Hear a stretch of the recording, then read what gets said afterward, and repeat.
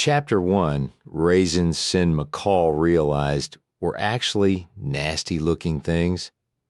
Brandon, please. I like to do 'em this way, Mom, 'cause then you get to save 'em for last.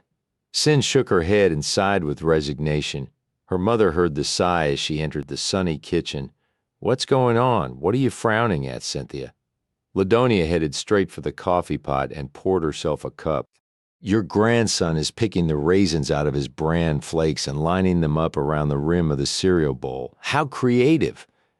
Cyn glared first at her mother, then at the puddle of milk that each misplaced raisin was dripping onto the table. I was trying to correct him, Mother, not commend his creativity. Did you wake up on the wrong side of the bed again? Her pause between the two questions wasn't accidental. It was Ladonia Patterson's subtle way of saying that her daughter's sour moods were recurring with unpleasant frequency. Cyn pretended not to catch the jibe as she blotted up milk with a dishcloth. Eat your toast, Brandon. Can I take it in the den and eat it while I watch Sesame Street? Yes, no. The divergent responses were spoken in unison. Mother, you know I've told him. I want to talk to you, Cynthia, alone. Ladonia helped 4-year-old Brandon from his chair and wrapped the slice of cinnamon toast in a napkin. Don't drop crumbs. She patted the seat of his pajamas as she ushered him through the door, then turned to confront her daughter. However, Cyn got in the opening salvo. This constant interference when I'm trying to discipline Brandon has got to stop, Mother. That's not what this is about. Ladonia, slender, attractive, and fresh from her morning shower, squared off against her daughter across the breakfast table. Cyn didn't welcome the imminent parental lecture, but she could smell one brewing as well as she could smell the coffee.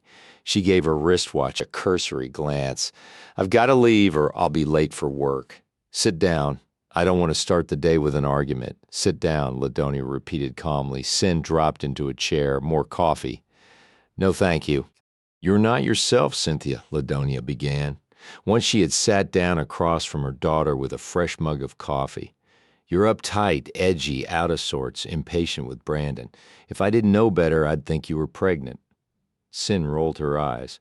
Put your mind to rest on that score. What happened to your sense of humor? What's wrong with you lately? Nothing, all right, I'll tell you.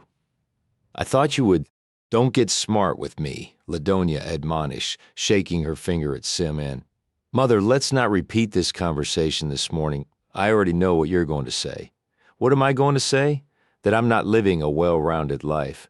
That Tim's been dead for 2 years, but I'm still alive, still young, with years of living to look forward to. That I have a wonderful job that I'm very good at, but that work isn't everything. That I need to cultivate outside interests and new friendships, that I need to get out, mingle with people my own age, join a single parents club. She gave her mother a rueful smile. See, I know it all by heart. Then why aren't you doing some of those things? Because they're what you want, not what I want. Ladonia folded her arms on the table and leaned forward. What do you want? I don't know. I want what Cyn searched for an explanation for her blues. The element missing from her life wasn't so easy to peg. If she knew what it was, she would have filled the void a long time ago. For months now, she had felt as though she were operating in a vacuum. Brandon was no longer an infant who needed her constant nurturing. She felt ineffectual at work. Since moving in with them upon the death of Cyn's father, Ladonia had assumed most of the housekeeping chores. Cyn was the official head of the household. But the title didn't amount to much. Nothing in her life produced a sense of accomplishment or satisfaction. Her youth and vitality were being drained by monotony. I want something to happen, she said at last. Something that will shake things up, turn my life around. Be careful what you wish for, Ladonia softly advised her. What do you mean? Tim's accidental death certainly shook things up. Cyn was out of her chair like a shot. That was a horrible thing to say.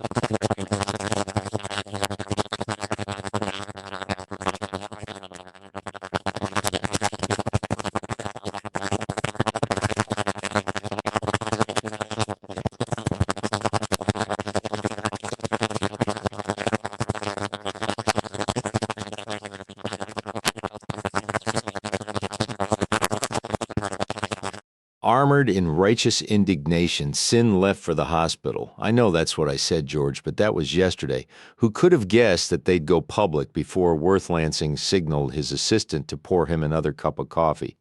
Her duties extended beyond clerical ones. Mrs. Hardyman was his secretary, assistant, mother, and pal, whatever the occasion called for. She was excellent in all capacities. I know, that's my job, George. But you haven't lost. As his client ranted on, Worth held the telephone receiver against his chest. Any other calls come in? He asked Mrs. Hardiman, who was now watering the plants decorating his 12th floor executive office. Only from your dentist. What'd he want? I just saw him last week. He looked over your x-rays and you need 2 fillings. Great, great, Worth expelled a long breath. Got any more good news? You're sure Greta hasn't called? Positive. She replaced the brass watering can in the cabinet beneath the wet bar. Well, when she does call, interrupt me. Worth told her, winking suggestively, no matter what. Shetzkid him as she left the inner office. Worth replaced the receiver against his ear. His client was still cursing the unpredictability of the stock market. George, calm down. It wasn't the right stock for you. That's all. Let me do some creative thinking here and get back to you before the market closes today. I've got a hat full of rabbits. I'm sure I can pull one out. After he hung up, Worth left his red leather desk chair, consulted the TV monitor, which was constantly tuned to the stock market channel, and picked up a scaled-down basketball. He shot it toward the goal mounted on the back of his office door. He missed. No wonder he was out of practice. It had been such a hellish week. He hadn't gone to the gym once, something he usually did religiously every day. This afternoon, he promised himself, before meeting Greta, he would treat his body to a hard, sweaty workout. He needed to be in prime condition for the coming weekend. The information crawling across the lower third of the TV screen was getting more depressing by the second. He was still trying to decide what form that rabbit he had promised George was going to take, and desultorily throwing darts at the target across the room, when Mrs. Hardiman paged him on the intercom. Greta? He asked hopefully. No, your lunch date just canceled. Damn, that old broad has got money coming out the kazoo, he muttered. I rescheduled for next Wednesday. Is that all right? Sure. But I was counting on her fat portfolio to take up the slack this week. Do you want the sandwich shop downstairs to send up something for lunch? Rare roast beef on whole wheat, lots of German mustard. Worth made a few calls, shot a few baskets, threw a few darts, putted a few golf balls, consoled the clients who had lost money that day, congratulated those who had made some. The market closed before he was able to unload George's stock onto another sucker. He promised his unhappy client that he'd take care of it first thing Monday morning. When the phone rang again, he lunged for it. Yes? They've already sold out of roast beef, Mrs. Hardiman informed him. To hell with it. I'll skip lunch. As he slammed the phone down, he asked the 4 black lacquered walls, Will this day never end? Hi, where have you been keeping yourself? Cyn's flagging spirits sank even lower as the doctor joined her in the elevator. She'd been dodging him the last couple of weeks. Most women, no matter their marital status, would consider her crazy for avoiding Dr. Josh Masters. He was good-looking, charming, and had one of the most lucrative OB/GYN practices in Dallas. He had delivered more babies in the last calendar year than any other obstetrician in the city. More attractive than his other attributes was the fact that he was single and rich. Hi, Josh. She smiled up at him but took a cautionary step backward. As close as he was standing to her, one would think the elevator was crowded, when actually they were the only 2 in it. Been avoiding me on purpose? He asked, cutting straight to the heart of the matter. I've been awfully busy. Too busy to return my calls, as I said, she repeated a shade testily. I've been busy. She would never have wounded someone with a broken heart. Such wasn't the case with Dr. Masters. He suffered only from a bruised ego. However, it had amazing recuperative properties. Undaunted, he asked, How about dinner? Maneuvering around that, she switched subjects. Listen, Josh, did you see that referral I sent you? Darlene Dawson. I saw her yesterday. Thanks for taking her as a patient even though she can't pay. I would have sent her to the free clinic, but I'm afraid there might be complications with this pregnancy.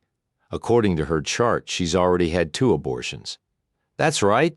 Cyn sadly shook her head over the plight of the unwed 17-year-old she had counseled. She wants to have this baby and give it up for adoption, and you wanted her to have the best care? He leaned forward, trapping her in the corner of the elevator. But delivering healthy babies isn't the only thing I do well, Cyn. Dr. Josh Masters did not lack self-confidence. Well, we're here. As the doors slid open, she edged past him and stepped out of the elevator. Wait a sec. He charged after her, caught her arm, and drew her aside out of the flow of traffic on the ground floor of the women's hospital. Cyn's bailiwick was dealing with women who were seeking options to unwanted pregnancies. She hadn't utilized her master's degree in psychology until after she was widowed. Marriage had come close on the heels of college, and Brandon soon after that, within months of Tim's death. Everyone had urged her to accept the job at the clinic, but, feeling unqualified, she had done so with reservations. The hospital staff and the social workers who referred clients to her were enormously pleased with her work. She alone thought she was inept. Most of the cases she dealt with left her feeling depressed and ineffectual. You didn't answer my question, Josh reminded her now. What question? How about dinner tonight? He flashed her the smile that a cosmetic dentist had perfected for him tonight. Oh, I can't tonight, Josh. I left the house in a hurry this morning without spending any time with Brandon. I promised to do something with him this evening. Tomorrow night? What is tomorrow? Friday? Well, I don't know, Josh. Let me think about it. What gives with you? He propped his hands on his hips and looked down at her with exasperation. What do you mean? We had a couple of dates. Everything was going great. Then you started stringing me along. Cyn, taking umbrage, shook her shoulder-length hair away from her face. I've done no such thing. Then go out with me again. I told you I'd think about it. You've had weeks to think about it, and I still haven't made up my mind. She shot back, encircling her arm with a caressing hand. Josh switched tactics. Cyn, look, we're grown-ups, aren't we? We're supposed to act like grown-ups. We're supposed to go out, enjoy each other's company, sleep together. His eyelids lowered lazily. Sounds good to me. He used the seductive tone of voice that kept the nursing staff of the hospital and many of his patients aflutter. Cyn withdrew her arm from his grasp. Good night, Josh. That's it, isn't it? He asked, falling into step with her. The sex. What sex? In our case, none. You're afraid of it. Hardly. You won't even talk about it. I talk about sex all day long. Keeping his voice low, he stayed even with her as she exited the building and headed for the parking lot. You can talk about it, but can't handle it when it comes around to you personally. I said good night. Come on, Cyn. He reached for her arm again, but she shrugged off his touch. See? You get uptight if a man so much as lays a hand on you. He shouted after her as she hurried toward her car. If the package isn't for sale, stop advertising it. By the time she left the parking lot, her hands had stopped shaking, but she was still seething. The doctor's ego was monstrous and insufferable. How dare he say those things to her just because she hadn't let their few dinner dates develop into sleepovers? Stopping for the long traffic light at one of the city's infamously congested intersections, she propped her forehead on the backs of her hands while they moistly gripped the steering wheel. Maybe Josh was right. Maybe she was uptight about sex. Her healthy hormones hadn't been embalmed along with Tim, but she didn't relish sating them with just any man on the make either. What did a nice, respectable widow with a child in this age of safe sex do with her sex drive when the object of her desire was no longer available? Tough question. Too tough to sort out this afternoon. The day had started out badly at breakfast and gone downhill from there. What she desperately needed was to unburden herself to someone who would listen with an entirely objective ear. To the annoyance of other motorists, when the light finally changed, she switched lanes and instead of going straight, made a left turn. Goodbye and enjoy your long weekend, Mrs. Hardiman told Worth as he breezed through the outer office. I intend to take off early tomorrow. Don't hang around here until 5 o'clock. Get a head start on your Friday. Thank you, I will. The elevator that silently conveyed Worth to the basement parking garage was as high-tech as the rest of the building that housed his investment brokerage firm. He exchanged hellos and goodbyes with the other young professionals who were leaving for the day. Among them was a lady lawyer with legs like a gazelle and eyes like a fox. They'd been sizing up each other for months. He figured that next week would be an appropriate time to go in for the kill. He could coach a fox on how to be cunning. Assured of eventual success with the long-legged lawyer, he whistled as he left the elevator and approached his sports car. His smile gradually faded when he noticed the envelope tucked under the windshield wiper blade before he even opened it and read the brief note inside. He had a foreboding that he wasn't going to like what it said. He was right. The concrete walls of the parking garage echoed his string of oaths. "Great," he muttered as he slung himself behind the steering wheel and turned on the ignition. "That's just great." It was almost sunset by the time he reached his high-rise apartment building on Turtle Creek. As he'd promised himself, he'd stopped at the gym and worked out his frustrating day on the Nautilus machines and basketball court.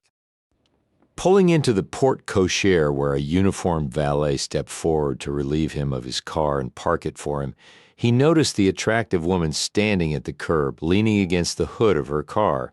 When she saw him, she smiled and waved. He waved back, retrieved his gym bag from the passenger seat of his car and tipped the valet, then jogged down the grassy incline toward the street where she had parked. "Damn, you're a sight for sore eyes." He pulled her against him and gave her a mighty hug. Cyn McCall rested her head on his shoulder and hugged him back. "So are you." Chapter 2. Worth draped his arm across Cyn's shoulders. Together they walked toward the building's impressive and tastefully appointed entrance. She smiled at the doorman as Worth ushered her past him and around the fountain in the atrium lobby. "I'd almost given up on you," she said. "I'm glad you didn't been waiting long, about an hour. Did you stop for drinks somewhere?" "No. I went to the gym after I left the office." In the elevator, they leaned against opposite walls and smiled at each other. She eyed his shorts and tank top critically. "The gym, huh? I was hoping you hadn't worn that outfit to the offices of Lansing and McCall. If so, I would feel compelled to criticize. If you came to bitch, you can leave now. You wouldn't believe the day I've had." "Same here. I came to borrow a glass of wine. I think I can scare one up." Giving her a broad grin, he let her precede him out of the elevator and down the hallway toward his condo on the 20th floor. At the door, Cyn turned to face him. "Sure there isn't a girl waiting for you in here, up to her chin in bubble bath and prurient intent. You think I'm that depraved?" He feigned affront as he unlocked the door and pushed her inside. "All you nubile naked girls, clear out," he shouted into the deserted rooms. "My conscience is here." "Heaven forbid. Being your conscience would be an endless, thankless job." She dropped her purse onto the entry table. "Almost as thankless as the job I've got. What's that I hear?" He cupped his ear, a note of professional disillusionment, self-pity, and despair. One tawny eyebrow rose crookedly. "I think this calls Fort Wu glasses of wine. Make them small. I've got to drive home. I'll get the wine and meet you on the terrace." A few minutes later, he joined her there. She was leaning against the railing, gazing at the downtown skyline several miles away, but seemingly close enough to reach out and touch the setting sun to Cyn's right, reflected off the glass skyscrapers that distinguished Dallas and made it a tribute to late 20th century architecture. The evening was cool, marking the beginning of fall. The sky was crystal clear, a passionate violet in the east and a raging vermilion in the west. This spectacular view was just one reason Cyn had encouraged Worth to buy the condo several years earlier. Tim had told him it would be a no-risk investment. She had been thinking more aesthetically. He handed her a glass of Zinfandel. As she took it, she said, "Whenever I come out on this terrace, I think of Tim." "Why's that?" Worth sat down in a patio chair, removed his shoes and socks, and examined a blister on the ball of his foot which he'd rubbed during his workout. "I guess because he toasted you from this spot the day you moved in. Remember? We opened a bottle of champagne, warm champagne, and drank to you and your health in your new home. You called it a pleasure palace, not a home," he reminded her. tipping his bottle of beer at her. And after the champagne, you and Tim cleared out, leaving me with a condo full of packing crates and Excelsior. Smiling at the fond memory, Cyn reclined in a padded lounger. Setting her glass on the small table, she stretched her arms above her head. Before Worth had joined her, she'd shrugged off her suit jacket, tugged her blouse out of her skirt's waistband, and kicked off her shoes.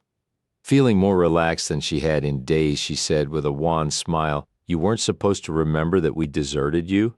Are you kidding? I even remember your excuse. What was it? You were still breastfeeding Brandon and it was time you got home." A valid excuse. "Convenient," he quipped, and unarguable. "You mentioned leaking that scared the hell out of me. I was afraid it could result in grave consequences." Like what? How should I know? I'm just a dumb bachelor. Whenever I think of nipples, it's in an entirely different context. Chuckling, she sipped her wine. "How's the brokerage business?" "Lousy. The market's been in a slump the last 3 weeks. It'll be reflected on your statement, I'm afraid. I trust you." The terms of Tim's will had left her with a percentage of the company's net income. She received reports on a monthly basis and deposited the dividends into a savings account for Brandon. "I was supposed to have lunch today with a lady whose portfolio I've been courting," he told her. "A lady, huh? I'm talking old Cyn, like 35, she asked sweetly. "No, like 85. We had an appointment at a tea room in Highland Park. You know, the kind of place where all the patrons have blue hair and white gloves, the men too." "Anyhow," Worth continued, frowning at her poor jokes she called and postponed, "I'm sorry. Enough of my problems. How about yours?" He propped his elbows on his knees and leaned forward. "What's wrong? I'm out of wine."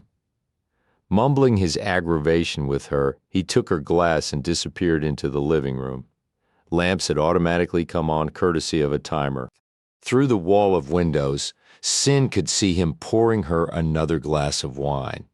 It wasn't an economy brand out of a jug, but an expensive vintage. Worth appreciated quality because he'd always had it, growing up the only child of affluent parents.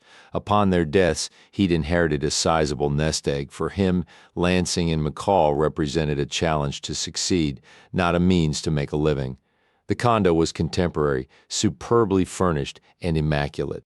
Worth had once stopped seeing a woman because she left the cellophane wrappers of the peppermints she loved in the ashtrays. It was laughable, Cyn thought, because Worth didn't even smoke and allowed no one else to, so there was never anything else in the ashtrays.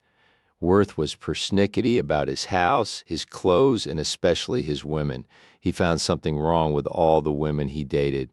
Too tall, too short, too thin, too plump, too loud, too quiet, too ambitious, too lazy, too pretty, too plain, too sweet, too hateful. Tim had given him hell about how often he disposed of them, but in the affectionate way that only a married best friend can get away with.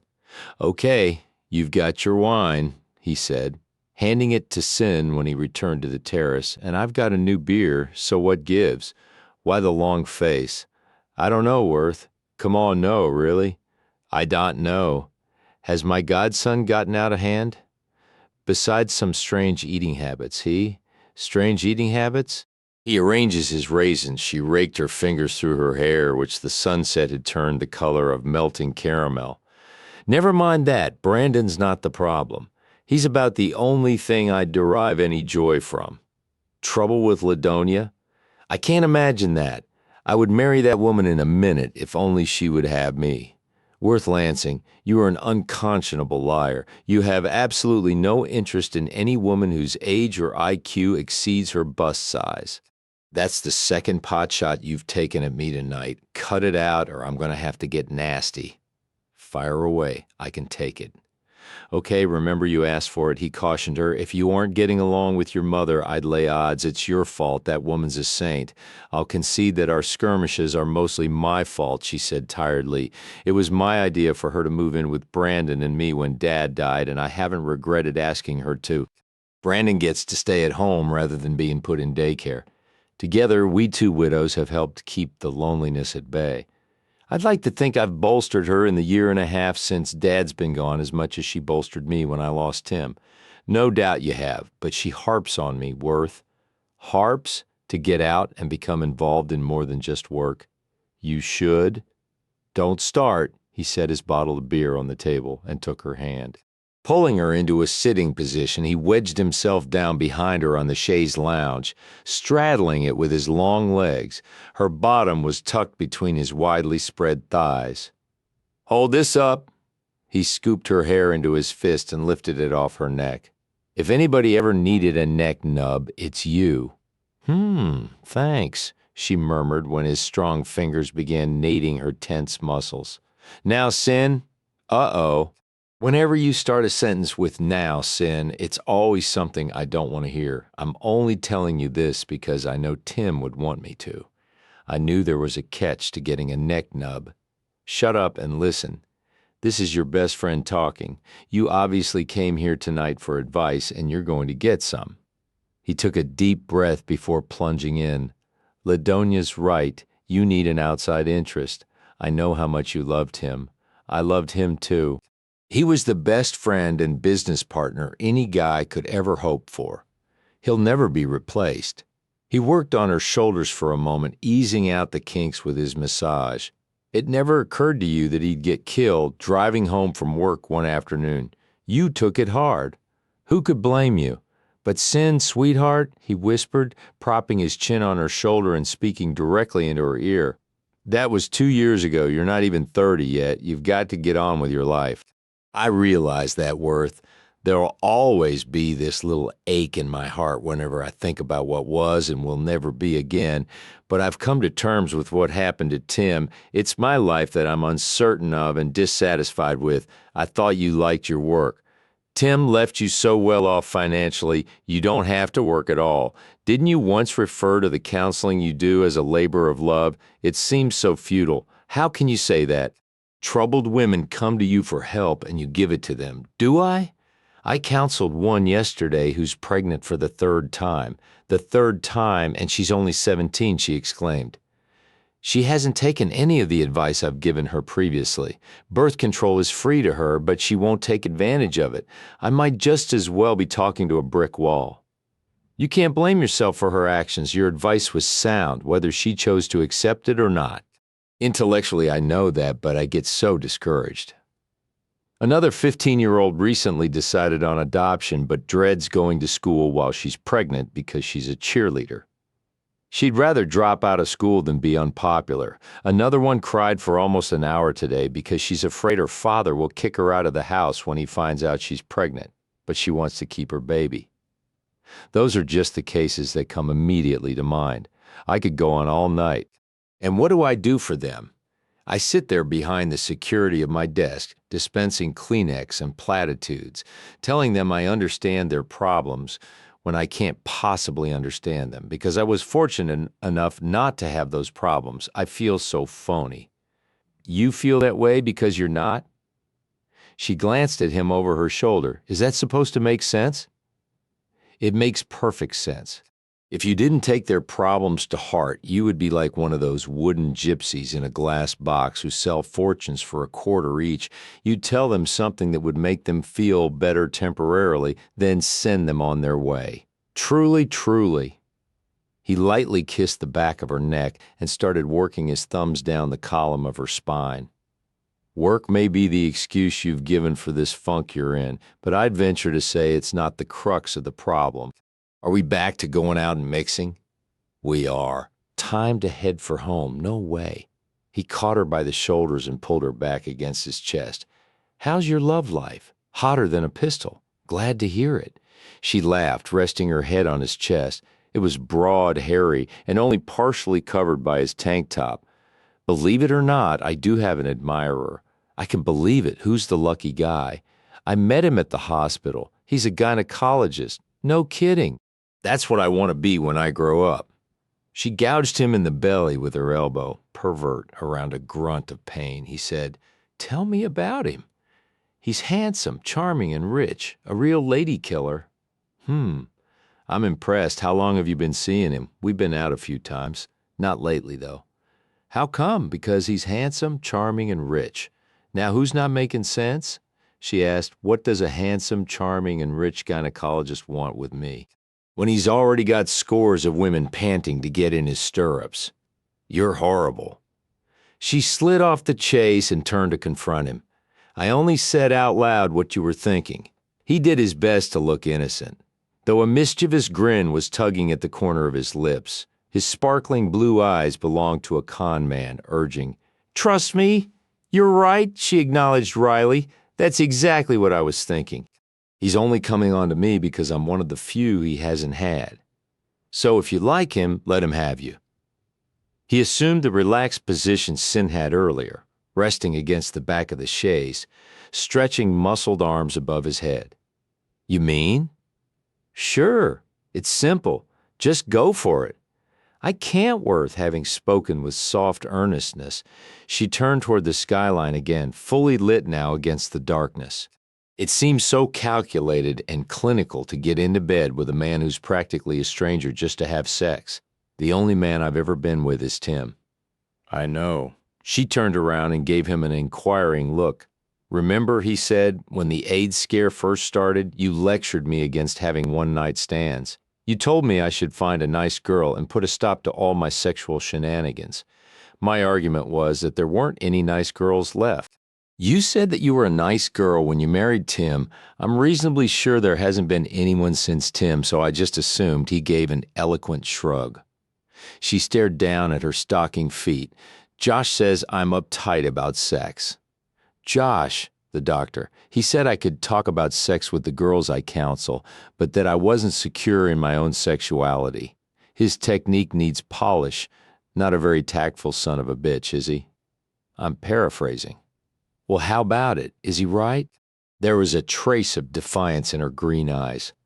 "I'm as sexual as the next woman. Congratulations. Tell the doctor he's wrong.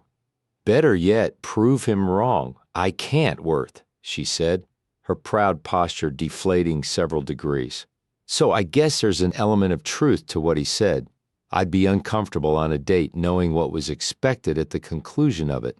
My sexual mores are so outdated they creak, but I think more highly of myself than to be just another notch on an egomaniac's bedpost. How about starting a row of notches on your own bedpost? Haven't you been listening, Worth? My problem doesn't stem exclusively from sexual deprivation. This depression isn't going to end the instant I go to bed with someone. It's more than that. It's what?" "I don't know," she said with desperation. "Maybe it's the routine. When Tim died, I was advised to establish a new routine. Maybe I've stuck to it for too long. I need a change, a distraction, some spontaneity in my life. I told Mother this morning that I wish something out of the ordinary would happen, something that would—" She broke off when he bounded off the chaise. "Worth, where are you going? I just had a brainstorm," he called over his shoulder as he entered the house. Curious, she followed him inside.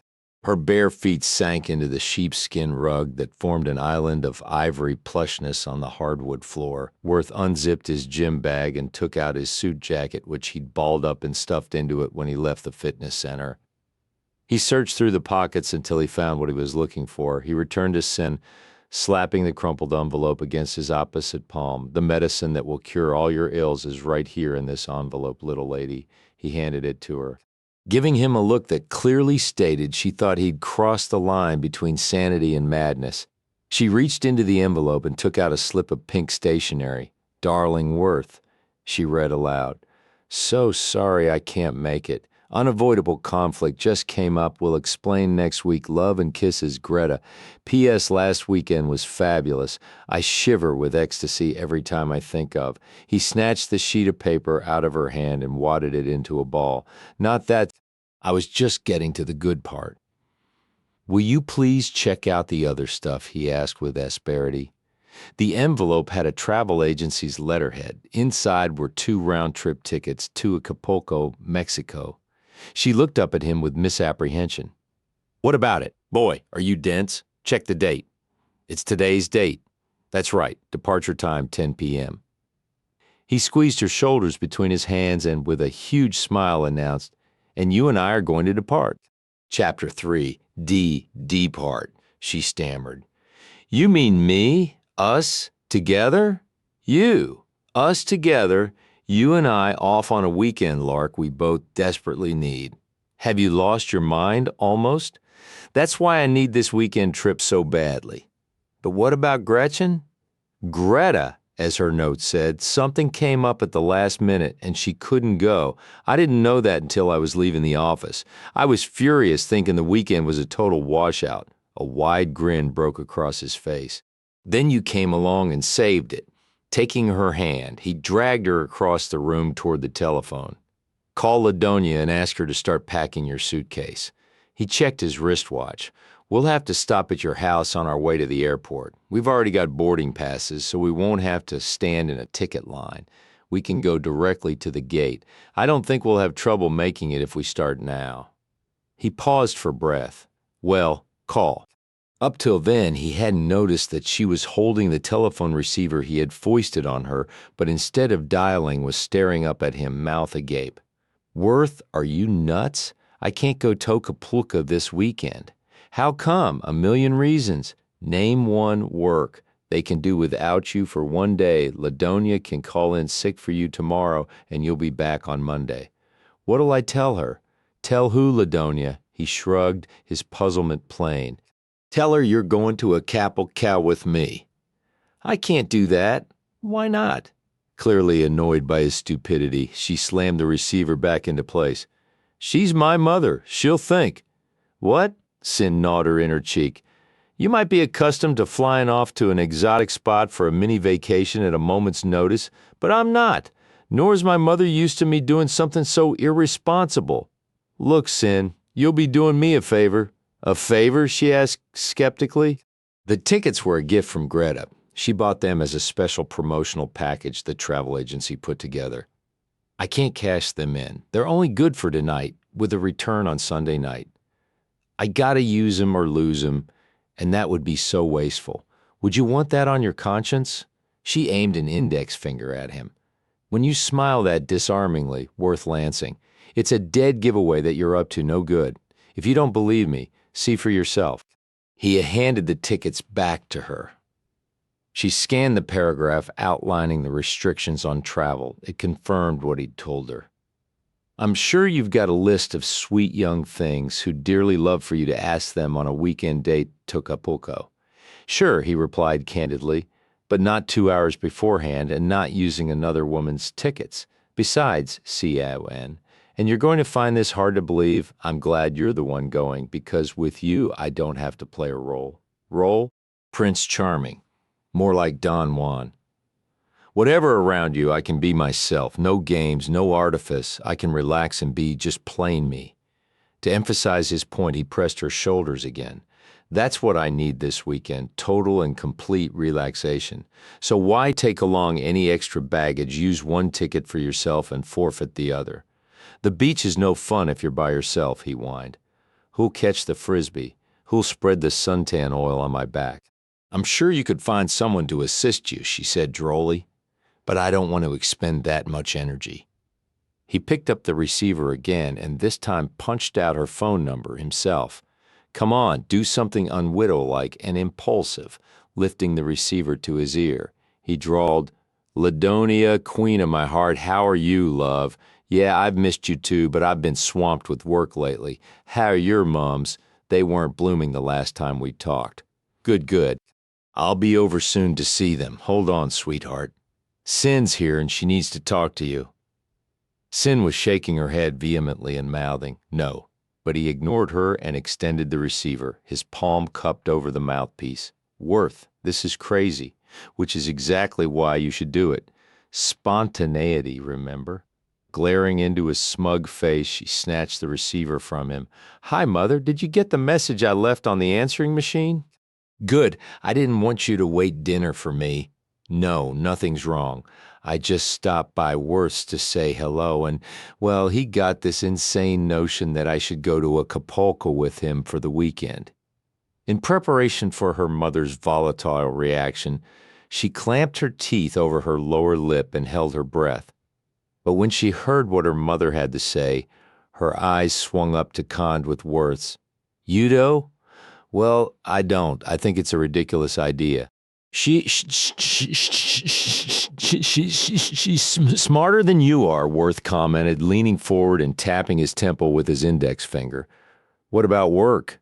Yes, I suppose you could call in sick for me. As Cyn launched one objection after another, her mother shot them down like clay pigeons. Worth signaled that he was going into his bedroom to pack his bag. By the time she hung up, he had returned, wearing casual clothes suitable for traveling to a tropical clime and carrying a small suitcase. She thought it was a terrific idea, right? Distressed, Cyn turned toward him. Worth, I still don't know about this. It just doesn't feel right. What will people think? What people? Anyone who finds out. He gave her his leanest, hungriest leer. You mean because you're a delectable widow lady and I have such a notorious reputation where women are concerned? Exactly. At least the part about your reputation. I shouldn't be leaving town with any eligible bachelor. To you, I'm not an eligible bachelor. I'm just Worth. But no one else knows that. Who cares? I do. He released a long sigh of impatience. Who's going to find out? If someone asks you about it, just tell them you went to Acapulco with your best friend, which happens to be the unvarnished truth. We don't think of each other as sexual beings. You wouldn't be hedging if I were another woman, would you? Of course not. Well, it's the same thing. Looking at him from a purely objective point of view, she muttered, not quite. Because while he was her best friend, he was most definitely a sexual being. He was also extremely good-looking and as smooth as frozen custard. She doubted anyone would believe that traveling with Worth was a safe and prudent thing for any widow under 75 years old to do. We've got to hustle. It's already after 8. During their conversation, he had been securing the apartment. All that remained to do was set the alarm system as they went out the front door. She caught his arm as he moved past her. It's too late. Go on without me. I don't have time to pack. This is all I'm taking, he said, holding up his carry-on bag. Half the fun will be shopping while we're there now. No more arguments. Vamonos. Giving her fanny a pat, he propelled her toward the front door. After making a brief stop at Cyn's house to pick up the suitcase of essentials Ladonia had packed for her, they sped to the airport. Cyn had barely had time to swap her business suit for a pair of raw silk walking shorts and matching blouse. Ladonia drove them so they wouldn't have the hassle of parking and taking a bus to their terminal. As they waited for their flight to be called, she promised to pick them up when they returned on Sunday night. Brandon, are you feeling all right? Cyn pressed her hand against her son's forehead. His cheeks are flushed. I think he's running a fever. He doesn't have a fever, Worth said, drawing her to her feet from her kneeling position in front of the boy. If he feels hot, it's because he's excited over his new gun set. Hey, partner! He cuffed Brandon on the chin. Brandon was wielding the toy six-shooter, twirling it on his finger and sliding it in and out of the holster buckled around his hips. He beamed up at his indulgent godfather. These are neat, Worth, and much too expensive. Cyn admonished. You should have known better than to buy something in an airport gift shop. If Worth wants to buy Brandon a present, don't give him any grief about it, Ladonia said. Worth pulled her into a fierce hug and noisily kissed her cheek. I love this woman, he declared. Ladonia basked in his affectionate attention. I suppose the new toy will keep Brandon occupied while I'm gone. Cyn hadn't meant for her words to be overheard, but Ladonia had picked up on them. Don't worry about Brandon. I'll keep him so busy he won't even know you're gone. Don't think about anything except having a good time. I haven't been away from him overnight since Tim died. Cyn's expression was a blend of guilt and worry, universally maternal. The brief separation will be good for both of you, but what if he starts thinking, I'm not coming back? Worth placed his arm around her. Will you lighten up? Does he look concerned? Not only did Brandon appear unconcerned over his mother's impending departure, he was having a wonderful time firing his fake pistol at everybody from behind the cover of a waiting area chair. You'd better get her onto the plane before she chickens out, Ladonia suggested to Worth when the attendant announced that the plane was ready for boarding. I was thinking the same thing. Cyn tearfully kissed Brandon goodbye. The only anxiety he expressed was over being hugged in public. He squirmed away from her long before Cyn was ready to release him. Her eyes were still moist when Worth took his designated seat beside her after storing their luggage in the overhead compartment. "No tears allowed," he said sternly. "I promise." She gave him a watery smile. "Got your seatbelt fastened?" "All cozy, but I should have my head examined for letting you talk me into this. I'll be worrying about Brandon all weekend." As the plane lifted off, he did a passable imitation of Groucho Marx, wagging an imaginary cigar and bobbing his eyebrows. "You've never been on a weekend getaway with me. Doll, don't you dare try to tease me out of this sad farewell scene. I promised not to cry, but I didn't say anything about melancholia." He reached down and unexpectedly squeezed her bare knee. "Oh, stop. Worth, that tickles." "I know. You've always had ticklish knees." "Cut it out." "Ah." She came up out of her seat several inches when he squeezed her knee again. "I mean it now. Stop." Batting his hands away, she began to laugh. He placed both arms around her and nuzzled her neck, whispering, "You'll thank me for this on Monday. We're going to have a terrific time. Wait and see. Honeymooners." Worth raised his head, but kept his arms around Cyn. Both looked up at the inquiring flight attendant. "Honeymooners?" she repeated. "We get a lot of them on this late flight." No," Worth said. The attendant glanced down at Cyn's wedding band, which she hadn't yet weaned herself from wearing. "Ah," she said with a friendly smile. "You're old marrieds who're still in love." "We? Well," Cyn foundered, "we're not married. She was my best friend's wife." The attendant's lips formed a small round "oh." "Oh, I see." As she moved away, they burst out laughing. "They don't believe in wasting any light on the roads, do they?" Cyn was plastered against Worth as the cab driver took a hairpin curve at a speed that would make even non-Catholics want to clutch a rosary.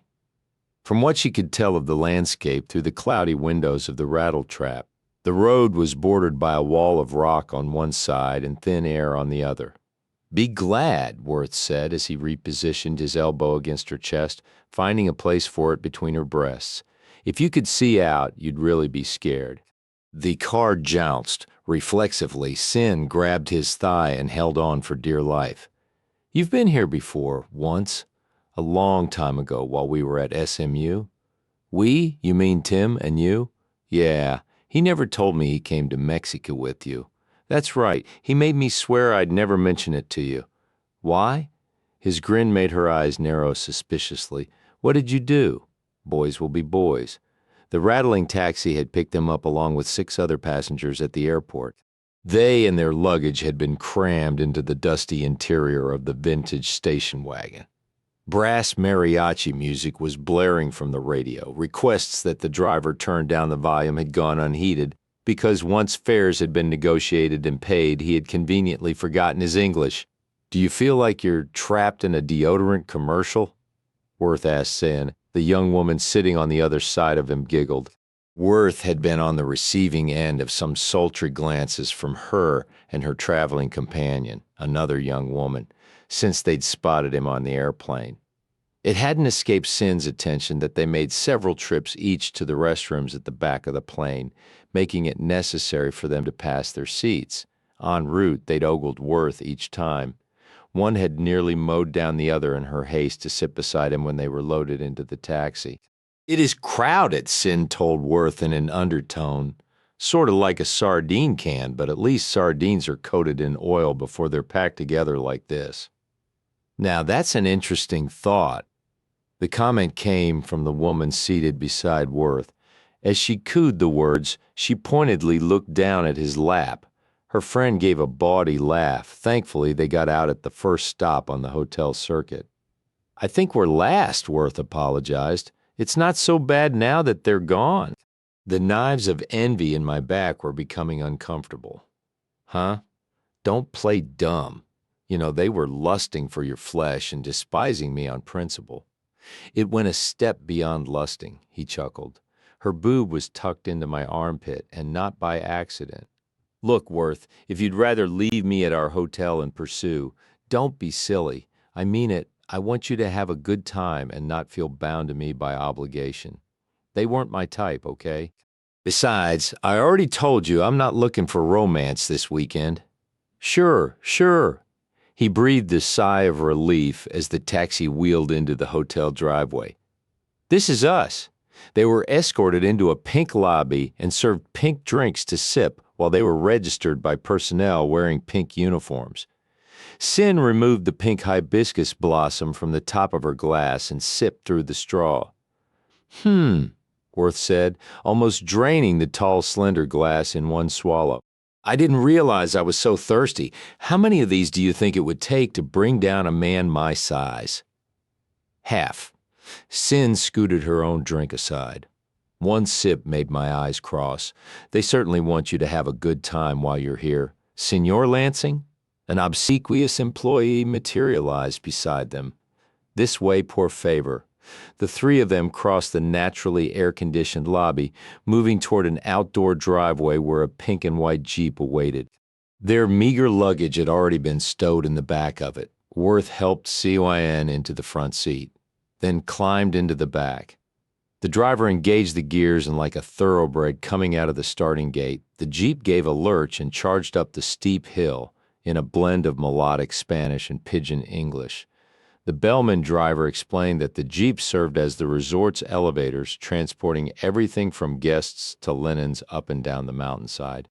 The winding road up the heavily vegetated mountain afforded ever-changing vistas of Acapulco Bay, the neighboring hillsides, and the city spread out below.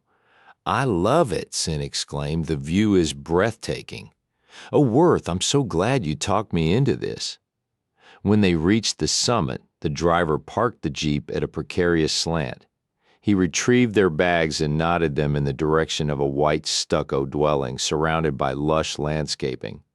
The path was lit by flickering torches. Smiling conspiratorially, the bellman escorted them through an iron gate and up to the door, which he unlocked and opened with a flourish and a graciously spoken "Bienvenidos." The suite was large and airy. It had a wet bar and snack area in one corner and a marble bath in the other. The sleeping area opened onto a private terrace with a spectacular view of the moonlit bay and the twinkling harbor lights. In the center of the terrace, a small, shallow swimming pool glittered like a magnificent jewel. Fresh hibiscus blossoms, as large as dinner plates, floated on the glassy surface, while their bellman went around the room pointing out its many amenities and explaining the compartment that opened from two sides, where breakfast was left every morning without having to disturb the guests. Worth and Cyn stood like statues in the middle of the room staring down at the bed, the one king-size bed. Finally, Worth looked across at her and gave a helpless little shrug. As you said, they certainly want you to have a good time while you're here. Chapter 4. Cyn tossed her purse onto the bed and propped her hands on her hips. This unexpected turn of events had overthrown her short-lived enchantment. Now's a fine time to start joking, Worth. What else can I do? You can ask for another room. Worth turned to the bellman, who was hovering nearby, dividing his anxious gaze between the two gringos while wondering what had brought on their apparent consternation and imminent argument. Worth slogged through his limited vocabulary of high school Spanish.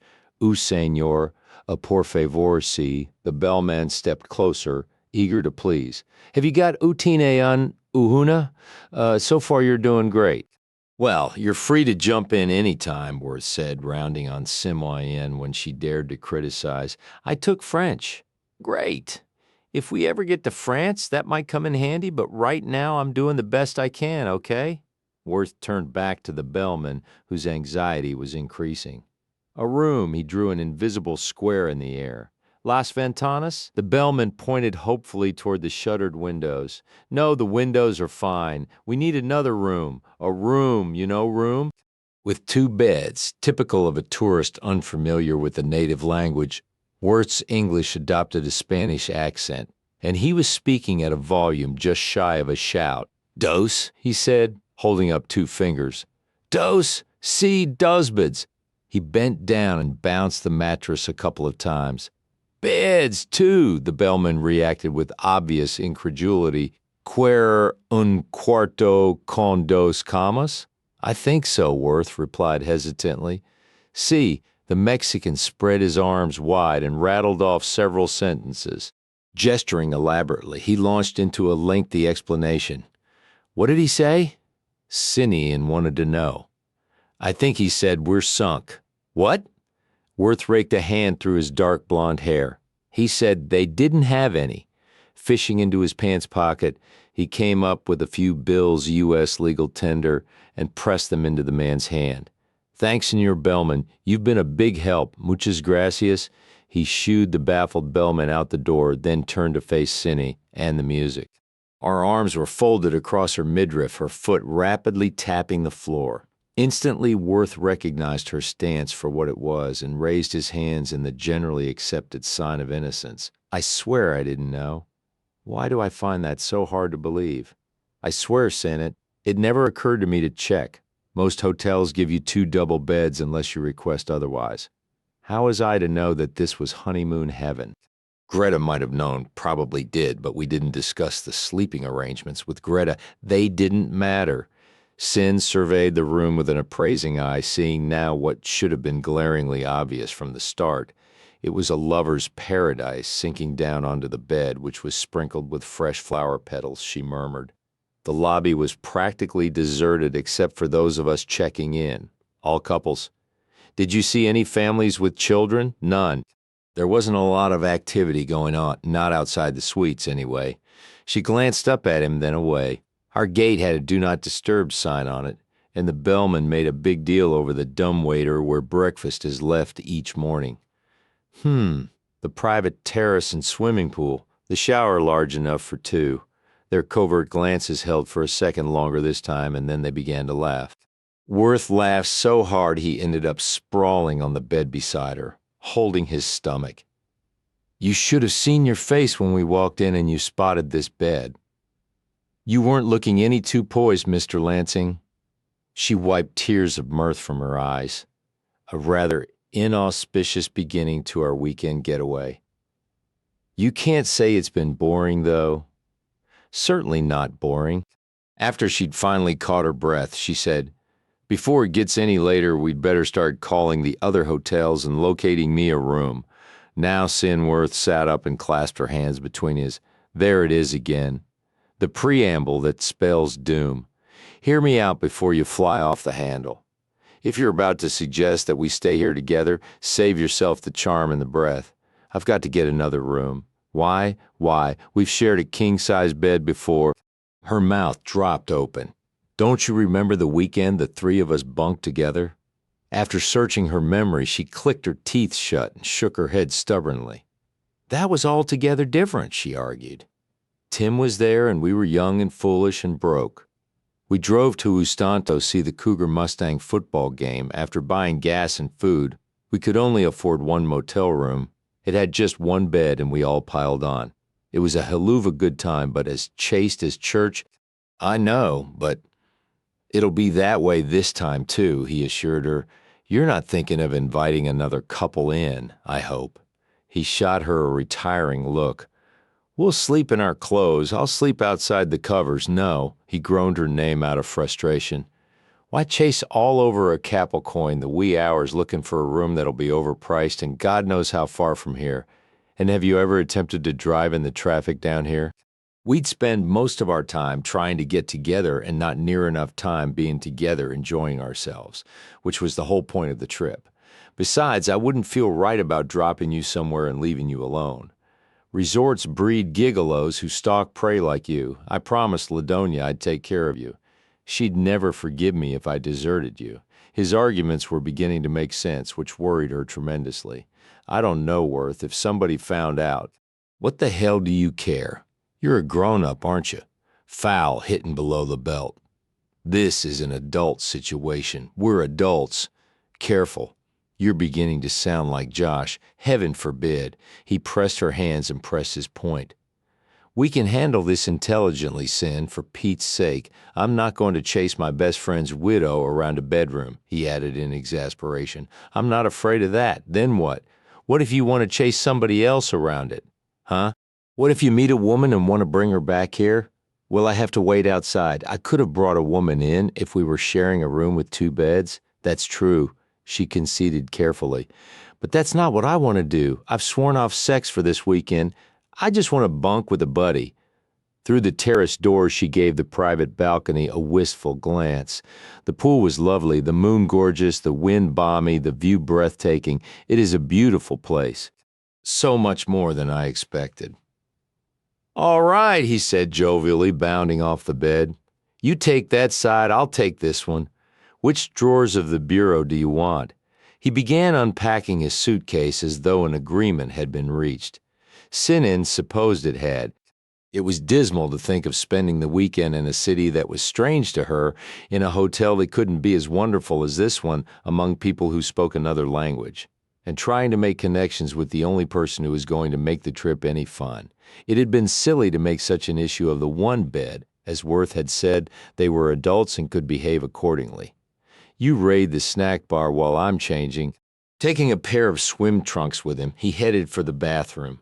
Cyn sat on the edge of the bed and thought wryly about her mother's warning to be careful about what she wished for. She had hoped for something to shake up her mundane, routine life. Well, once again, she had gotten more than she bargained for. Delicious. 15 minutes later, she was licking potato chip salt off her fingertips. How were the peanut butter crackers passable when you're starving? I wonder what time breakfast is delivered to that little box. They were up to their necks in the silky water of their tile pool. They had demolished the entire stock of snack food in the pantry and drunk 2 bottles of soda.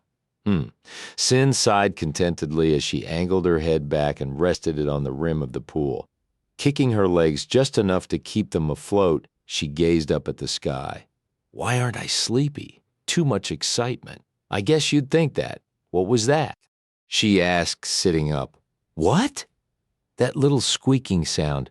There it is again. I think it's those birds." "Hear them?" Birds. Creating a tidal wave in the small pool, Worth climbed out. He went to the balcony railing and cocked his head to one side, listening and watching for the birds Cyn had mentioned. She joined him there, shivering slightly inside the bath sheet she had quickly wrapped around her.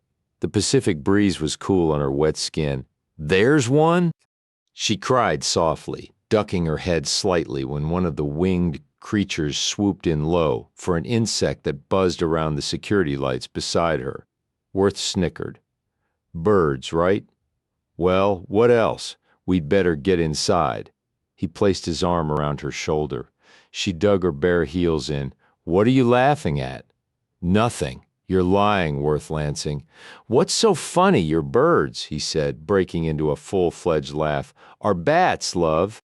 Cyn silently mouthed the word, then hightailed it toward the terrace door. Worth's hand shot out and grabbed a handful of retreating terry cloth, bringing her up short. He hugged her against him hard, laughing as she continued struggling to reach the safety of the suite.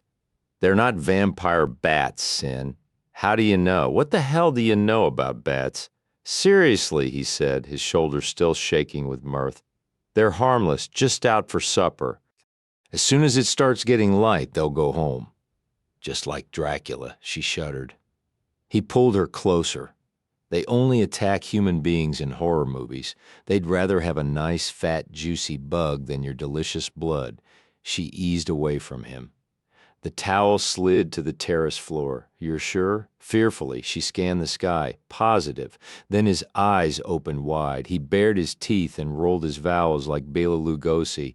"I, on the other hand, vant to bite your neck," which he did.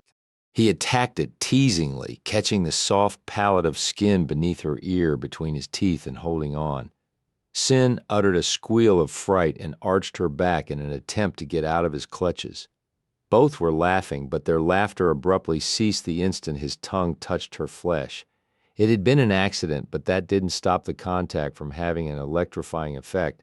They froze, becoming immediately aware of their bodies. He had on a swimsuit, she a bikini, but it was the bare spots they were suddenly conscious of, like her breasts swelling out of the top of her bra, and his corrugated, hair-smattered belly pressed against her smooth abdomen, and their legs perfectly aligned with each other. The moment passed as fleetingly as their minds registered it. They awkwardly dropped their arms to their sides and separated. Cyn stooped down to retrieve her towel, nearly losing her balance because her senses were spinning so fast. She fanned herself with a corner of the towel. "It's gotten hot, very. Worth said in a voice that was little more than a croak. Coming, huh? Inside? He swallowed hard. Inside. She gestured toward the sliding glass door. Oh, inside, sure, he said around a loud, unnatural-sounding cough. But you go ahead. It's your turn to use the bathroom first. I won't be long. I just need to, brush my teeth and stuff, feeling foolish and not even knowing why. Cyn scuttled through the room and into the bathroom. The first thing she did after closing the door behind her was examine her neck in the mirror over the lavatory. Sure enough, there was a faint red mark just beneath her ear. Her stomach billowed and receded like a sail caught in a changing wind. You're acting dumb, she told herself crossly as she squeezed a glob of hair gel onto her toothbrush. Thankfully, she caught the mistake just in time as she punished her teeth with a harder-than-necessary brushing. She cursed Josh Masters for calling her attention to her sexuality, which, since she'd lost her husband, had been lying dormant quite nicely until about 90 seconds ago. The whine of her hairdryer covered up the muttered lecture she gave herself for responding like an imbecile to a little kiss on the neck. A warm, wet, wonderful, world-shattering little kiss on the neck. It was Worth, for goodness sake, she said into the mirror. Her reflection gazed back at her same golden brown shoulder-length hair that didn't take curl well, but looked best curving into a loose page boy. Same small triangular face, only now a trifle flushed, same wide green eyes. But had it been Brandon's eyes she was gazing into at the moment, she would have checked to see if he were running a temperature. Her eyes had that glassy glazed sheen that signaled internal fire. Impatient with herself, she pulled on her nightshirt and left the bathroom before she could entertain any more foolish fantasies. Worth's eyes went straight to her neck when she re-entered the room, but the collar of her nightshirt covered the spot where he'd kissed her. He had turned down the bed and was lying on it, stretched out on his back with his hands stacked beneath his head. His wet swimming trunks had been replaced with a pair of nylon jogging shorts. My turn, he asked. She nodded. He left the bed and went into the bathroom. Cyn got into bed and carefully arranged the sheet to cover her from her collarbone down. Though the nightshirt was more than adequate to occupy herself, she leafed through the entertainment brochures the housekeeping staff had left on the nightstand. Anything interesting? Worth asked as he emerged from the bathroom several minutes later. Until he joined her on the bed, she hadn't realized how much she had missed the smell of damp, masculine skin. Parasailing, I'm afraid of heights. She set that brochure aside and picked up another. A cruise around the bay with a stop for an island picnic lunch, too touristy. A horseback trail through Forget It. Then, making a disgusted sound, he said, listen to me. Shooting down ideas right and left. Do you want to do any or all of that? Because if you do, I'm game. Before he even finished, Cyn was shaking her head. No, doing nothing sounds best to me. No set schedules. I don't want to mark time. I want to lie in the sun. That's it. Good. Me too. He switched out the lamp. The bed rocked slightly as he lay down. He punched his pillow. Maybe a cocktail cruise around the bay at sunset, he suggested once he had settled. That might be nice. We could check out one of the nightclubs. Sounds like fun, too. Maybe get in some dancing. Dancing, she said dreamily. I haven't been dancing in years. If you want to, we'll go. Whatever you want. He was quiet for a moment before saying, Cyn? When did we start being so polite to each other? Uneasily, she shifted positions. Is that what we're doing? Yes, we've been talking to each other like strangers ever since I kissed your neck. He rolled to his side toward her. It was an accident, Cyn, a reflexive movement of my mouth. I swear. I know that, silly. Sometimes primal instincts take over. I mean, you're in a situation like holding a woman in your arms and these urges just come at you from out of the blue, and before you know it, you're doing something you can't believe you're doing. I didn't give it a second thought, Worth. You didn't? No, she lied. Oh, well, good. He didn't sound convinced or even pleased, but he rolled onto his back again. Cyn released a silent sigh that relieved some of the tension in her chest. Cyn? Are you sleepy? If you are, just tell me to shut up. No, I'm fine. Well, I was just wondering if you miss. What?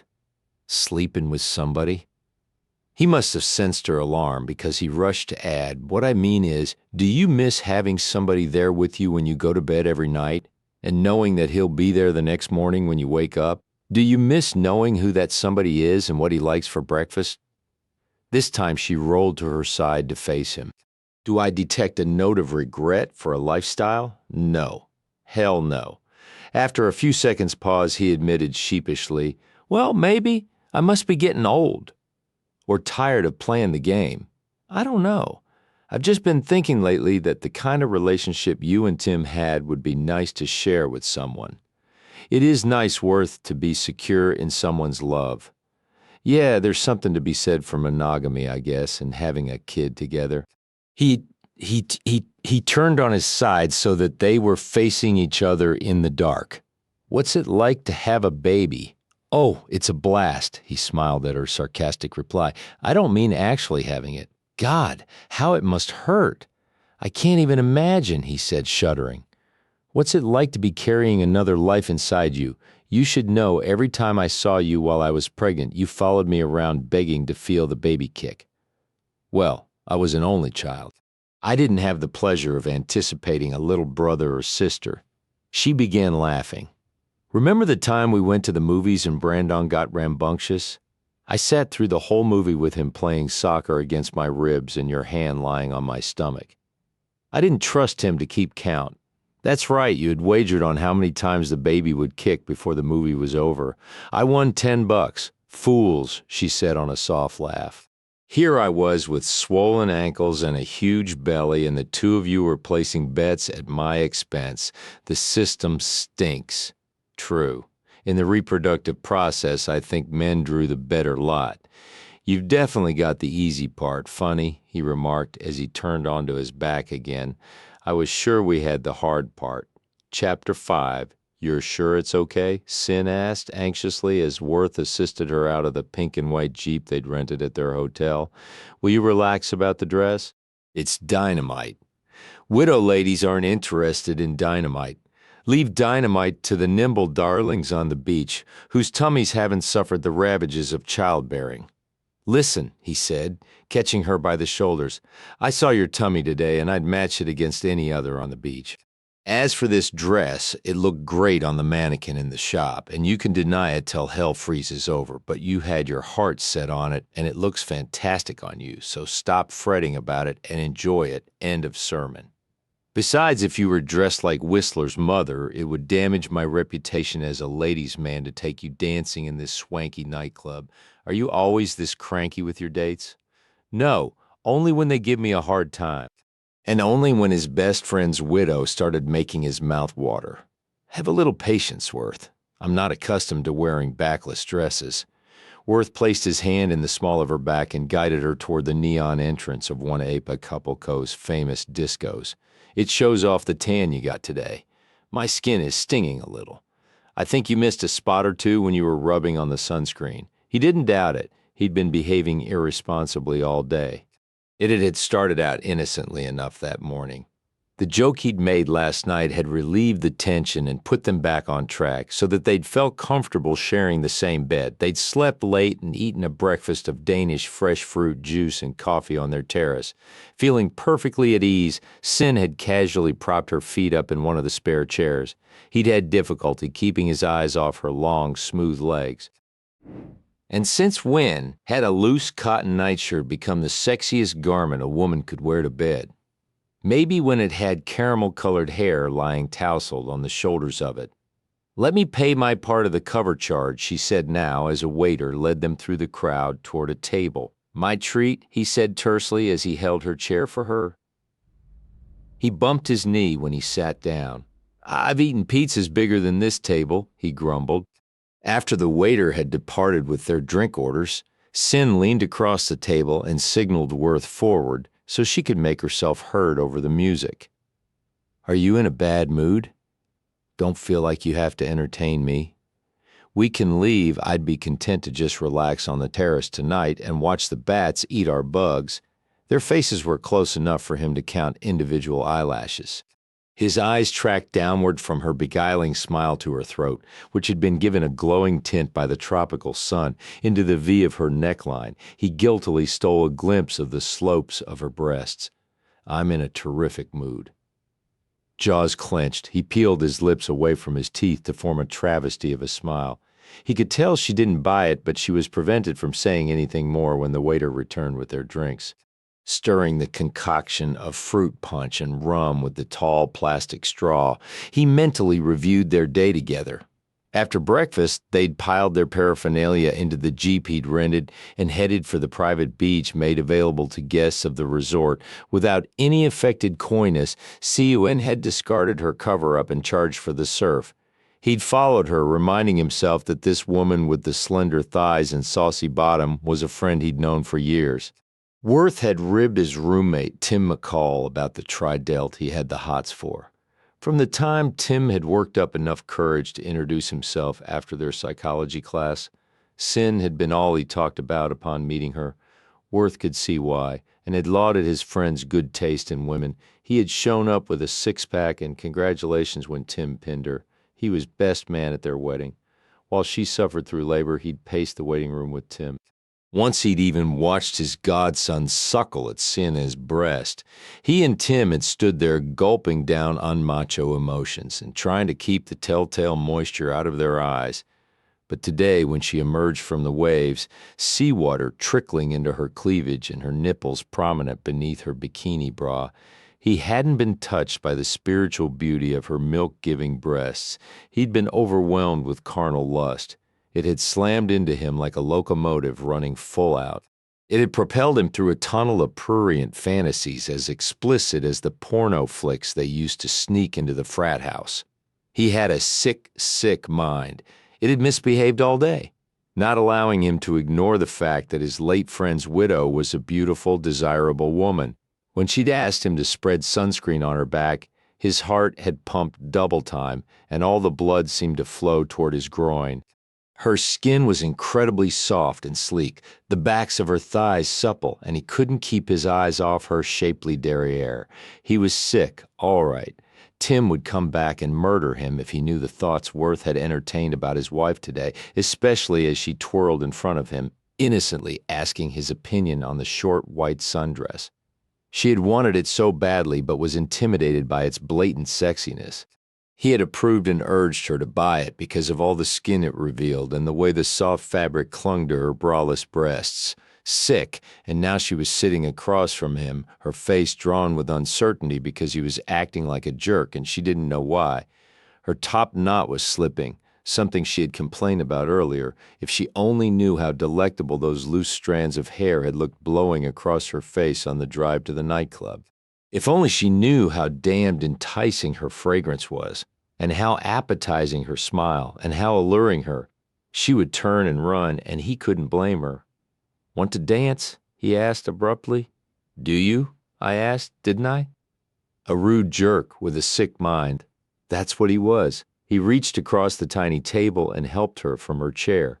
Taking her hand, he pulled her toward the dance floor, which was crowded with writhing, gyrating couples. "I may be rusty," she said with an apologetic smile. "Doesn't matter. Nobody's looking. Nobody but him." And he was tuned in to every sensuous movement of her body, a subtle thrust of hip, a graceful shrug of shoulder, a gentle sway of breasts. He'd danced with her before too many times to count, but always when Tim and he had switched partners. Until now, he'd never really noticed what a good dancer she was. Far from being rusty, she was fluid. The music beckoned everyone in the club onto the dance floor until he and Cyn were jammed between other couples. His thigh brushed her pelvis, his arm glanced her breast compared to the sexual familiarity he experienced with most of the women he took out. Those should have been inconsequential bodily contacts. Instead, they sent shafts of desire through him, causing pleasure, causing pain. The Bon Jovi record ended, and a Whitney Houston ballad began. Acting solely on impulse, Worth drew her into his arms. Just yesterday evening, he'd massaged her back. He didn't even think of touching it now, but kept his hands decorously at waist level until he saw another man on the dance floor give her a lecherous once-over. Then he splayed one hand proprietarily in the center of her bare back. Her hands were folded loosely behind his neck. He tried not to think about her breasts being pressed, soft and pale and full between their bodies, but even that much thought brought a low moan to his lips. She tilted her head back and looked up at him with concern. "You're not sick, are you?" "Very. No. Why? You're not acting like you're having a good time." Ladonia borrowed some pills from a neighbor that are supposed to combat Montezuma's revenge. "My stomach's fine." Take it down about 12 inches, and there one would find the source of his problem. "I'm having a great time." Sure, I'm sure," smiling. He pulled her closer, just to ensure that he still could without reacting like a horny schoolboy. It proved to be a poor judgment call because their bodies fit together well, dangerously, deliciously well. Cyn noticed too. She drew herself up taut. "What's the matter?" His voice sounded unnatural to his own ears, probably because his face was no more than an inch from hers. He could see the spot he'd kissed last night. He could feel her breath. He could feel her breasts. Her lips looked dewy and delectable. I guess I had too much sun," she said. "Or maybe the drink has gone to my head. I feel dizzy. Maybe we'd better sit down." "Yes, maybe." Even after agreeing on that, however, they made few more revolutions on barely shuffling feet before he reluctantly set her away from him and guided her back to their table. Once he had her seated, he said, "Would you like some water?" She fanned her flushed face with a cocktail napkin. "That might help. Bottled, please, but not carbonated." "I'll be right back." "The waiter," she motioned vaguely. "He takes too long. Stay put." He plowed through the noisy crowd, moving in the general direction of the bar, glad for an excuse to be alone for several minutes. Maybe with some distance between them, he could sort this thing out. What the hell was happening here? "One bottled water, please," he called out to a harried bartender. "Hi there." Worth turned his head, sidling up to the bar where the two young women he'd first seen on the plane. They were decked out for the evening in sequined tube tops. Their earrings were longer than their miniskirts. "Hi, remember us?" He rudely came back with, "Sure, once a woman has poked her boob into my armpit, I never forget her." They giggled, taking no offense whatsoever. "We saw you on the beach today." "Oh, yeah." He looked around for the bartender he'd given his order to. He was at the far end of the bar mixing drinks. "You must work out with weights," one of the young women said, socking him lightly in the gut. "You've got a great body, so hard." "Thanks. Hey, bartender, where's my water?" "Where's your wife?" "My what?" "Oh, she's not my wife." One of the women gave the other a smug "I told you so" look. "Really? We're just, friends?" "Where is she?" "She's sitting down over there. She's not feeling well." He flagged down another fleet-footed bartender by waving a $5 bill. "A bottled water, please. Guess where we're going later?" "Where?" Worth inquired politely, distractedly, more interested in getting the water than in their plans for the evening. "We're going on that tour that takes you to the nightclubs. You know, the adult ones." His brows arched steeply. "Really? Well, have fun. Since your date's not feeling well, why don't you come along?" one boldly asked. "I've already taken that tour. Is it as naughty as it's made out to be?" Lowering her voice, she asked, "Is it true that they really do it on stage?" "You'll be thoroughly entertained." They were too caught up in the prospects to catch his derisive tone of voice. "Oh, please come with us." "Thanks, but as I've said, I've seen the floor shows already." He took the bottle of water and a glass from the bartender, who kept his $5 bill without offering any change. "But it would be so much more fun with the three of us." One wheedled, catching his arm as he moved away. "No doubt it would," he replied wryly, "but count me out. Have fun." Registered on both their faces as he disengaged his arm and plunged through the people standing 4 deep around the bar. Shaking his head with chagrin, he wended his way back toward the table where Cyn was waiting. Except that when he reached it, Cyn was no longer there. It was occupied by another couple, who were exchanging smoldering gazes across 2 bottles of Mexican beer. Worth made certain he had the right table, then asked the couple, "Excuse me, where's the lady who was sitting here?"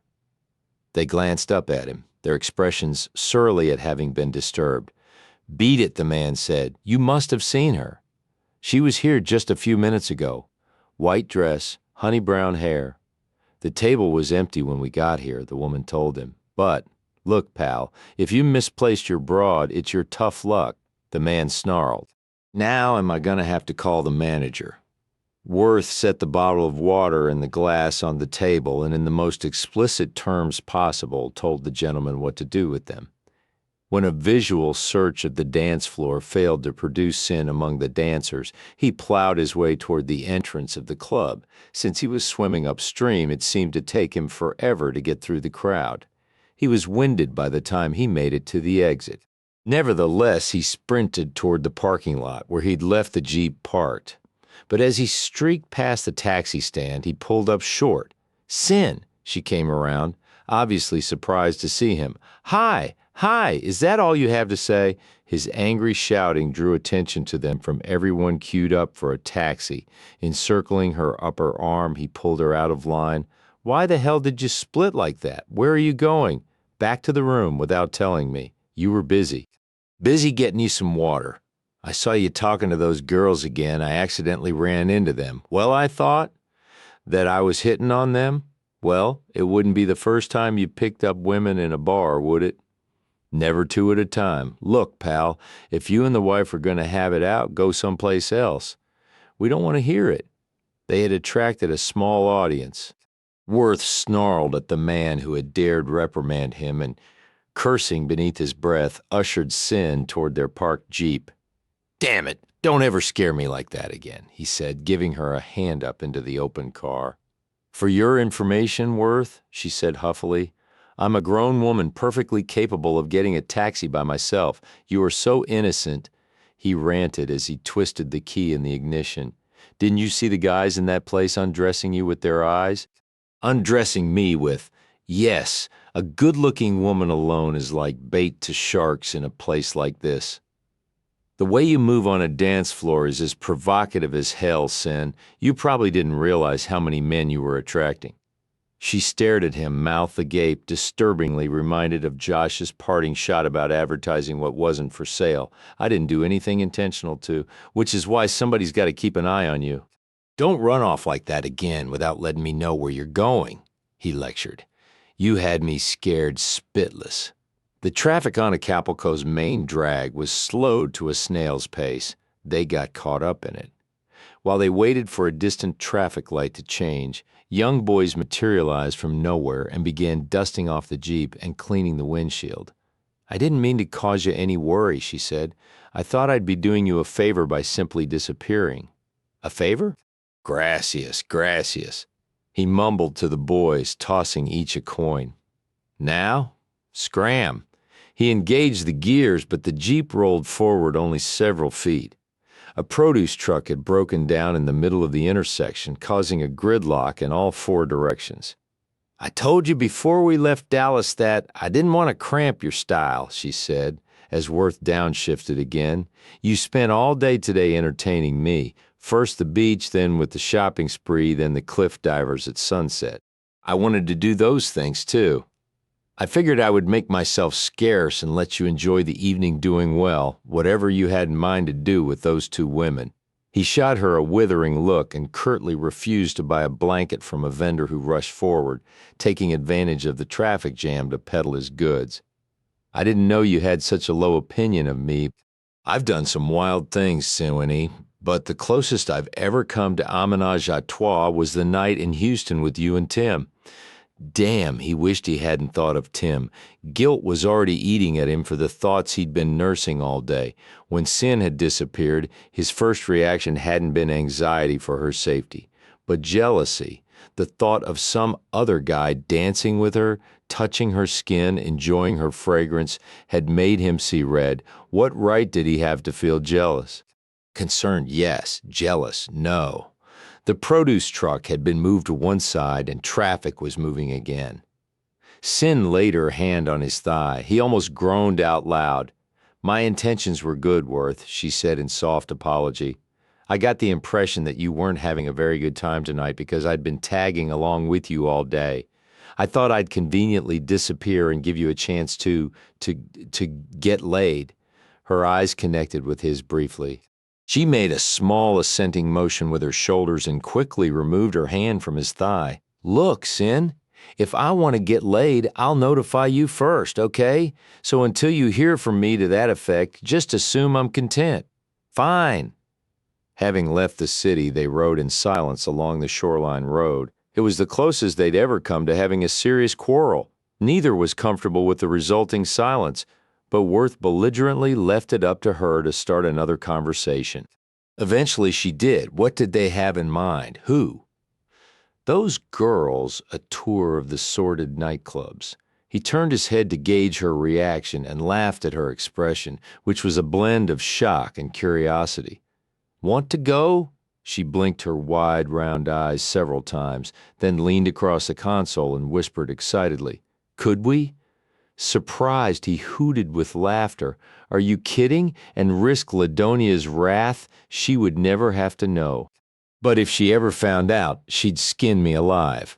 I don't want to be held responsible for corrupting you." "Do they really?" "Yes, they do? Honestly?" "Honestly. And that's all I'm going to say on the subject." The last thing he wanted to think about was coupling. However, it seemed that was all he could think about while they played a game of gin rummy by candlelight on their terrace. They laughed and teased each other, but he was miserable with guilt for wondering if she had put on a bra when she changed into the t-shirt she was wearing with a pair of shorts. Then, when the cool breeze blowing in off the ocean proved to him that she hadn't, he was even more miserably guilty for noticing the distinct projection of her nipples. After the lights went out, he lay stiffly on his side of the bed, keeping his back to her and cursing himself for being a lecher.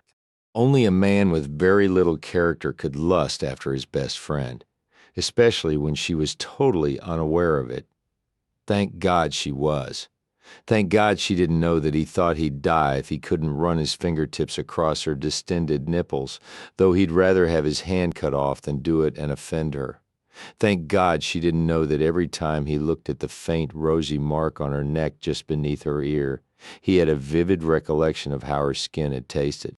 As quick as the kiss had been, the flavor of her skin had left a distinct imprint on his brain. No matter how he had belittled the significance of that kiss last night, he wanted to experience it again. His fantasies wouldn't be suppressed, nor would his physical reaction to them. He finally became so uncomfortable. He left the bed, slipped through the terrace door, and stepped into the cooling waters of the pool on the terrace. Chapter 6. The sound of splashing water awakened her. She left the bed and moved toward the sliding louvered door, which was standing open. "Worth?" He was crouched in the far end of the pool. "Did I wake you up? I'm sorry." "What are you doing?" Realizing the stupidity of that question, she rephrased it. "Why are you swimming at this time of night?" "I couldn't sleep. Is something wrong?" She moved to the rim of the pool, placing her bare toes right at the edge of it. He sank deeper into the water until it reached his chin. "Nothing's wrong. I'm just restless. Go on back to bed. I'll be in shortly."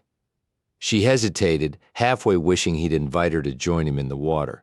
However, when it became evident that he preferred solitude to her company, she backed toward the door. "See you in the morning, then." "Right. Sleep well."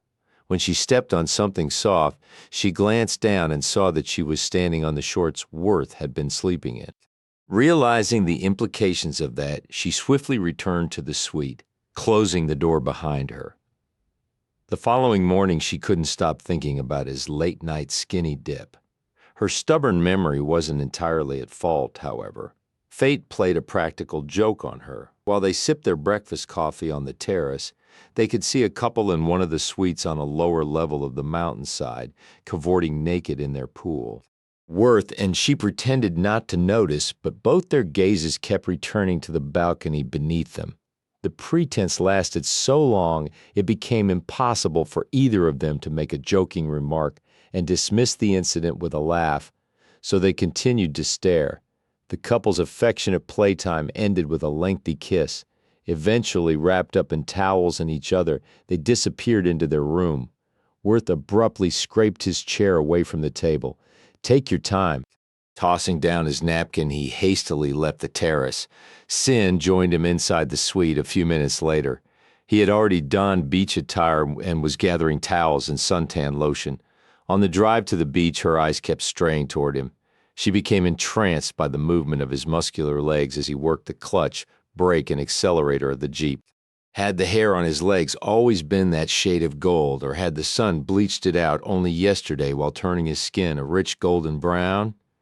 She commanded her attention to remain on the incredibly beautiful seascape.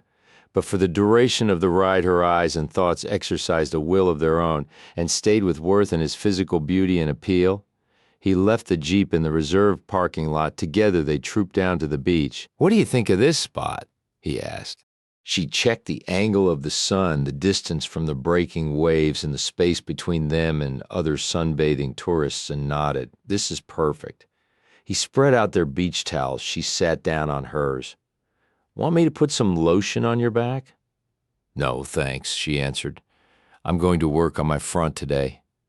His eyes scanned her from neck to knee. In their wake, she felt a flurry of activity behind her belly button. Did you enjoy your swim last night?"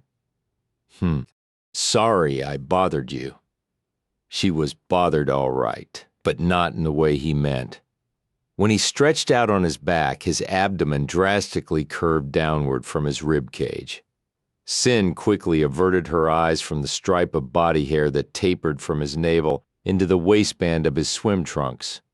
"You didn't bother me. I never knew when you came back to bed. That was a lie." She had lain awake long after he rejoined her in the bed, knowing that he was lying awake too. She hadn't let so much as an eyelid move, but had lain rigid and tense. "The swim relaxed me," he said. "I fell asleep almost instantly." The opaque sunglasses covering his eyes also hid his lie. She found it disturbing that not only had they started being inordinately polite to each other, but dishonest as well, when had their easy camaraderie regressed to the awkward pretentiousness of strangers, she could pinpoint exactly when.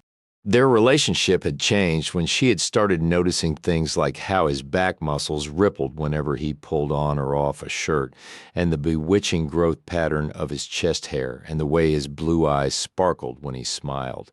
And when she started experiencing pangs of jealousy every time she caught another woman looking at him. That's why she had rushed out of the nightclub the night before. True, she didn't want to be a hindrance to his enjoying himself, but she'd also had a compulsion to slap him and then go for the jugulars of the two flirtatious women. Where had that come from? That she-cat jealousy. No doubt Worth had intercepted her prolonged glances at him. He knew for a fact that she'd grown lightheaded when he'd held her while they danced together. Hadn't his face looked tight and drawn when he led her back to their table? Loyalty and chivalry kept him from dumping her. But that's probably what he had felt like doing. A widow who craved a man's attention was too pathetic to treat cruelly. So Worth had opted for kindly tolerance. She was making a fool of herself. He was disgusted by her behavior, but too soft-hearted to do anything about it. She'd rather die than become an object of pity. Still, she seemed unable to help herself or reverse this embarrassing trend. And if the jealousy didn't kill her, the guilt would. She constantly fought the impulse to turn to Tim and say, "I'm sorry, I suddenly can't take my eyes off Worth." The notion was foolish. She was annoyed with herself for even having to acknowledge it. Despite her best intentions, her eyes kept venturing to his prone figure beside her. Mutinously, they wandered toward the notch of his thighs and the impressive bulge between them.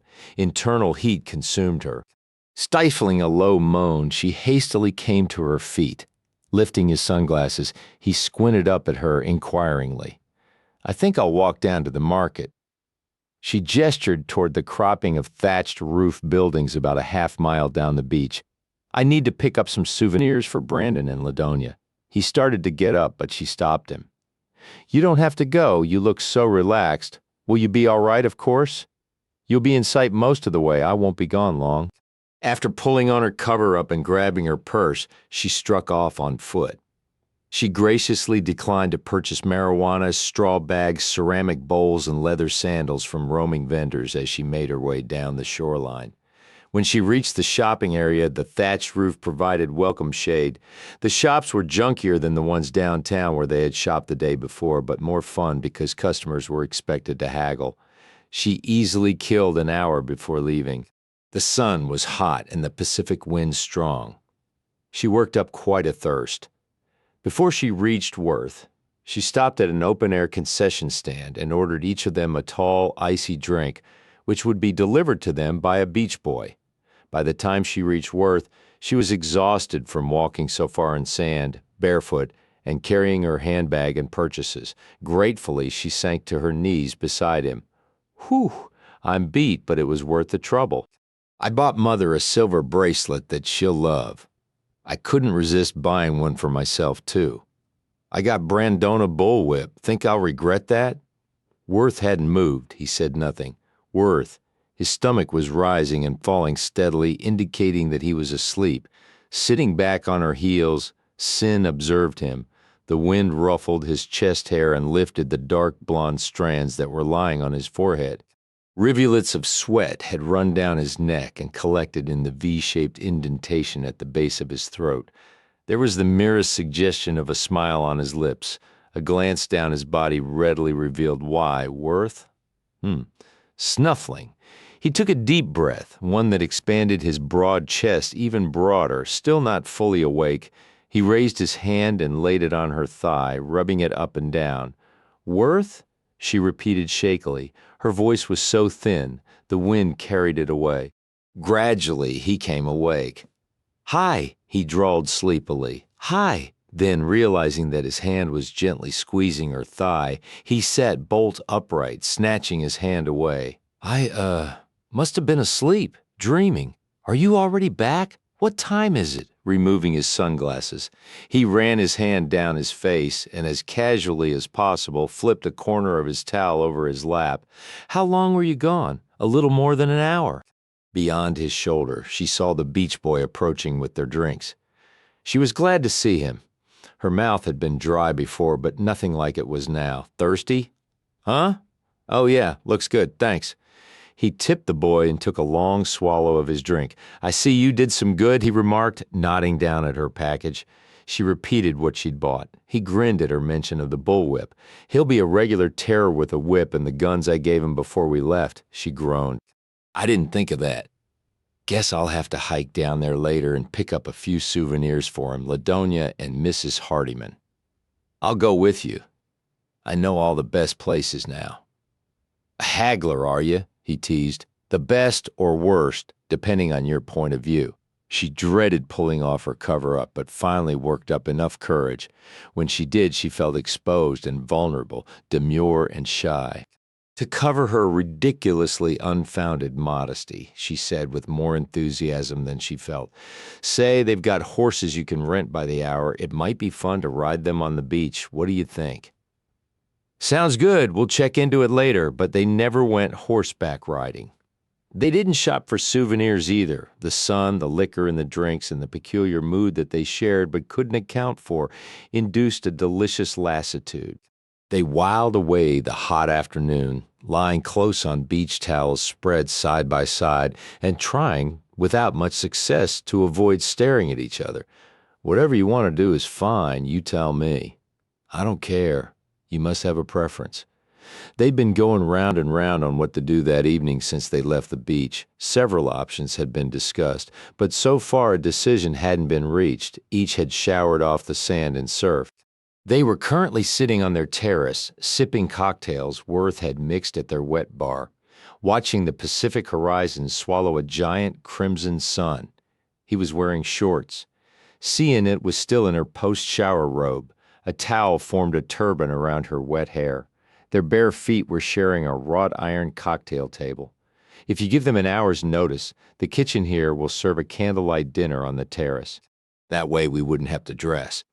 Worth's suggestion dwindled when he caught Cyn's wide, apprehensive gaze. "Or we could go out," he amended. "Here's a restaurant guide." He thumbed through the colorful booklet. What do you feel like eating, ethnic cuisine or continental seafood? What? What about the restaurant here at the hotel? Worth consulted the printed material he'd carried out onto the terrace with him. It's continental, rates 4 stars, has a magnificent view of the bay, live music, he reported, reading from the brochure. What do you think? It would be a compromise. We could walk down and wouldn't have to fight the traffic again. She didn't feel like a noisy, crowded restaurant and lots of people, but having an intimate candlelight dinner on the terrace would be sheer torture. She had wished for a ripple in her life, something that would rock the boring balance of it. But she hadn't counted on the catalyst being Worth, nor had she bargained on a tidal wave instead of a ripple. Thus far, she hadn't made a complete fool of herself, but being alone with him in this exotic and seductive setting might prompt an indiscretion she would long regret. Their friendship was too precious to risk. Apparently, he didn't want to be alone with her either. Good idea. He slapped the pamphlet back onto the table.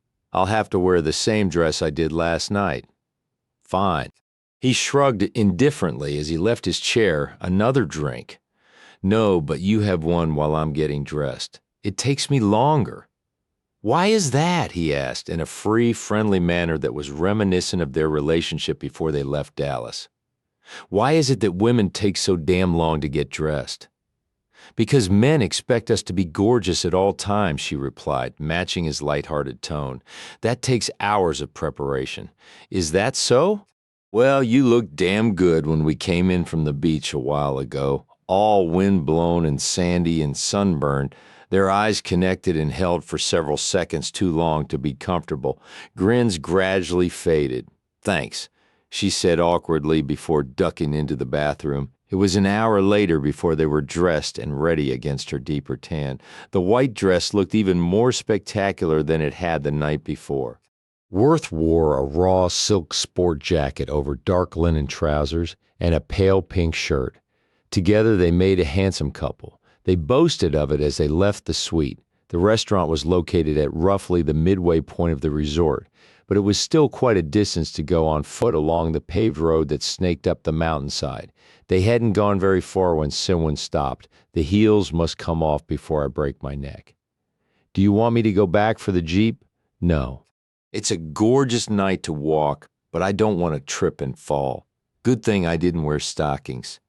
Using him as a prop, she removed her high-heeled sandals. He smiled down at her bare feet. Most women wouldn't be that practical. I like you, Cyn. Laughing up at him, she asked, Are you just deciding that after all these years? Nope. I liked you the first time Tim introduced us. Leaning down, he added teasingly, and I didn't even know then that you floss every night. Two can play this game, Mr. Lansing. Her eyes narrowed into green slits. Do you always start out with a pillow and end up throwing it to the foot of the bed by morning? How long have you had that bunion on the ball of your left foot? When did you start using baby shampoo? Now, if you start disparaging my baby shampoo, I'll have to get mean. Like what? She taunted. Like citing that you use lemon juice to keep these strands of hair around your face lighter than the rest, he said, tugging on one that had slipped from her ponytail. So you think you know all my beauty secrets now? Laughing, they came together in a hug. I like you too, Worth.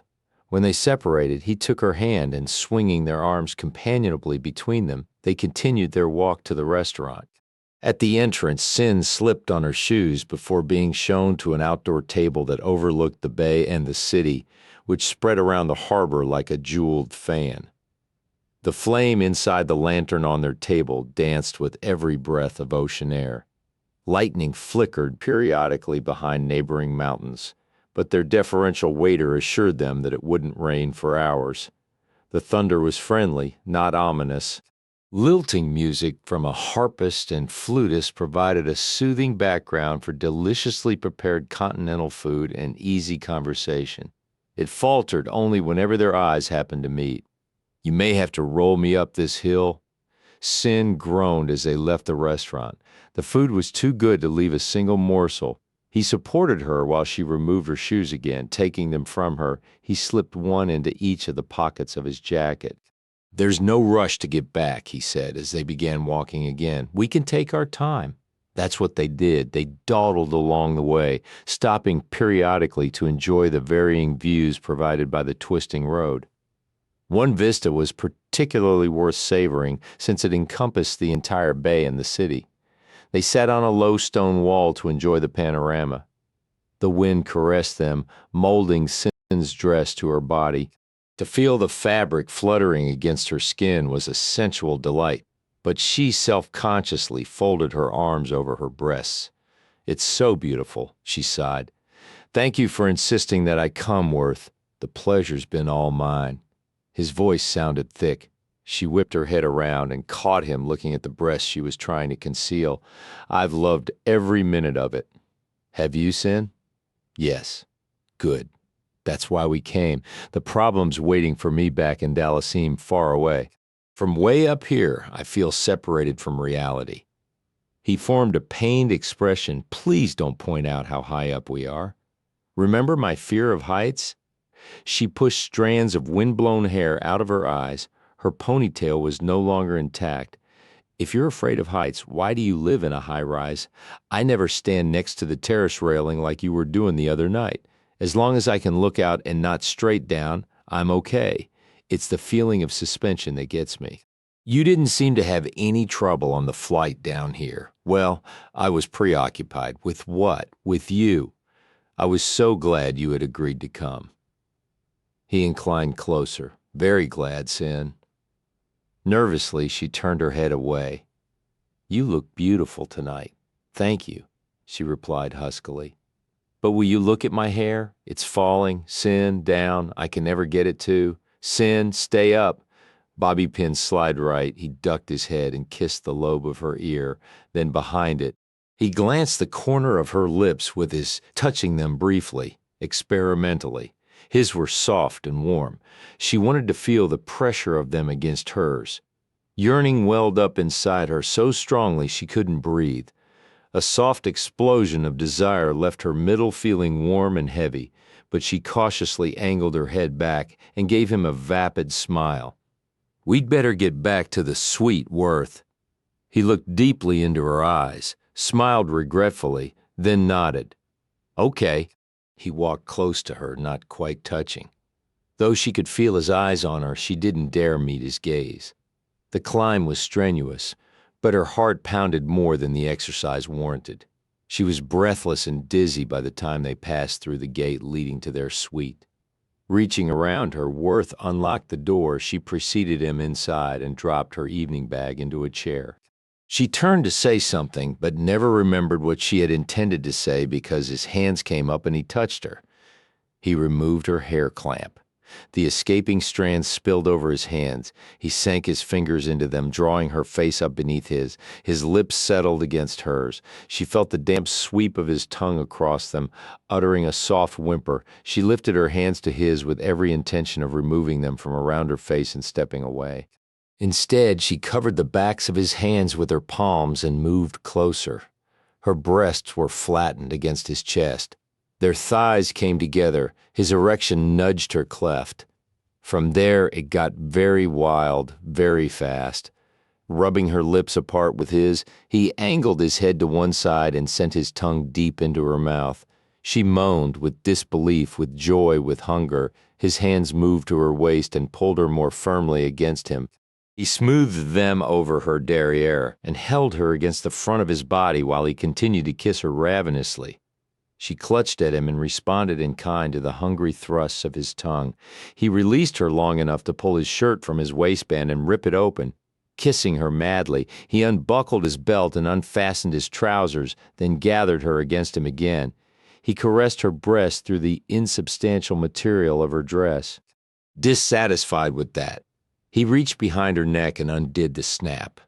Cyn gave a soft, ecstatic cry when her flushed breasts met the furry, warm solidity of his chest. Worth released a low, tortured groan. Still unwilling for their lips to part, he clumsily worked out of his coat and shirt. His fingers fumbled with the zipper at her waist, but when it was undone, he pushed the dress past her hips until it slid down her thighs to the floor. Putting his arms around her, he lifted her out of the pool of fabric surrounding her feet and carried her to the bed. They fell on it together. He stretched out on top of her, kissing her as frantically as he struggled out of his trousers. Finally free of all his clothing, he paused to look down at her. Her breasts rose out of the band of pale skin bisecting her tan.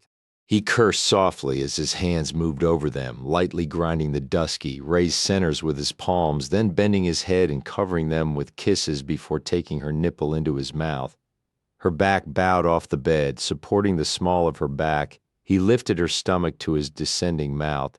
He kissed it, kissed her mound through the triangle of silk covering it, then removed that and kissed the tuft of soft hair. Heartbeats later, he was pulsing inside her. She was tight and small and resistant, until her body stretched to accommodate him. When he was buried completely inside her, he levered himself up and back until he was on his knees and she was astride his lap. "Make it right for you, Cyn," he whispered roughly as his open mouth whisked her beaded nipples. Cyn closed her arms around his head, hugging it tightly against her, while she pressed her hips down onto his thighs, sending his steely length to the gate of her womb. Body gloved his fullness.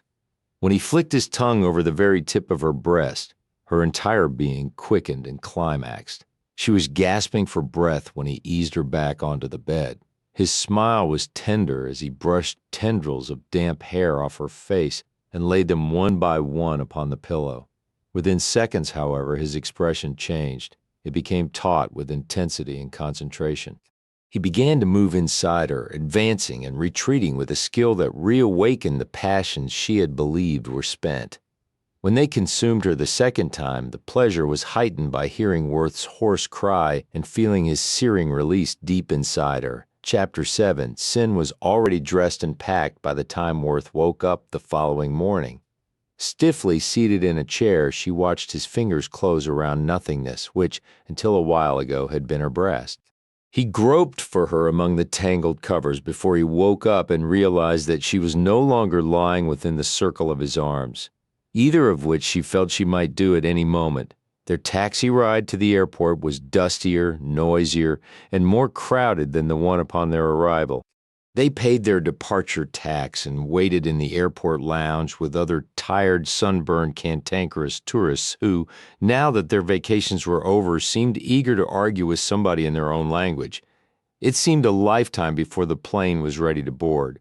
Cyn had hoped that since they'd changed their tickets, they wouldn't be sitting together, but obviously Worth had made certain they would be. Taking the window seat, she gazed out sightlessly until they had reached their cruising altitude. Unlike the flight down to Acapulco, which had had a party atmosphere, the passengers on the return trip were quiet and subdued when not downright surly.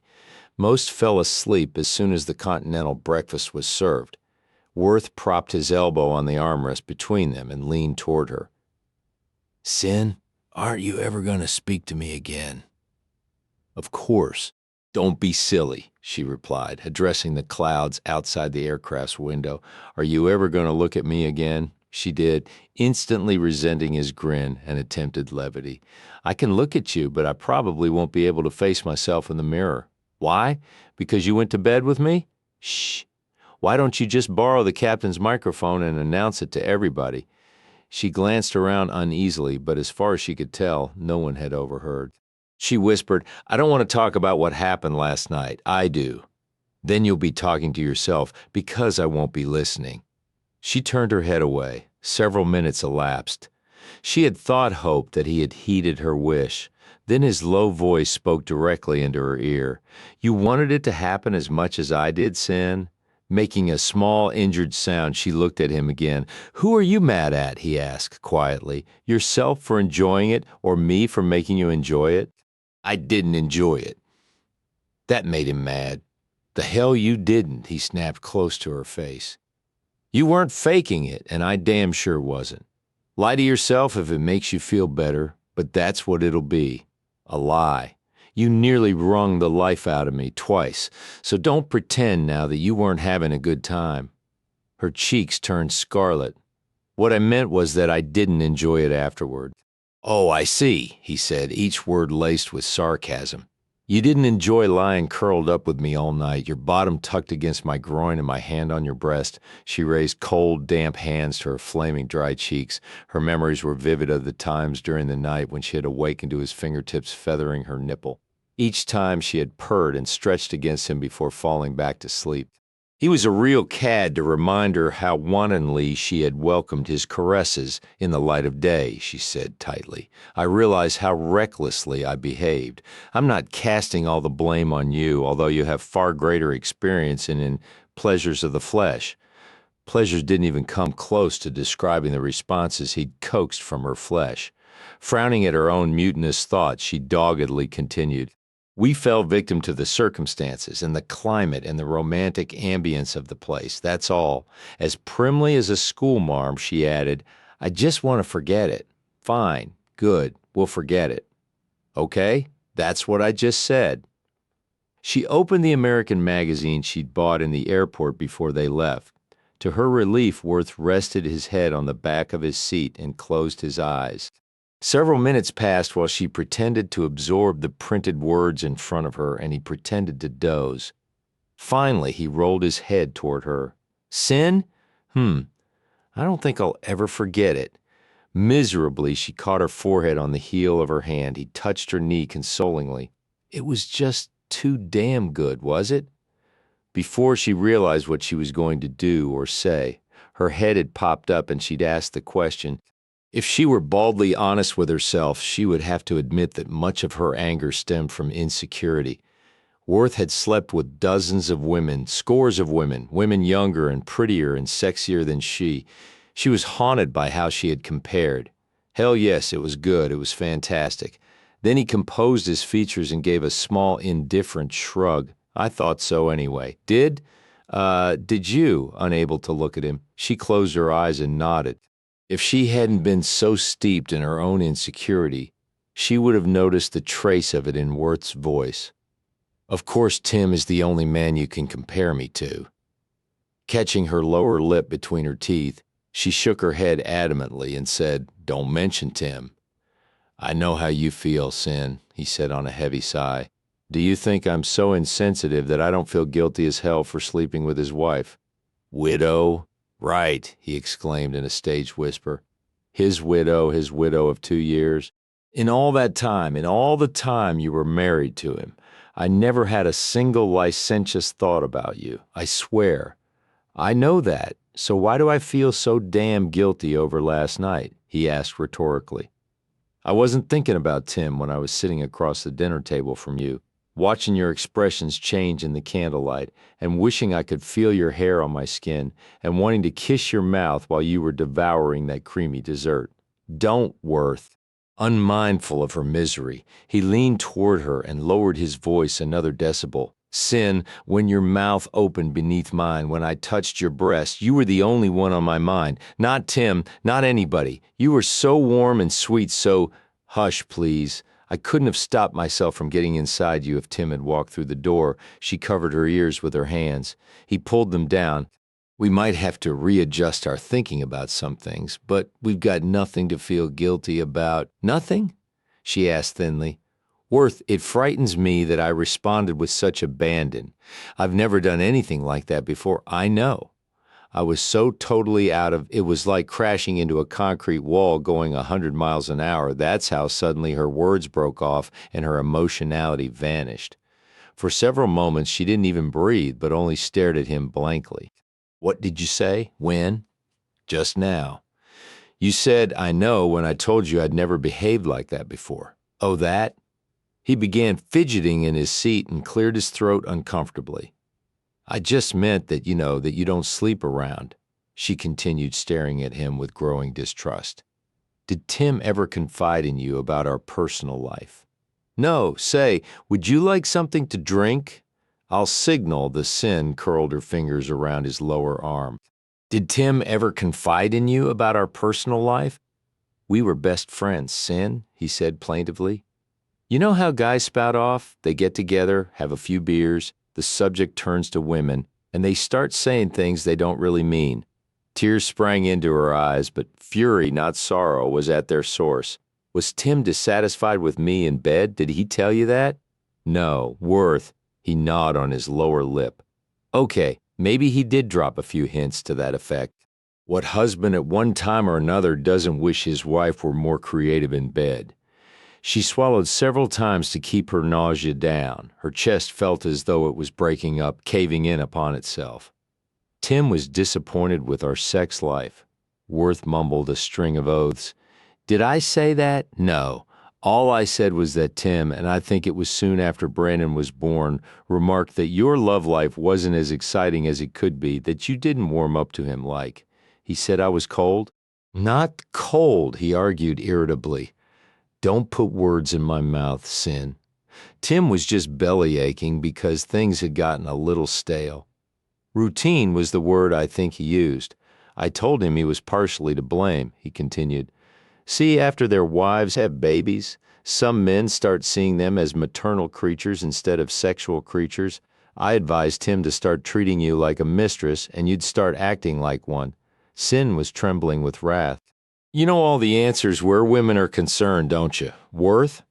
What's that supposed to mean? You wanted to see for yourself if I was a sexual creature. You took me to bed just so you'd know firsthand how disappointing my performance was.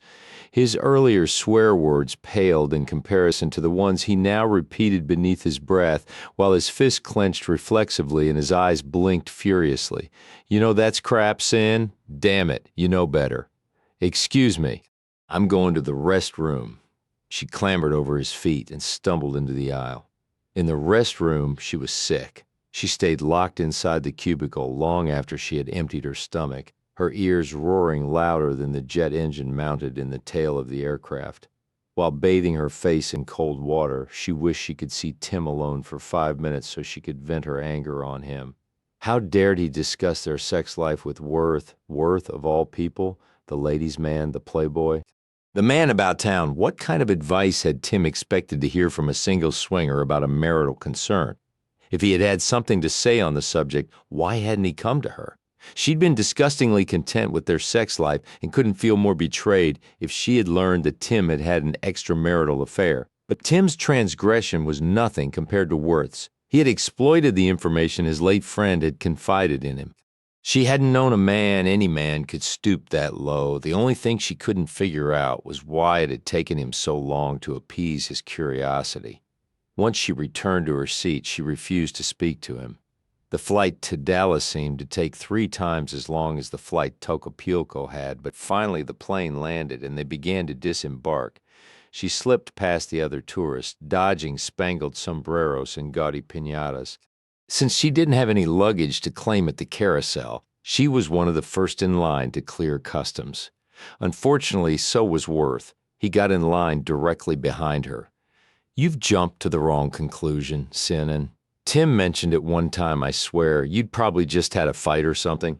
No big deal. I hadn't even thought about that conversation until you brought it up. I'll bet, she said, speaking over her shoulder and keeping her back to him. It's the truth. I sure as hell wasn't thinking about it last night. She spun around to confront him. You lured me down to Acapulco. I didn't lure you to do anything because I was one of the few women you hadn't been to bed with, right? Wrong. You took advantage of my blues and talked me into going with you because you had to see for yourself if Tim's widow was as cold and non-creative in bed as he had said. Getting angry in his own right, Worth said, from what I could tell, he had no room for complaint. Not if you rode him as hard as you did me.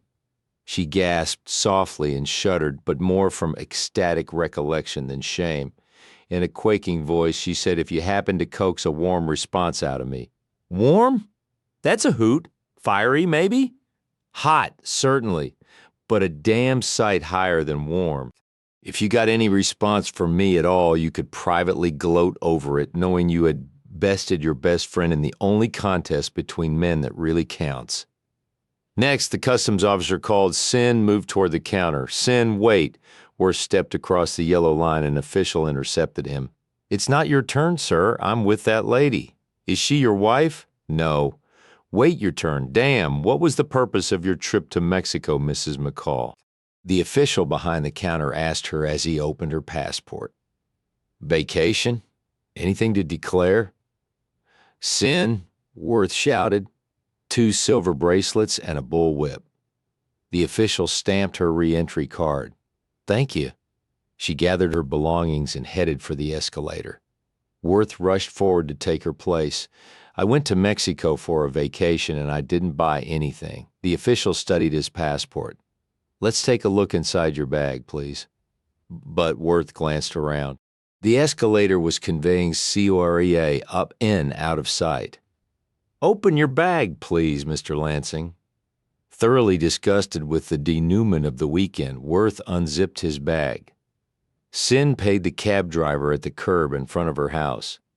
The Sunday newspapers were still lying in the driveway, which was unusual because Ladonia always read them over her morning coffee.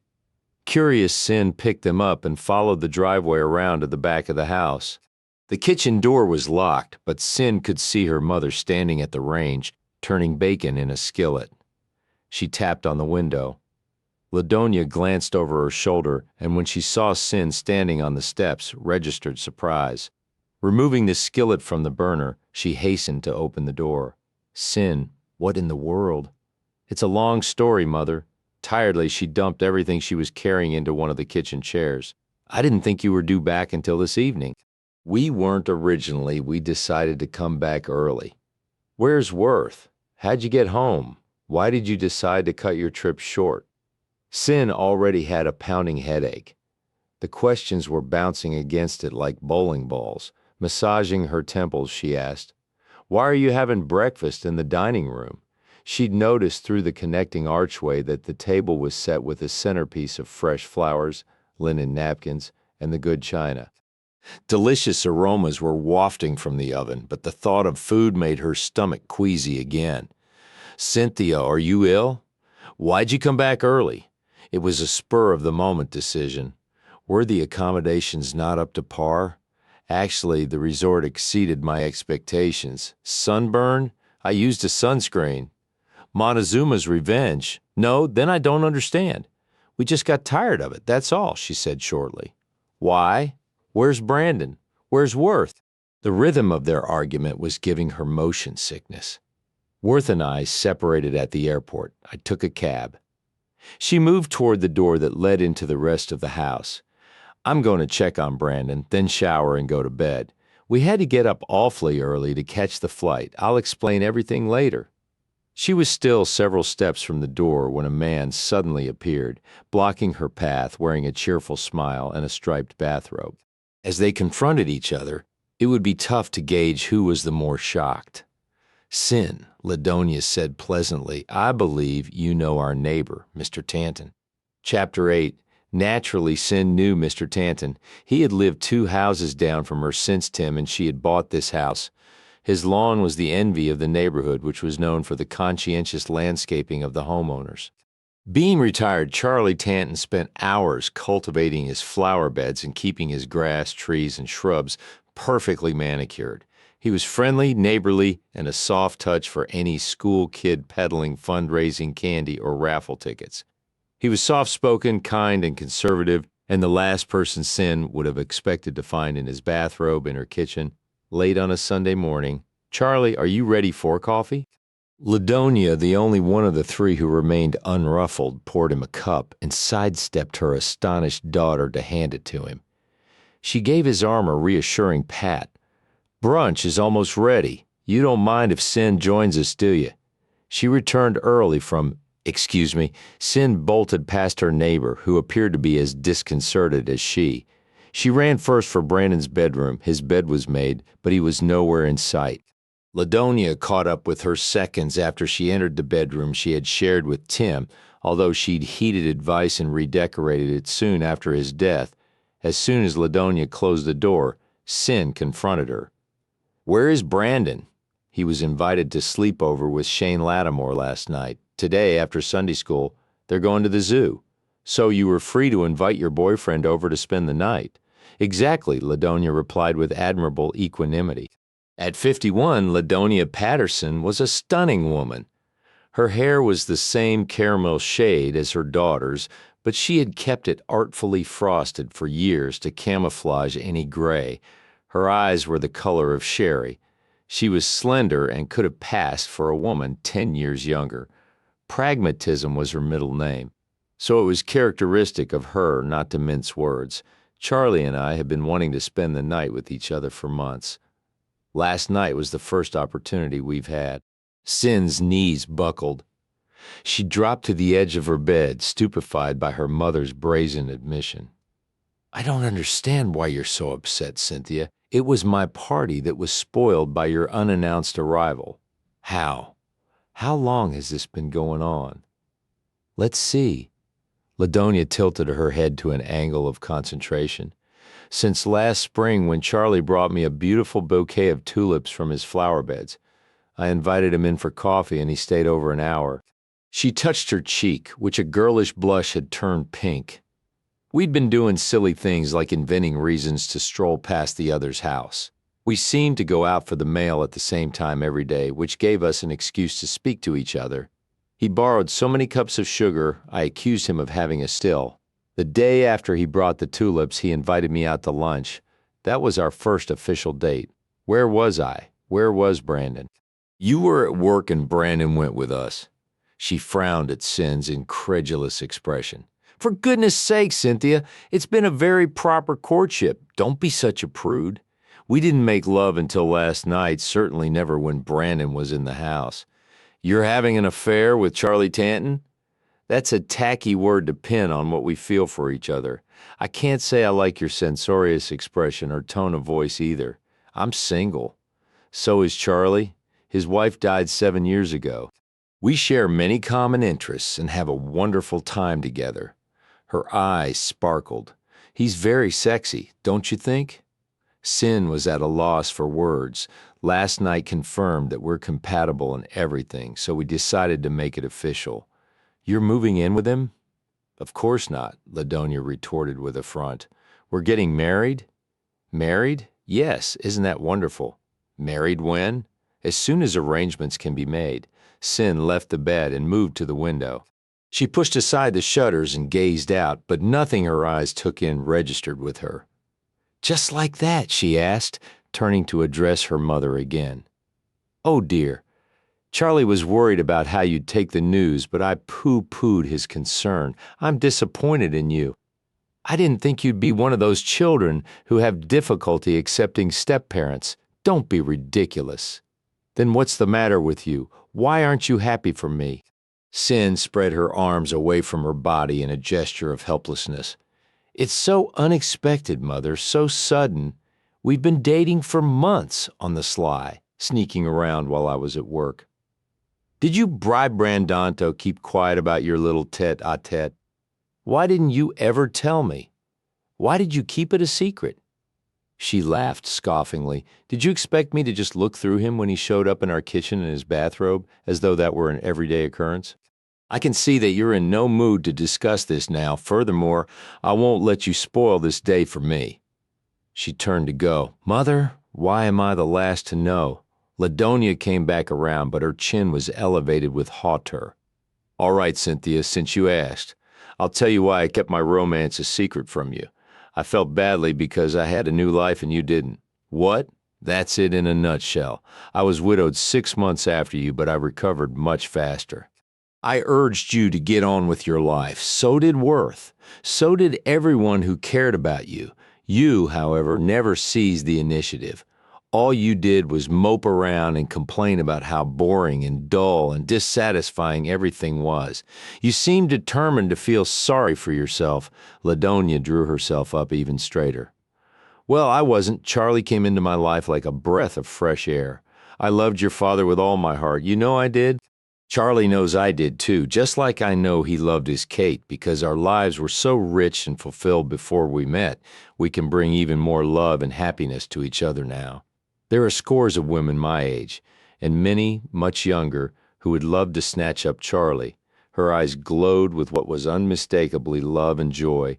Cyn marveled that she hadn't noticed her mother's buoyancy before Charlie. "Thinks I'm cute and funny and, as of last night, terrific in bed. So about 4 o'clock this morning when he proposed, I said yes. And frankly, Cynthia, I didn't even think of you when I gave him my answer. If you don't like it, that's just too damn bad. Turning, she made a sweeping exit befitting a grande dame of the theater. Cyn stared at the closed door until her pounding headache propelled her into the bathroom, where she took 2 aspirin tablets and filled the tub with hot water. After soaking for half an hour, long enough for the aspirin to dull her headache, she dressed, opting for togetherness rather than the automatic dishwasher. Ladonia and Charlie were doing the dishes when Cyn entered the kitchen unseen. Ladonia was washing, Charlie was drying. They were laughing at an in-joke. Cyn felt a sharp pang of envy and hated herself for feeling it. Mother, Mr. Tanton, surprised by the sound of her voice, they turned. Cyn clasped her hands together nervously. I want you to— Congratulations, she finished lamely. Thank you, dear, Ladonia said graciously, as though their previous argument had never taken place. Along with my congratulations, please accept my apology for the way I behaved earlier. She fashioned a stiff little smile. You took me by surprise? Apology accepted, Ladonia said swiftly, noticing the tears that had clouded her daughter's eyes. Would you like some coffee? It's still hot, or maybe tea would be better. You look pale despite your new tan. Tea sounds good. Charlie laid his dish towel aside and moved towards Cyn. Even though he was dressed now, he couldn't quite meet her eyes, and tugged on his earlobe self-consciously. You must have got the wrong idea earlier, and I can't blame you if you did. He raised his gentle eyes and looked at her fully, though his face was still ruddy with embarrassment. I want you to know that I respect your mother, Mrs. McCall. I wouldn't have done, nor do I plan to do, anything that would jeopardize her happiness or hurt her in any way. Cyn laid her hand on his arm. I overreacted, which is a character flaw of mine. Now that I've had time to adjust to the news, I'm delighted. Mother deserves to be happy. I believe you've made her awfully happy. His smile conveyed profound relief. Good. Well, that's very good, he blustered. Please call me Charlie from now on. I'm Cynthia or Cyn. Clasping hands, they smiled at each other warmly. As a peace offering, she presented her mother with the Mexican silver bracelet. Ladonia loved it, as Cyn had known she would. While Cyn drank her cup of tea and nibbled at a leftover blueberry muffin, they discussed the wedding plans.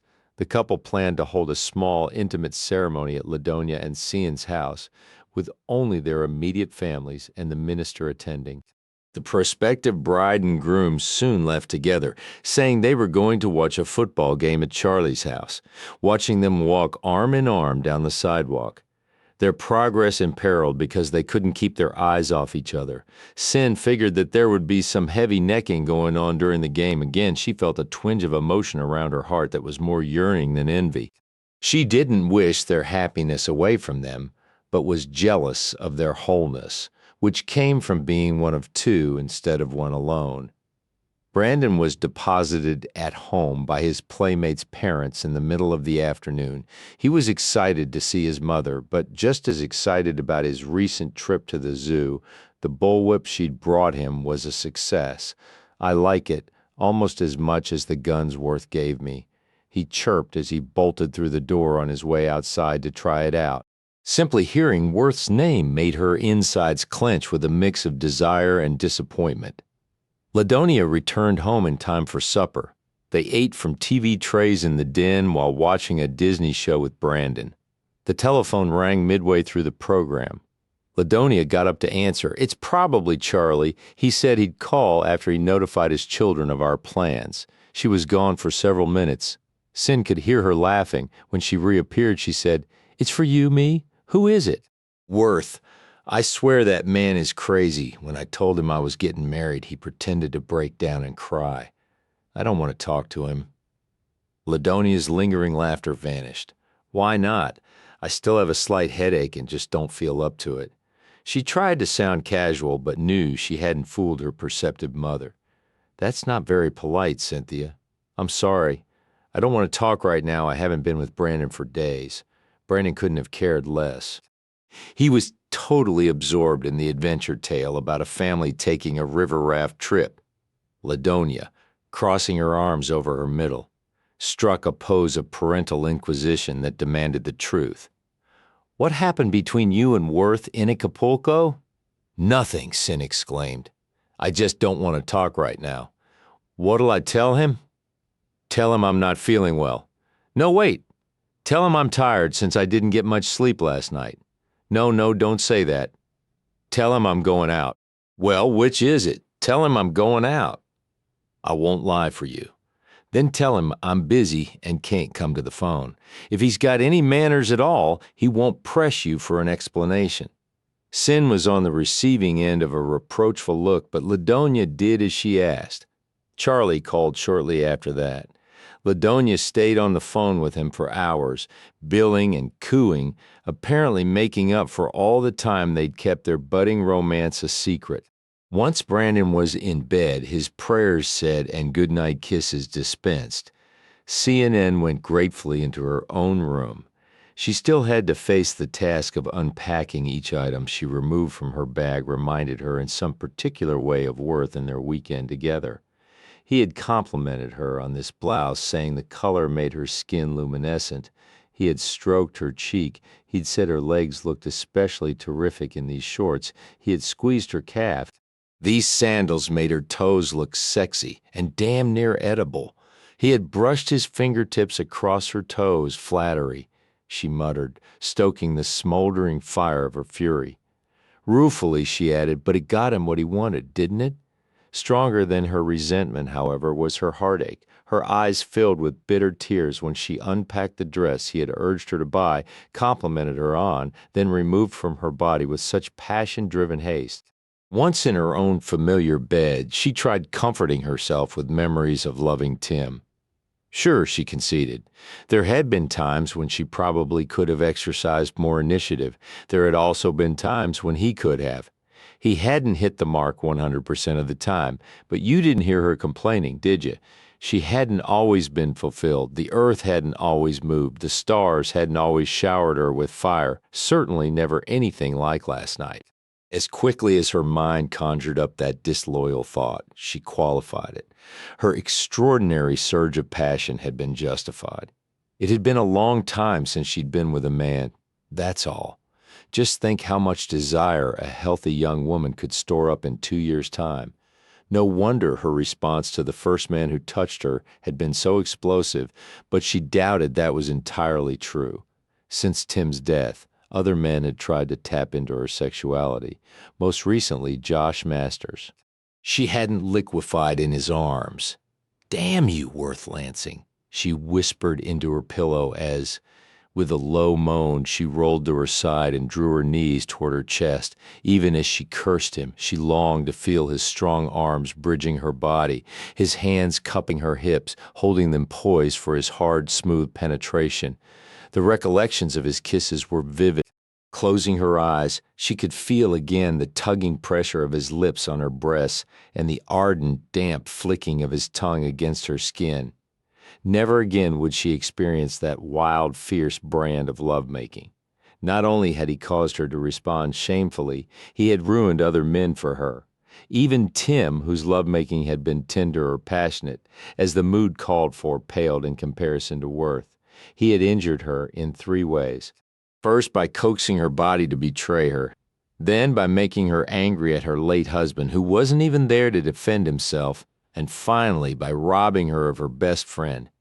She felt that loss almost as grievously as she felt used.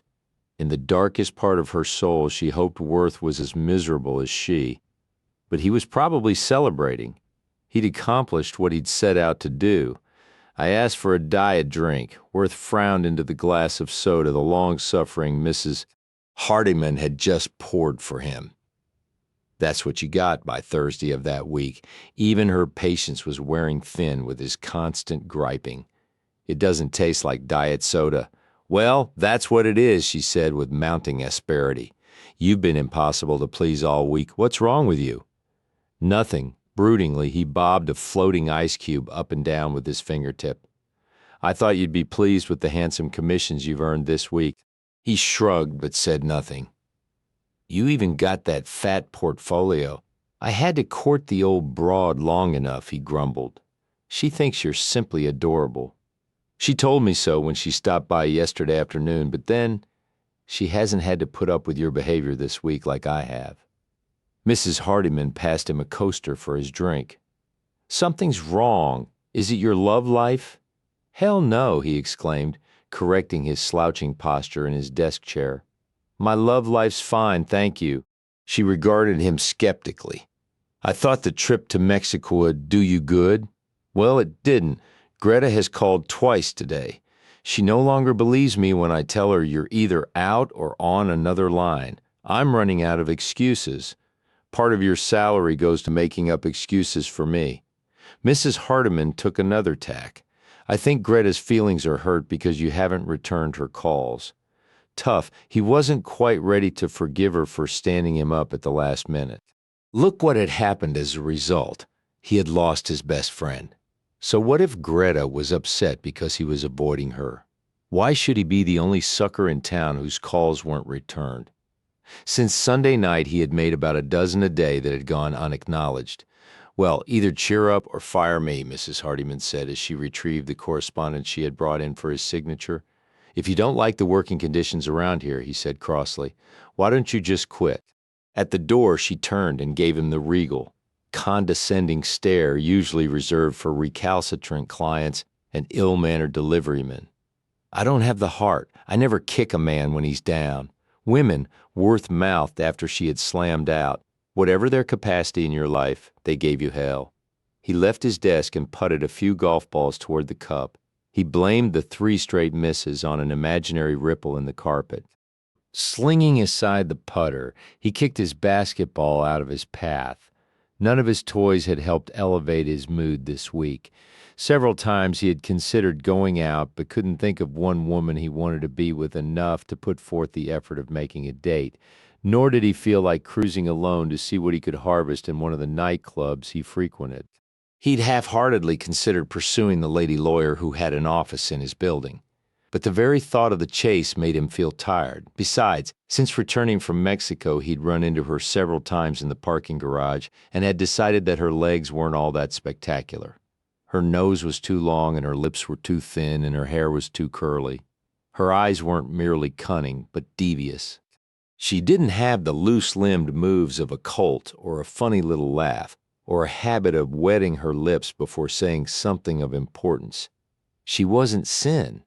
Cyn was the only woman he wanted to see, and she, unfortunately, wasn't speaking to him. How could she be so mule-headed as to believe that when he'd made love to her, he was just trying to see if he could make her burn hotter than Tim had? Of all the asinine, juvenile female assumptions to make. If it was so asinine, juvenile, and female, why was he worrying about it? Why didn't he simply chalk it up to the damnable feminine psyche which, since Eve, had never jibed with logic? He'd always thought Cyn was above that kind of foolishness, but obviously he'd been wrong. She would eventually come around, they always did. In the meantime, to hell with this. He'd had enough of moping. On a sudden burst of resolution, he yanked his suit jacket off the chrome coat tree and stormed through the door of his office. "Leaving early?" Mrs. Hardiman inquired. "Going to the gym." "Oh, and if Greta calls tomorrow, put her through immediately." Cyn's heart went out to the girl sitting across the desk from her. She didn't fit the profile of most of the clients who came to the women's hospital for counseling. Ordinarily, they came from mid to lower income backgrounds. Generally, they had little or no parental supervision and had been sexually active since or even before puberty. Cheryl Davenport was the 3rd daughter of a North Dallas real estate tycoon and his socialite wife. Cheryl's oldest sister was a renowned corporate attorney. The other was married to a peer of the realm, a polo teammate of the Prince of Wales. The circumstances of Cheryl's predicament were no more tragic than any other, but because of the high public profile her family maintained, the consequences would probably be more catastrophic. "I just can't kill a baby." Glossy blonde hair fell like a curtain over both sides of her face as she sobbed into an embroidered handkerchief. "If I told my parents I was pregnant, I know that's what they would demand that I do. One of my sisters had an abortion, but she was older, already in college when it happened. No one except the family ever knew. Daddy kept it hushed up." Cheryl was a straight-A student in her junior year at an exclusive girls' academy. She was bright, beautiful, and terribly troubled. Have you spoken to any of the counselors at your school? Cyn asked gently. No, Lord, no. They'd kick me out and Daddy would have a fit. My mother and both my sisters graduated from there. What about the father of the child, Cheryl? Does he know? No, why not? He wouldn't care. No possibility of marriage? She gave a short, mirthless laugh and shook her head. No, I wouldn't want that. Oh, we weren't lovers. I mean, I didn't love him. Then it wasn't a long-standing relationship? Cyn asked. Cheryl gave a negative shake of her head. Is that why you didn't take any precautions? Yes, she replied, shoving back her hair. You don't have to lecture me on how stupid that was. I already know it was a heat-of-the-moment kind of thing. I'm sure he assumed I was on birth control pills. He used a condom, but, well, she said, smiling pitifully, it didn't work. He's an assistant tennis coach at our club, a real ladies' man, not a marriage candidate, certainly not a good potential parent either. Her lovely Nordic blue eyes leaked another stream of tears. Mrs. McCall, what am I going to do? Cyn clasped her hands on top of her desk. If you could choose without taking anything into consideration except your own wishes, what would you want to do, Cheryl? Have the baby, she said with a soft, wistful smile. And keep it? Cyn asked. She nodded. Why? Because it would love me. I mean, babies love their mothers no matter what, right? The crack in Cyn's heart widened another degree. Cheryl needed unqualified love because she had never received it. Then perhaps that's what you should do. No, the girl said, sniffing. That's impossible. For Cyn to encourage Cheryl to keep her baby would be stepping beyond the boundaries of her role. She could only explore the options with her clients. If marriage is out of the question, she said, and you don't want to terminate the pregnancy, and you don't feel that you could rear the child alone, you could have it and then put it up for adoption. I'd like that, Cheryl said, leaving her chair. She began pacing the narrow space between the window and Cyn's desk. If I knew my baby was going to be placed with a couple who loved each other and would love the baby, I'd like that a lot, but my parents would never let me carry the baby to term. That would ruin all the plans they've mapped out for me. What about all the plans you've mapped out for yourself? Cheryl stopped pacing and looked at her with perplexity. I don't have any. Well, I think you should. Cyn rose and rounded her desk. She laid her hand on Cheryl's shoulder. I would be happy to be there and act as a buffer when you break the news to your parents. But you don't have to decide what to do today, she added hastily. Judging by Cheryl's distress at the mention of such an interview, Cyn thought the Davenports must be holy terrors to have instilled that much fear and dread into their youngest daughter. There's still time. You just discovered you were pregnant a few days ago. Give yourself a week or two to adjust to the idea and consider your options. She reached for a business card and pressed it into the young woman's damp hand. In the meantime, call me if you want to ask a question or just talk, all right. With a discouraged sigh, Cheryl nodded. Okay, thank you for listening. It'll work out for the best. You'll see. Cheryl looked doubtful of that as she said goodbye and left Cyn's office. Cyn wearily returned to the chair behind her desk and propped her head in her hands.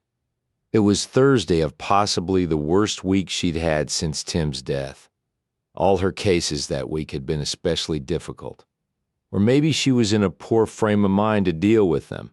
The platitudes she'd offered the troubled young women had sounded more banal than usual and grossly hypocritical. How could she advise them to use caution and common sense in sexual matters when she had exercised none whatsoever before going to bed with Worth? It had been a heat-of-the-moment kind of thing. That was no excuse. Mrs. McCall, wearily, she depressed the button on her intercom. Yes, she had thought Cheryl Davenport was her last appointment of the day. Dr. Masters is here to see you. Inwardly, she groaned, but couldn't think of a gracious way to avoid seeing him. Send him in. Well, hello.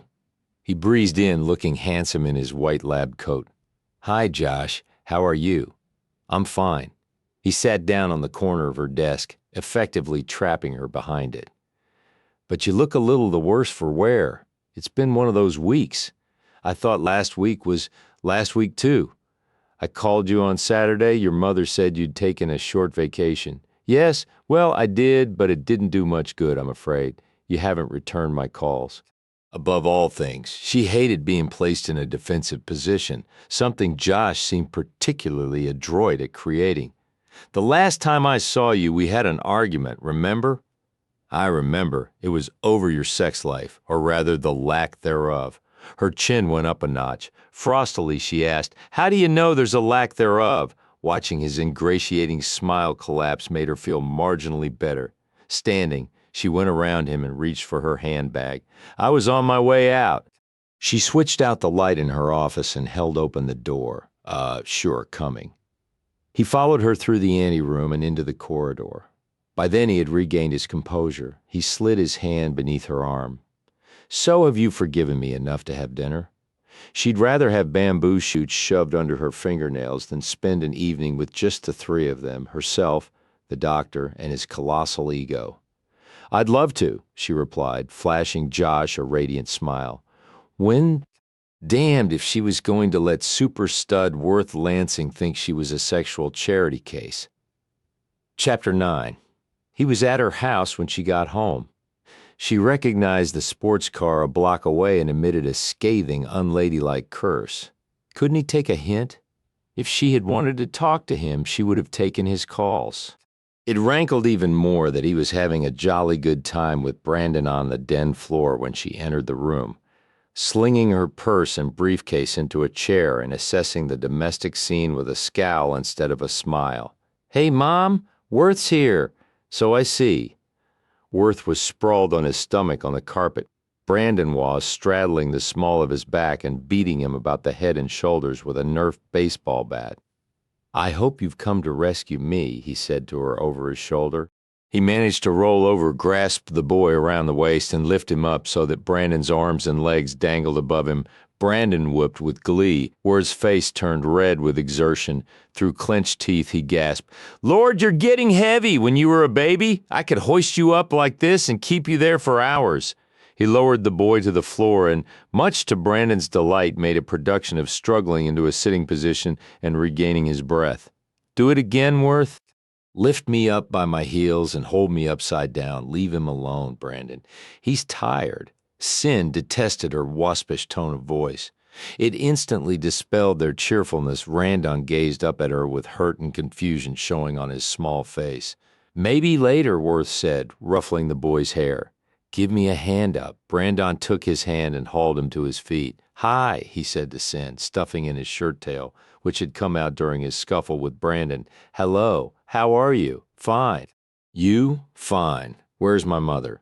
"She went to get Charlie so I could be introduced properly."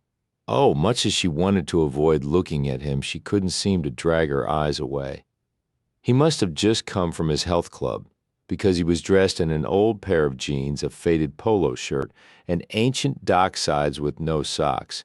His hair was disheveled as though he'd driven his car with the windows open. It seemed imperative that she avoid looking directly into his eyes, but was powerless to resist his gaze. His eyes bore into hers like truth-seeking blue lasers. Their long gaze was finally interrupted by the appearance of Ladonia, who proudly ushered in her intended. As introductions were made, the two men shook hands. "Charlie, this is breaking my heart, you know," Worth said with a theatrical sigh. "I've been after this woman for years." Ladonia affectionately patted his cheek. "I'm sorry, Worth. He was just too sexy to resist." Her statement caused Charlie to blush and Worth to laugh and Cyn to wish that she felt like laughing too. The best she could do was force a smile. Ladonia said, "Charlie wants to take me out tonight to repay me for the nights he's had dinner here." He'd been a regular at dinner since they'd broken their news to Cyn. "Now that Worth's here, you and Brandon won't have to eat alone." "I'm sure Worth has other plans, Mother. In fact, I came by to see if I could buy everybody a burger." "How about it, Ladonia?" "Charlie."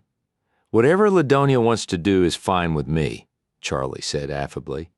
Ladonia linked her arm through his. "I'd rather be alone with my fiancé if it's all the same to you, Worth." He gave her a lascivious wink. "You wanton hussy, you." "Damn, I wished I'd snagged you when I had the chance." He caught her up into a bear hug. Several minutes later, The lovebirds left. Cyn Cyn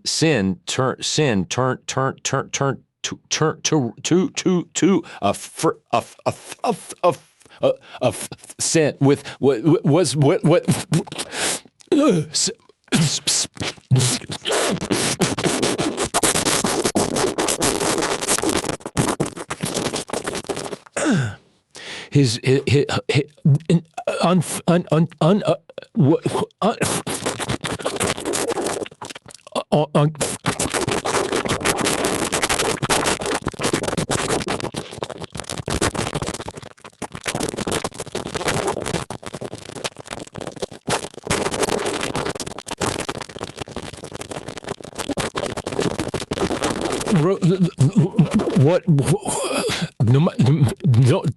no.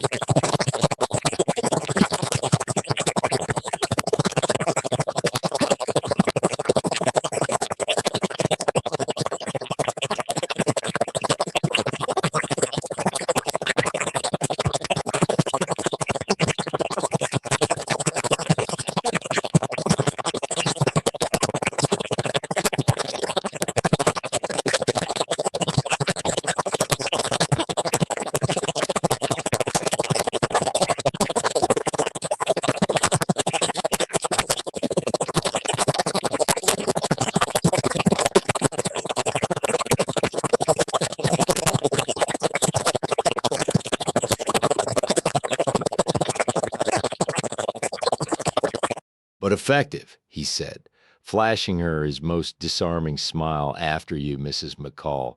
Can I go to the playground now? It's may I go, Brandon, and let me check your face first. Cyn made a fleeting swipe across his mouth with a paper napkin before he scooted from his chair and charged for the door leading outside to the playground.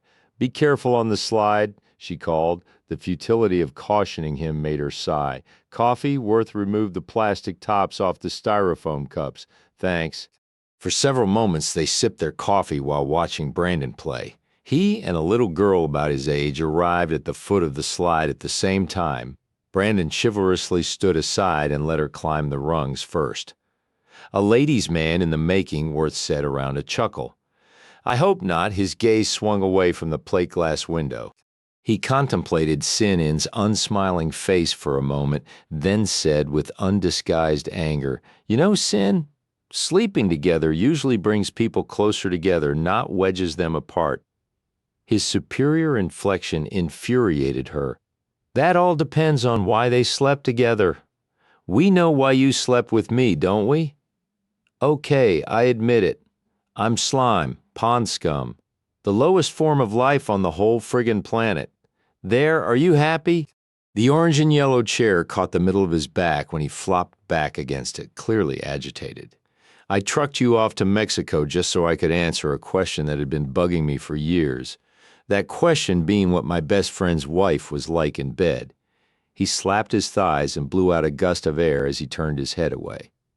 Shortly, however, he sat up and leaned his forearms on the table. Now that we've settled on why I went to bed with you, why did you go to bed with me? What? Let's hear it. What compelled you? One could speculate that you were curious about my sexual performance too. Oh really? Never? Not once? You never listened to Tim expound on my sexual exploits and wondered if I was as good as I claimed to be. Didn't you want to test my prowess for yourself? You're disgusting. She reached for her purse and slung the strap over her shoulder. Before she could slide from her chair, Worth reached across the empty burger boxes and shake cups and grabbed her arm. See how much that accusation hurts?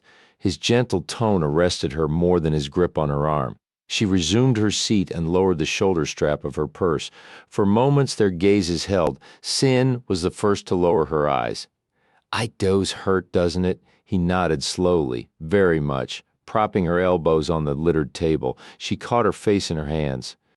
Oh, Worth, I'm sorry, she said. I don't know what got into me. His laugh brought her head up.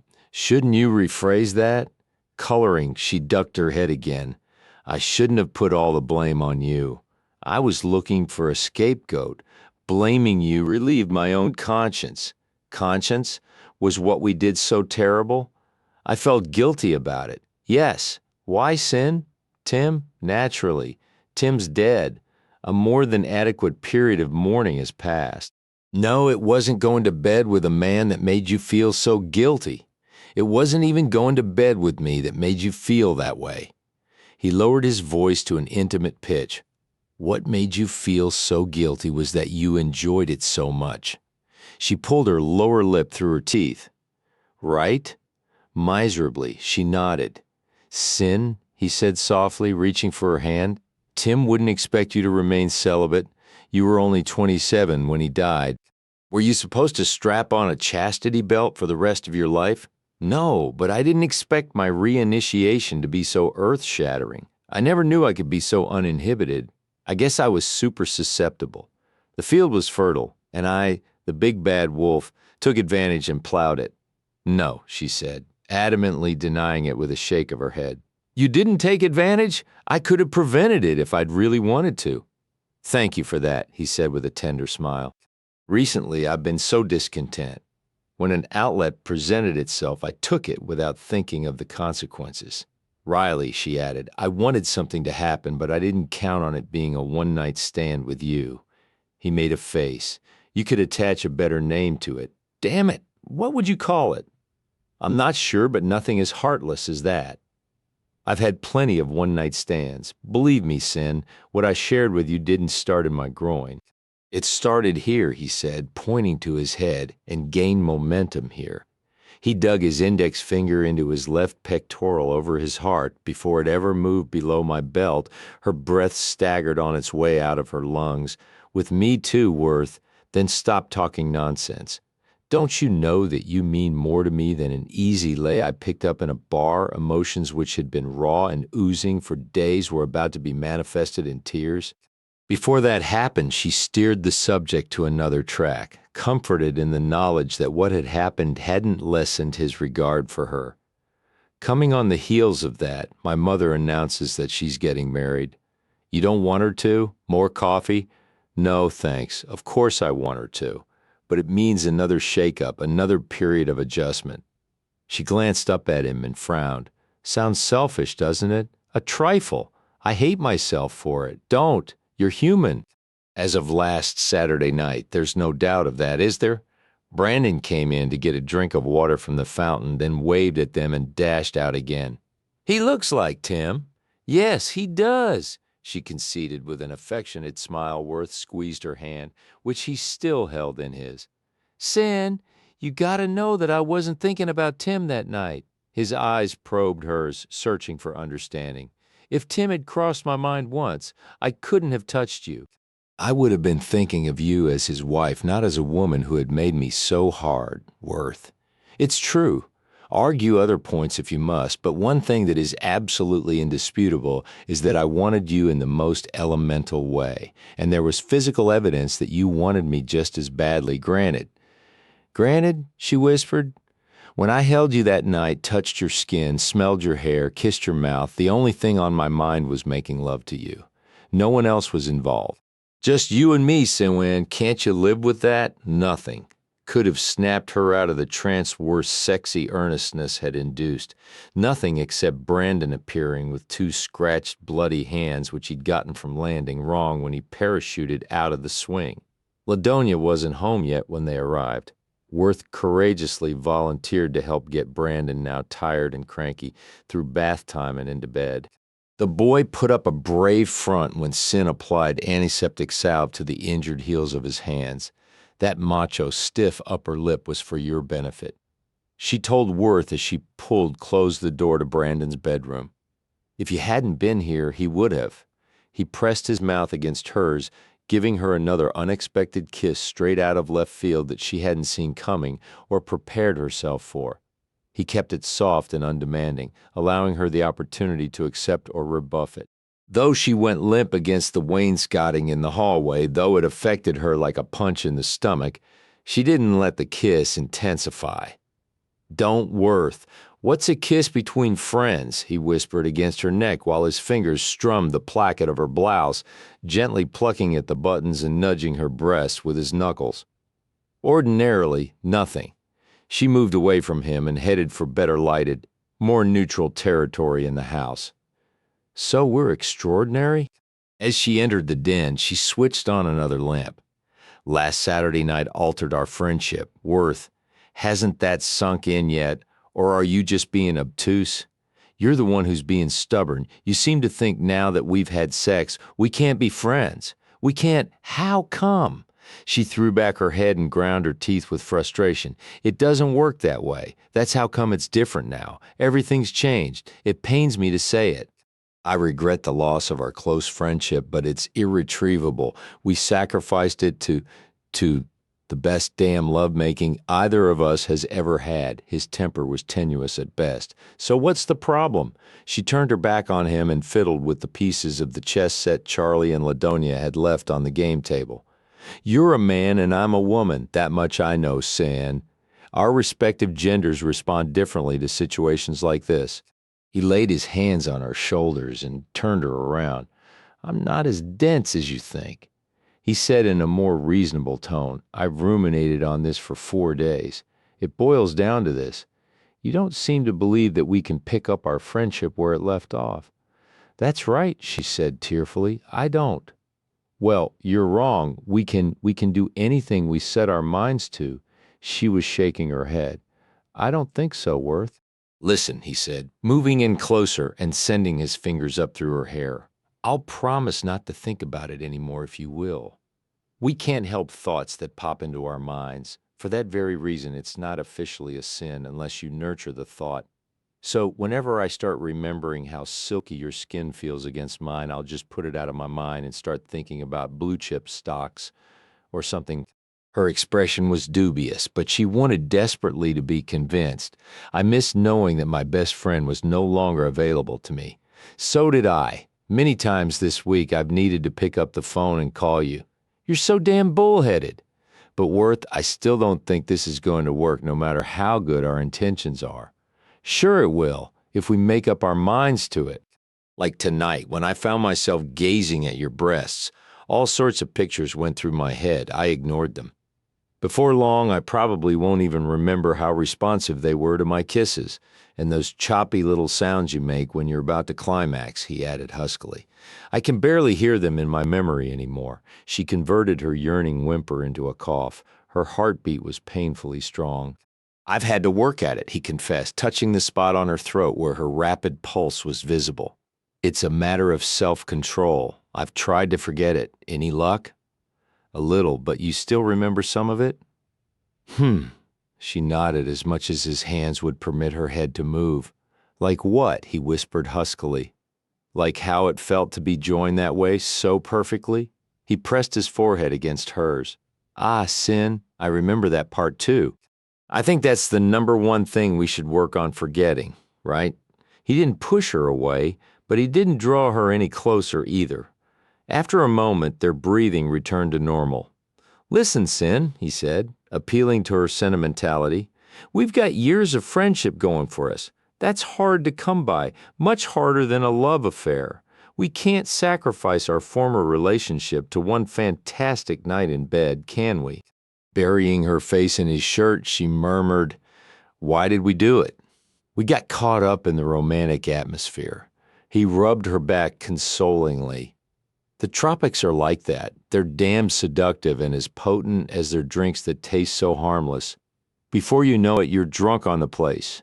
He wrapped his arms around her. Together their bodies swayed to music they heard only in their heads. The sea and sun wove a sensual spell over us. Cyn, along with the unusual circumstances of sharing a room. That combination sabotaged our senses and got us naked and into bed together. You think so? Must have been. We've never been hot for each other before. We never will be again. He seemed less inclined to agree to that and merely nodded. We'll only suffer far-reaching consequences if we let our friendship be affected. It's not like we're strangers. Potential health risks to each other. You're not going to get pregnant. Suddenly he took her by both arms and held her away from him. His eyes posed a silent question to hers before lowering to her abdomen. Are you? She wiggled out of his grasp. Certainly not, she hoped. Well then. See? Things can go on just as they have before, he said happily. His cavalier attitude was intended to boost her spirits and alleviate her anxiety. Instead, it annoyed her. Having restored her self-image with a few sweet words and soothed her guilty conscience with a plausible rationalization for her behavior, he had dismissed the whole episode, secure in the knowledge that he still had her friendship. Unscathed, he had hurdled what had grown into a major stumbling block in her mind. Damned if she'd let him know it, though.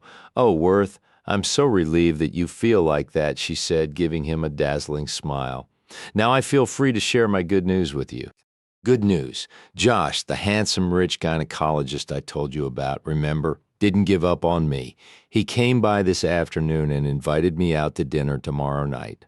Worth's smile took on the consistency of setting cement. How nice. He doesn't take no for an answer, does he? Thankfully not, she said, laying a coquettish hand against the base of her throat and laughing breathlessly. My love life's improving too. I've decided to forgive Greta. Cyn's laughter sputtered and died.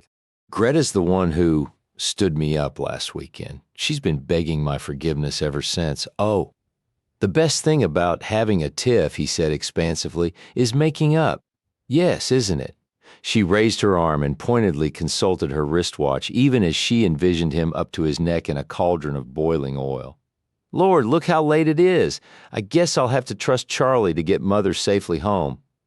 She covered a huge fake yawn. I can't wait up for her. I'm exhausted and need to get some rest. Turning, he headed for the front door, muttering as he went, "You don't have to ask me twice." What was that worth? I didn't quite catch it. I said that I've got a big day tomorrow, too, and should be home in bed. Are you angry? You sound angry. He was moving so swiftly it was difficult for her to keep up. She collided with him when he reached the front door and came to an abrupt halt. No, I'm not angry. Why should I be angry? No reason I can think of. I'm in a hurry to get home, that's all. Thank you for reminding me how late it is. I need to call Greta and firm up our plans for tomorrow night. He leaned in closer and whispered, not that it really matters what we do first. She couldn't miss his meaning and wondered why she wasn't able to tease or make a joke out of his sexual dalliances the way she had only a week ago. Well, have fun, she said breezily. Oh, I intend to, he snapped his fingers.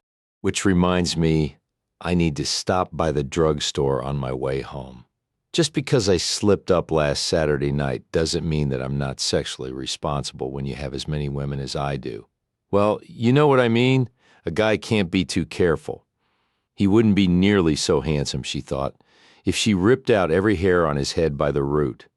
I'm glad you stopped by tonight, Worth, so we could clear the air about that other matter. What other matter? Oh, you mean what happened in Mexico? Hell, I've already forgotten it, he said with an indifferent shrug. Well, so have I.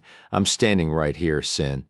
You don't have to shout, it's just that I'm so glad we're still friends. Friends? You bet to the bitter end. It would take more than a roll in the hay to come between good friends like us. She bared her teeth in a facsimile of a smile. How sweetly put. Well, you're the one who called it a one-night stand. Which is all it was, wasn't it? Damn right. Good night. Good night. Oops. Almost forgot. Reaching into the pocket of his windbreaker, he gathered up about 10,000 scraps of paper and threw them into the air. They fell around them like snow. What's that? Cyn cried. The check you mailed me for your share of the expenses. I want to pay for my half. His grin was sickeningly smug. You did. She slammed the door, almost smashing his nose and the toes of his run-down dock sides. Fuming, she marched toward her bedroom. She tried to think of one good reason why she shouldn't submit to a self-indulgent crying jag. Her son was happy and well-adjusted, but he didn't have a daddy, and that deficiency would probably affect him in later life. Her mother was getting married, and she was glad about it, but when Ladonia moved to Charlie's, it would leave a huge vacancy in this house. Tomorrow was Friday, the end of a ghastly week, but that only meant she was one day away from enduring her dinner date with Dr. Josh Masters. She burst into tears. Chapter 10. Ladonia's sparkling light brown eyes were especially bright as she waited in her bedroom for her second wedding ceremony to begin. You look beautiful, Mother. Cyn was able to say it with honesty and pride. The dress is perfect. Straight out of an F. Scott Fitzgerald novel. The golden beige georgette was beaded across the shoulders of the blessed bodice. Its flared skirt swirled from a snug-fitting hip band.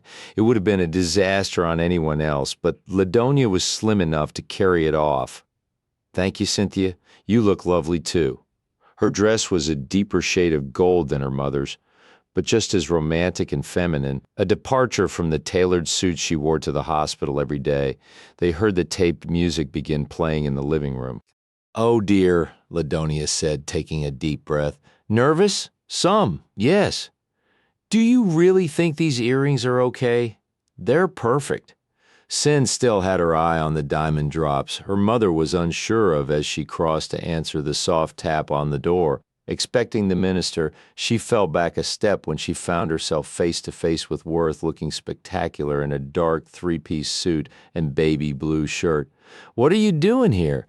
I came for the bride. His eyes moved beyond her to Ladonia. He gave a soft whistle. I really blew it this time, letting you get away. He stepped past Cyn, who still hadn't recovered from the shock of seeing him after 2 weeks without hearing a word. In times past, they'd called one another at least once a week, even if they didn't have anything significant to say. These are from your groom, who, I must say, from a purely objective point of view, looks extremely handsome, if a bit weak-kneed. He extended Ladonia a beautiful bouquet of gold roses, white orchids and baby's breath. He's an adorable man. Her eyes got misty as she lovingly gazed at the bouquet. He's a lucky devil, Worth gave her a swift hug.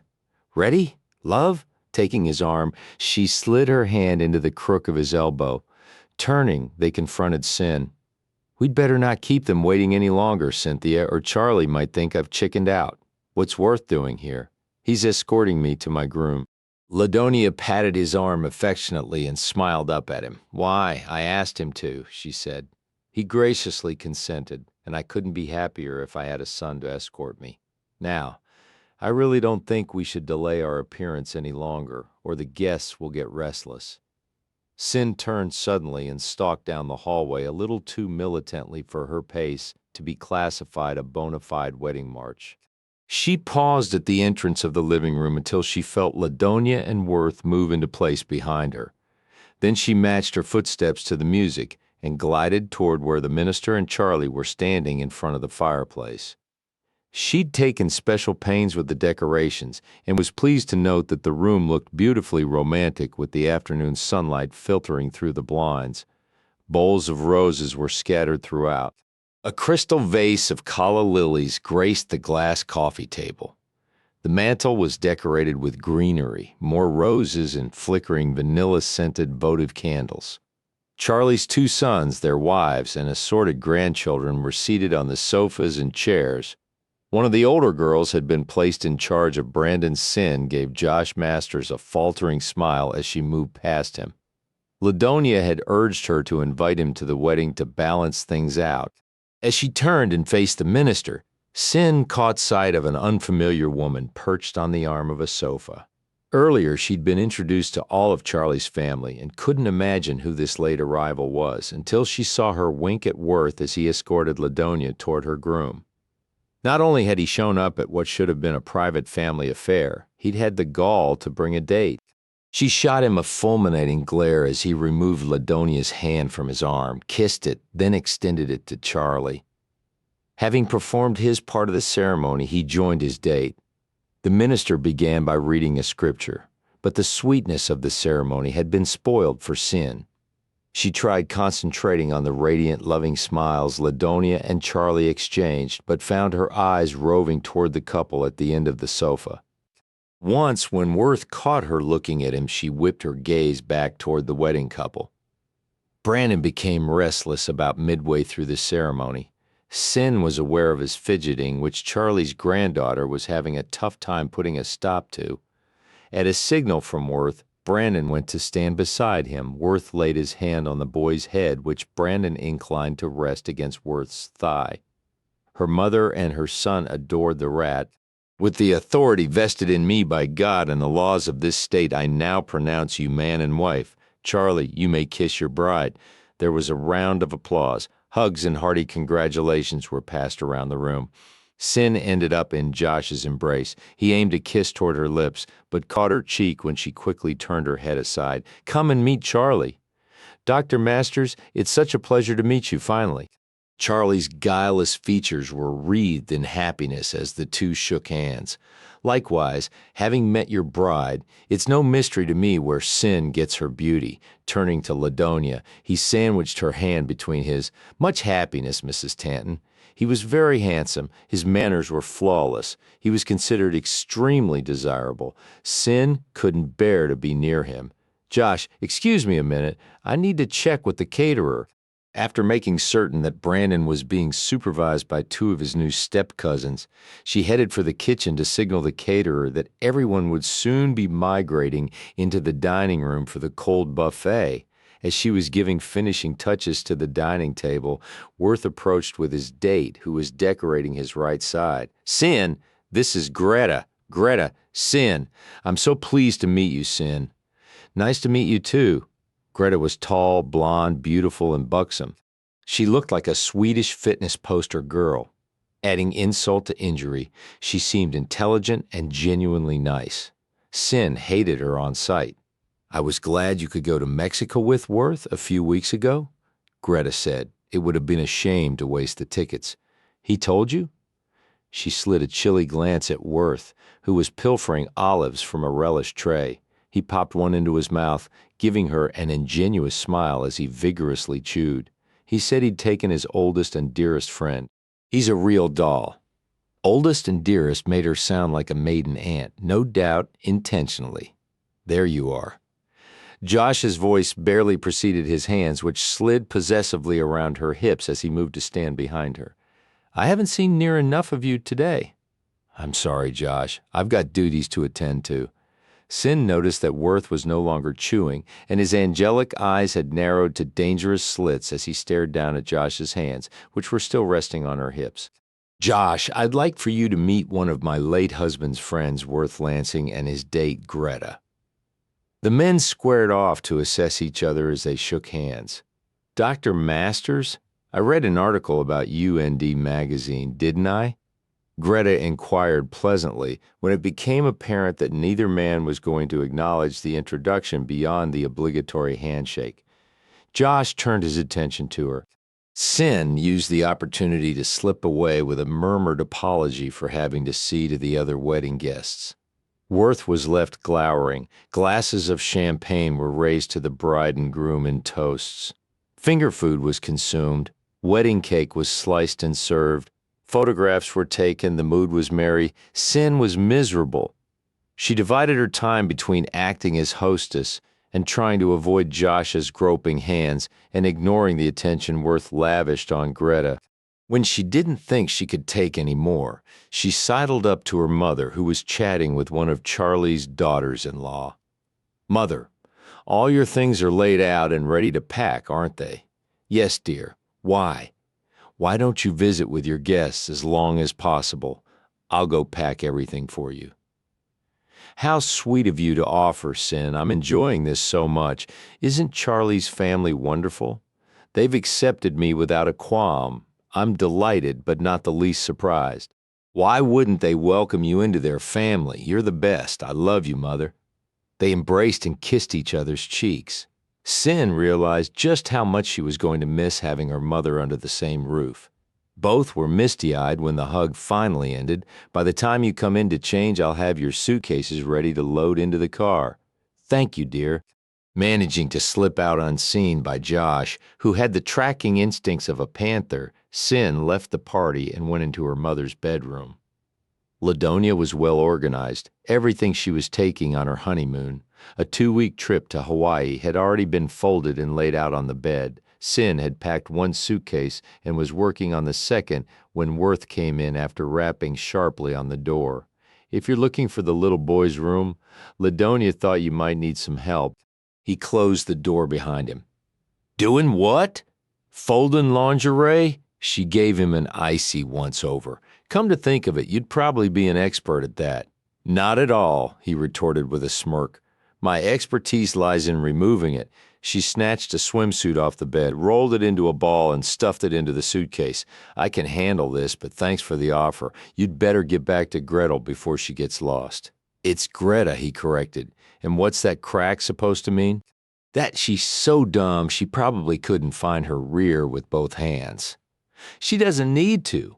Oh, I get it. You'd find it for her with both hands. It's big enough, she muttered as she crammed a pair of beach sandals into the bag. Matches the rest of her. Just how tall is she, anyhow? He pushed back his suit coat and shoved both hands into his pants pockets. From his rigid stance and fierce facial expression, Cyn judged he needed to restrain his hands or he might start punching the walls. His vest fitted his narrow waist to a T. He looked gorgeous. Damn him, so that's the famous Dr. Masters, he said. That's him. Are you two an item? If you wanted to know, you could have called and asked. You haven't called me either. The last couple of weeks have been hectic, planning the wedding, shopping with Mother for her trousseau. She found time to call me. Well, obviously she had something to say to you, and you don't. She slammed the lid over the suitcase and snapped it shut. Now that you mention it, yes. Well, I think it's really pathetic to see an adult male salivating over a girl just because she's well built as your friend. I feel it's my duty to tell you how ridiculous you look fawning over her. He moved closer, bearing down on her. As long as we're being so friendly, he said in a growling tone, I feel it's my duty as Tim's friend to warn you about slick hustlers like Dr. Masters. I'm a big girl. I can take care of myself. I'll bet that on the first date, Masters took you to a very romantic restaurant. The Old Warsaw? Perfect, right down to the strolling violins. The second date would have been to someplace trendy, chic, and fun. Spoozies. A place to see and be seen so he could impress you with what a man about town he is and how lucky you are to be with him. Feigning boredom, she glanced beyond his shoulder into a wall mirror and fiddled with her hair. Is all this going somewhere, Worth? You bet it is. The next time he asks you out, it will be to his place or somewhere equally intimate. He'll suggest a cozy evening for two. He poked her chest with his index finger. That's when he'll make his move, when you're relaxed and mellowed by fine wine and soft music. And if he gets you into his hot tub, you're as good as made, speaking from experience, years of it. Well, I'm not one of your bimbos. That's my point, Cyn. You're new to the game, a babe in the woods. The rules have changed since you dated Tim back in college. You're my friend, and I'm afraid you'll get hurt. You think I'm stupid and unsophisticated? Naive? Thanks for the words of caution, Worth. But I know the rules of the game better than you think. Before she could turn away, he caught her shoulders. Does my advice come too late? With cool defiance, she asked. Aren't you the one who said, so if you like him, let him have you? He slowly nodded his head as though he'd just reached a conclusion. Well, that's not surprising, I guess. Her eyes sharpened to green points. Why do you say that? Bending down, he whispered tauntingly, because I know just how little effort it takes to make you wet. Her palm cracked against his cheek. Ladonia chose that moment while the reverberation of the slap was still palpable.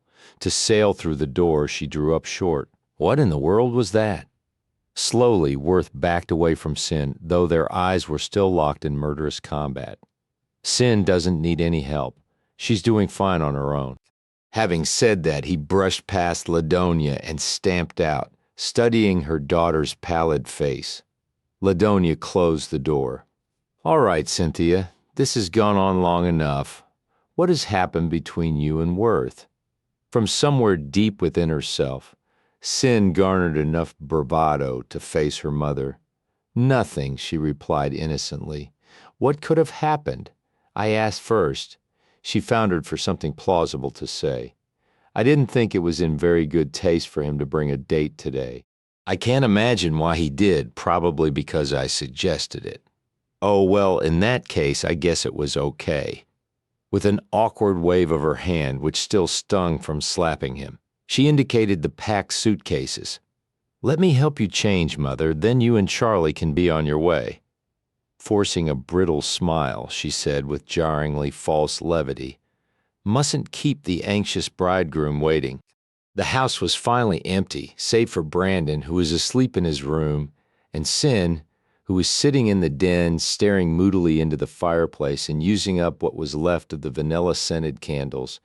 She transferred them from the living room mantel so she could enjoy them. Shortly after Charlie and Ladonia had raced to his car parked at the curb, being pelted by rice and good wishes, the guests had departed. Josh had been the last to go, and only then because Cyn had insisted. Why don't you get out for a while, he had suggested. You've been on your feet all day. Let me cook something at my place. We can call a sitter, for Brandon Worth's prediction echoed as noisily as Quasimodo's bells in her ears. Thanks anyway, Josh, but I need to straighten up the house. I'll help. When we're finished, I'll send out for Chinese. We'll spend a quiet evening together. She shook her head. Really, I'm exhausted and not the least bit hungry. Grudgingly, he'd finally said goodbye, claimed a kiss, and left. Even after the caterer had cleared out, there was still a lot to do to put the house right again. Brandon was acting ornery and insisted he was hungry even though she knew better. She finally opened a can of pasta and meat sauce, which was a gastronomical, not to mention nutritional, atrocity. He played in it until she whisked it away and trundled him off to bed. Now, dressed in comfy sweats and oversized socks, she sat staring into the fireplace, enjoying the absence of any noise except for the crackling of the burning logs. When the doorbell rang, she groaned, I can't believe it. Deciding to wait it out and hope whoever it was would go away, She hunkered deeper into the sofa and hugged a cushion to her chest after the third peal of the chime, afraid that the racket would wake up Brandon. She tossed the cushion aside and rolled to her feet. It was Worth what you doing. Thinking seriously about slamming the door in your face. Hey, I'm the one who got slapped today. He worked his jaw with comic exaggeration and rubbed it gently, wincing as he did. Cyn ducked her head in chagrin. I've never struck anyone in my life. Then I guess I should feel honored. I'm sorry, Worth. You were sorely provoked. I don't recall ever saying anything quite that nasty to a woman before. Their gazes held for a moment. May I come in? Do I smell wood burning in the fireplace? He sensed her hesitancy and asked, You're not, entertaining, are you, like this? She spread her arms to indicate her sloppy attire. He mimicked her gesture, drawing her attention to the fact that he was similarly dressed. She stepped aside and nodded him into the hallway. I can't promise I'll be good company. I'm very tired. 1 glass of champagne and then I'll split. Champagne? She asked over her shoulder as she led him through the dark house toward the firelight glow that pervaded the den. Surely you've got a bottle left over, several in fact. We'll start with one, you get it, and the glasses while I'm putting another log on the fire. We've got dozens of finger sandwiches left too, canapes, mints, nuts. Just champagne, he called as she headed for the kitchen. When she returned with 2 fluted crystal glasses and a bottle of champagne, flames were licking the new logs. Where's Brandon? He asked as he deftly worked the cork from the bottle. She held out the glasses, in bed and fast asleep. Thank heaven. All the attention he got today went straight to his head. He was being a monster. She raised her brimming glass. What are we drinking to? Friendship? Cyn cocked her head, her expression wary. Friendship? He repeated the word but put a different inflection on it. I only slap my very best friends, she said, clinking her glass against his, chuckling companionably. They settled down on the sofa facing the fire and placed their feet on the large square coffee table in front of them. They slouched in the soft cushions, resting their heads on the back of the sofa. I behaved like a total jerk this afternoon, he said. I was being a bitch. She rolled her head to one side so she could look at him. I don't know why. He moved his head to bring them face to face. Don't you? No. You were jealous, Cyn. Jealous of the blonde bombshell, who wasn't at all dumb as I said, but very intelligent and articulate. Jealous of a skein of moonbeam blonde hair and big blue eyes among other big attributes. Don't be ridiculous. Depositing her champagne glass on the table, she stood up, moved to the fireplace, and picked up the poker. You're not going to clobber me with that, are you? She had the grace to laugh at her own expense. Actually, I was going to stir the coals, but now that you mention it. She raised the poker threateningly over her head and snarled before dropping it back onto the hearth. Okay, I confess, I couldn't stand watching you with her. What's wrong with Greta? Nothing, not a single thing, she said ruefully. She returned to the sofa and flopped down beside him again. I thought you'd be tucked into bed with her by now. He shrugged as he reached for a strand of Cyn's hair. Lack of initiative. What about Dr. Open and Say, ah? She yanked her head back, freeing her hair from the fingers that were absently playing with it. Was that intentionally crude? Absolutely. Her censorious expression lasted but a few seconds. I sent him home. Did he ask to stay? Yes, after I declined going to his place and letting him cook dinner for me. She held up both hands in a gesture of surrender. I know, I know. You don't have to say I told you so. He couldn't have been any more predictable if you'd handed him a script. To Worth's credit, he let the subject drop without gloating. What smells so good? The candles. Oh, I thought it might be new bath powder. No. Not that yours needed improvement. I can't step out of the shower anymore without missing the smell of it lingering in the bathroom. Their eyes met, and the sudden impact momentarily knocked the wind out of them. Staring at him made her body feel warm and fluid, heavy but weightless. After a long moment, she looked away. He was all too appealing, with his hair falling over his brow. The fairer strands picked up every ray of light dancing out of the fire. I guess the honeymooners are in Labie now, she remarked inanely. Guess so. They're spending the night at the Bonaventure and flying to Hawaii tomorrow. It'll be a nice trip for them. Mother's always wanted to go to Hawaii.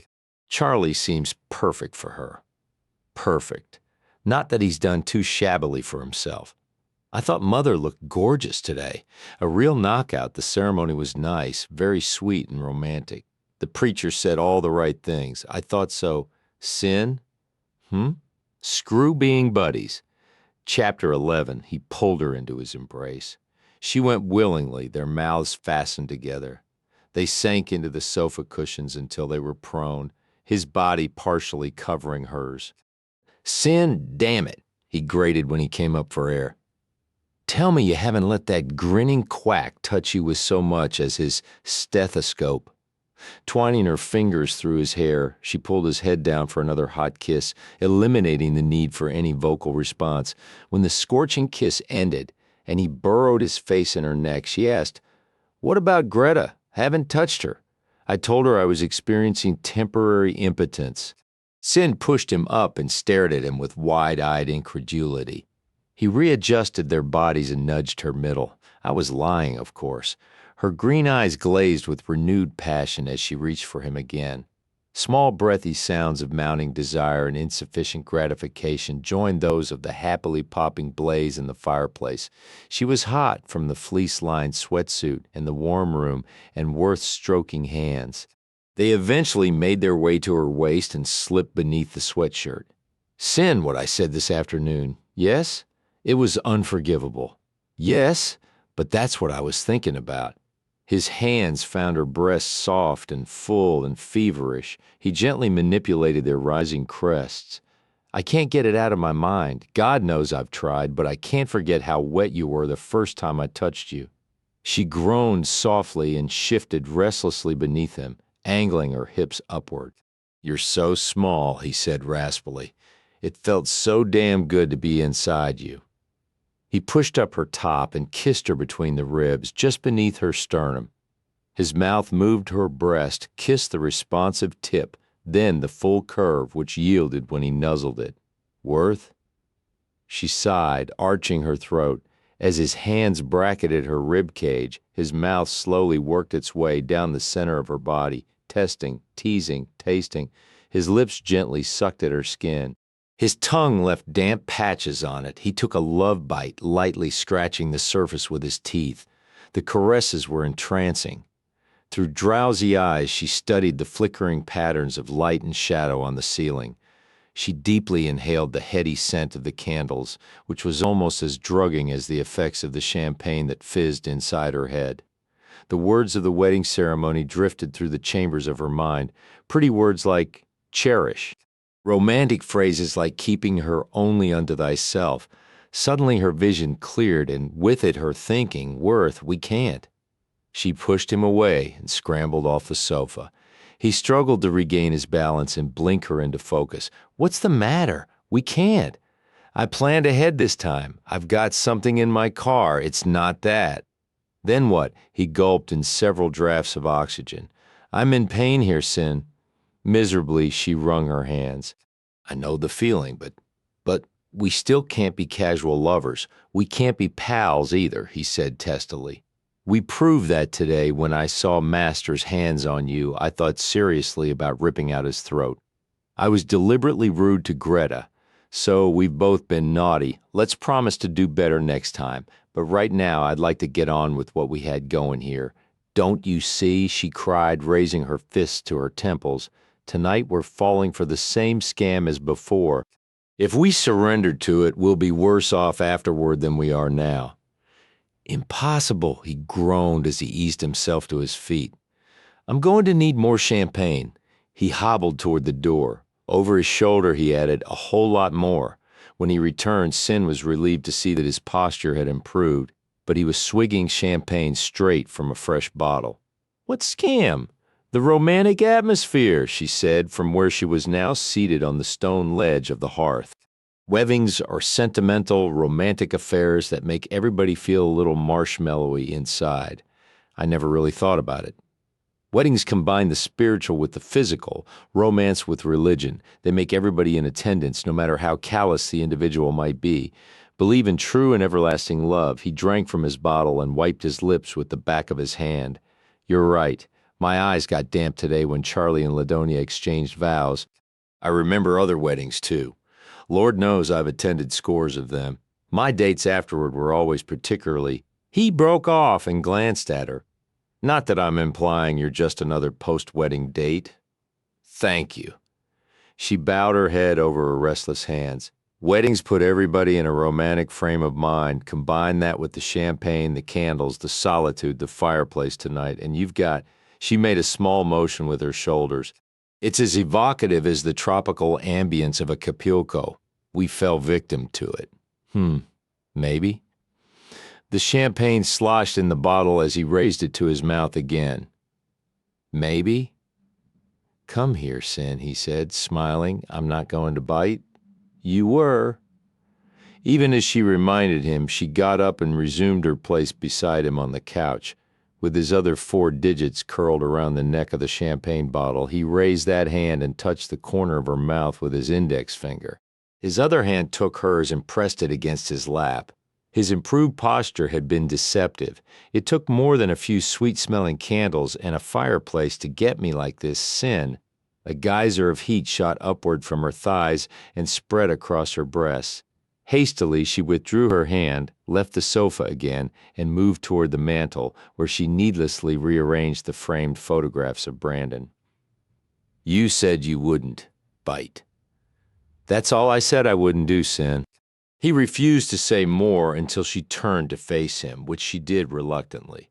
We have a built-in desire for each other or for sex. I could have had sex with Greta. You could have had Masters. I didn't want exactly, and I didn't want Greta. I wanted you, caught in a trap of her own making.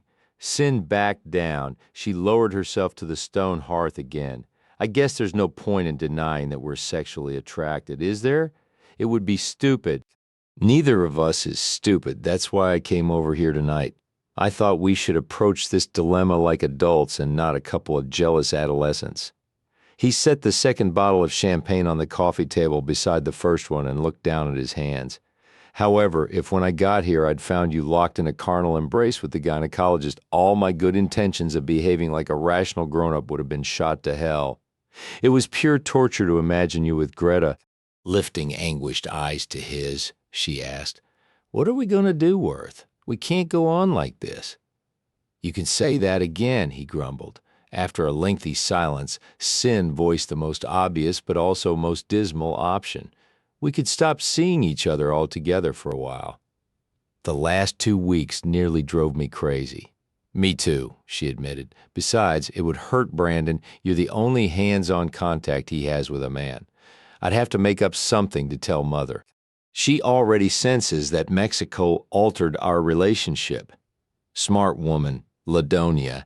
His fingers did push-ups against each other as he contemplated their problem.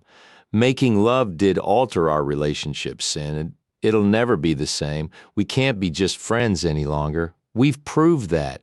Mournfully, she sighed. So we'll have to stop seeing each other. No, he said slowly, we'll have to do it again. Her expression went completely blank for several seconds before her eyes narrowed and glinted with anger.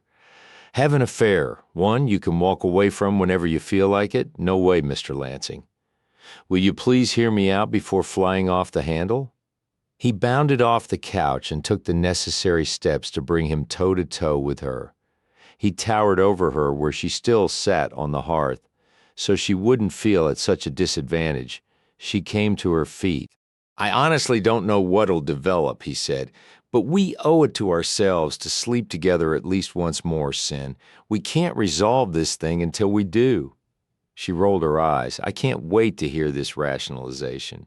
You say that tonight in Mexico, just flukes, that we were victims of setting and circumstance. Mistrustfully, she nodded, wondering where he was taking this argument. Okay, we need to find out if that's all they were. They were. Then you've got nothing to worry about, and there's no harm in trying it. It was a standoff. They all but pawed the ground. Listen, he said impatiently, raking back his hair. Admit that the sex was terrific. Her eyes lowered to his throat. She gave a terse nod. Okay. And admit that we don't have to harbor any guilt over Tim because nothing but friendship sparked between us until Acapulco. Agreed? Agreed. Subconsciously, she rubbed the third finger of her left hand where she knew there was still a ring of pale skin. She had removed her wedding band upon her return from Mexico, feeling she had betrayed Tim, although she knew that Worth's reasoning was valid. Good, you've conceded points 1 and 2. He collected his thoughts. For clarity, I'll combine points 3 and 4. If only the mood was responsible, we'll find out soon enough, and until we do find out, neither one of us is going to be worth a damn. We can't be functional professionals while trapped within this turbulent emotional climate. She frowned at his elaborate phraseology. That sounded rehearsed. It was, for about 6 days. 6 days. If you've been thinking about this that long, why did you bring a date to the wedding? Spite. Which brings up another crucial point. We've never played games with each other, Cyn. I hate playing games with you. Same here. Any other time, I would have been batting off Josh's hands. I let him paw me today because I knew it was getting to you. And everything you've said has merit no matter how loftily you've phrased it. I've only been going through the motions at work. I've been cranky. I can't keep my mind on anything. It was a superhuman feat to plan the wedding. So what do you say? She fidgeted nervously, shifting her weight from one stockinged foot to the other. His sexy dishevelment might influence her decision, so she tried not to take his looks into account, but base her decision strictly on the pragmatic arguments he'd set forth. It would be sort of like a scientific experiment, wouldn't it? Exactly. We'll try it and see how it goes.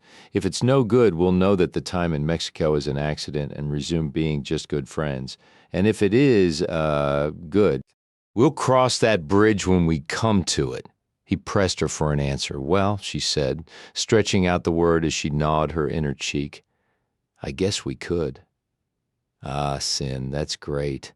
Smiling, he reached out to draw her into his arms. She laid restraining hands against his chest, but not tonight. His smile collapsed. His arms dropped lifelessly to his sides. Oh, sure, right? Of course. How come? We're still too caught up in post-wedding emotionalism. Swearing beneath his breath, he glanced at the flickering candles, the champagne bottles, the crackling fire, and Cyn's kiss-swollen lips.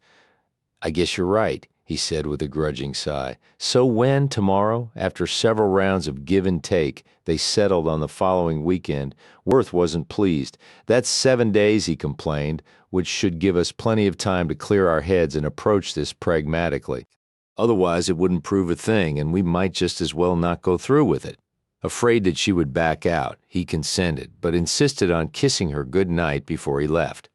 She gladly accepted the sleek exploration of his tongue inside her mouth while he held her body firmly against his. But when his hands moved to her breasts, she eased him away. Not yet, she managed to say in spite of her shortness of breath. She spent all day Sunday with Brandon since he would have to go to a daycare center while Ladonia was away. He didn't mind. He loved playing with the other children.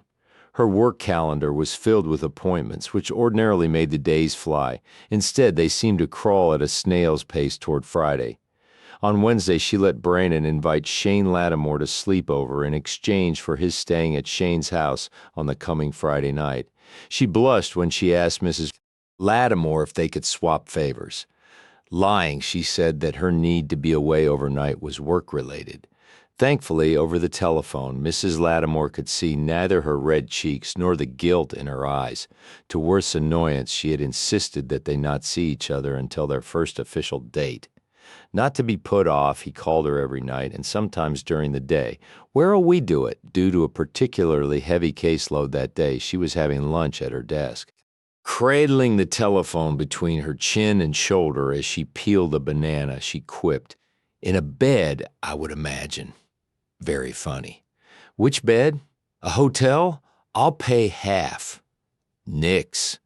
Unless you want another torn-up check on your floor. How about my place? We'll have dinner here, too. I don't know, Worth, she hedged. I've already planned the menu. Besides, my apartment is the most logical place. The Pleasure Palace. It does have its creature comforts. She thought about the thick sheepskin rug on the living room floor and the hot tub in the black marble master bath. I guess so. Her reluctance stemmed from a mix of trepidation and excitement. Great, I'll pick you up at. No, I'll drive myself over so you'll have a means of escape. My microwave soup is getting cold. Coward, he shouted into the receiver as she hung up. She barely had time to finish her desktop lunch before the secretary announced her own o'clock appointment. It was Cheryl Davenport. Come in, Cyn rose to greet her. How did you get out of class? I told them I had a dental appointment. Sit down. How are you feeling? Cyn returned to her chair behind the desk. I've been getting sick every morning. You look like you've lost a few pounds. Cyn noticed the dark circles under her eyes, too. Medication could relieve morning sickness, but that was the least of Cheryl's complications. How are you doing otherwise? Not very well. Daddy's pressuring me to enroll in this course that prepares you to take the SAT. She raised her hands, then let them fall uselessly back into her lap. He's thinking college entrance exams, and I'm thinking alternatives to pregnancy. Then you haven't told your parents yet? No, I'd be dead if I had. Don't say that, Cheryl. It isn't true. As good as dead, she said miserably. Mrs. McCall, I don't know what I'm going to do. Did you read the literature I gave you? Yes, but you're no closer to a decision. She shook her head.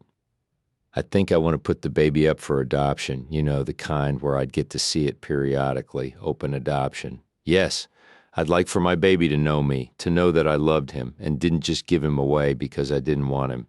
But whenever I envision telling my parents, I just don't think I can. She choked up and began to cry. For the rest of their session, Cyn tried to alleviate Cheryl's fear and desperation. It wasn't easy. By the time she left, Cyn was exhausted. The funny, wicked card she received from Worth in the afternoon mail arrived when she badly needed a boost to her spirits.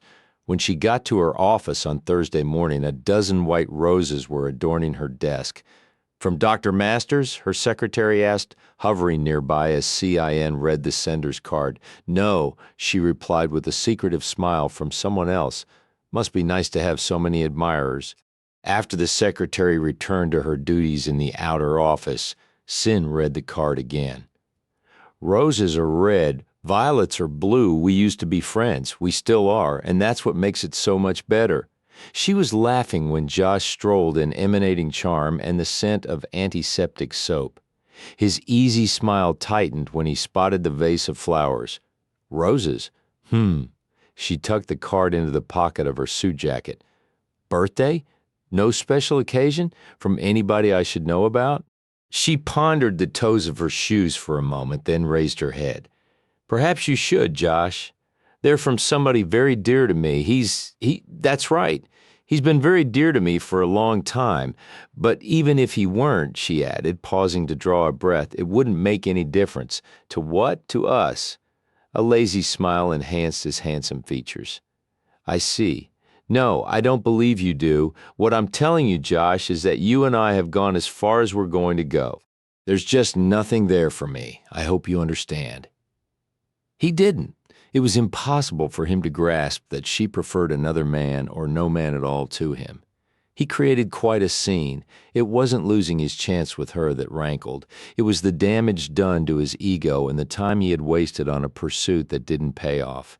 She had no difficulty at all in coldly demanding that he leave her office. After that, the rest of the day was a breeze. Before she left for home that afternoon, she snipped off one of the rosebuds and took it with her. Half an hour later, she used her key to unlock the door of the offices of Lansing and McCall. Worth had refused to take back the key when Tim died, since she still had an interest in the business. He wanted her to feel free to come and go at any time. This was the first time she had exercised that freedom, as she had hoped the office was empty. Mrs. Hardiman's typewriter was covered and the lamp on her desk turned off. Cyn passed through the anteroom and found the door to Worth's office unlocked, feeling like a thief. She tiptoed across the carpet to his desk and laid the rosebud on the glossy surface, along with the thank you note she'd written on her stationery. Freeze, squealing in fright, she spun around. He was standing in the doorway of his private lavatory, crouched in a policeman's stance, both hands extended as though they were folded around a snub-nosed .38. You scared me half to death. "What are you doing sneaking around my office? Where's Mrs. Hardiman, gone for the day?" I was just about to leave. Their mutual smiles indicated how happy they were to see each other. He lowered his gun, and for several moments they grinned across the space that separated them. "I came to thank you for the roses. They were so lovely, they needed to be shared." He moved to his desk, picked up the rose, and twirled it by the stem as he read her thank you card aloud. "A poet you're not." He barked a short laugh, then lifted his smiling eyes to hers. "Pretty terrible, huh?" "The worst, but I appreciated the sentiment." Again, they lapsed into another smiling and staring spell. Cyn was the first to work her way out of it. "Well, that's all I came for. If I don't leave now, I'll be late picking Brandon up." "Wait a sec and I'll ride down in the elevator with you." He secured his office and they left together. On the way down the hallway, they chatted about inconsequential things, the weather, their respective jobs, Brandon's week in daycare, but each was aware of Worth's hand riding lightly in the small of her back. She liked the way he carried his suit jacket over his shoulder, using one finger as a hook. He liked the way her hair bounced against her shoulders.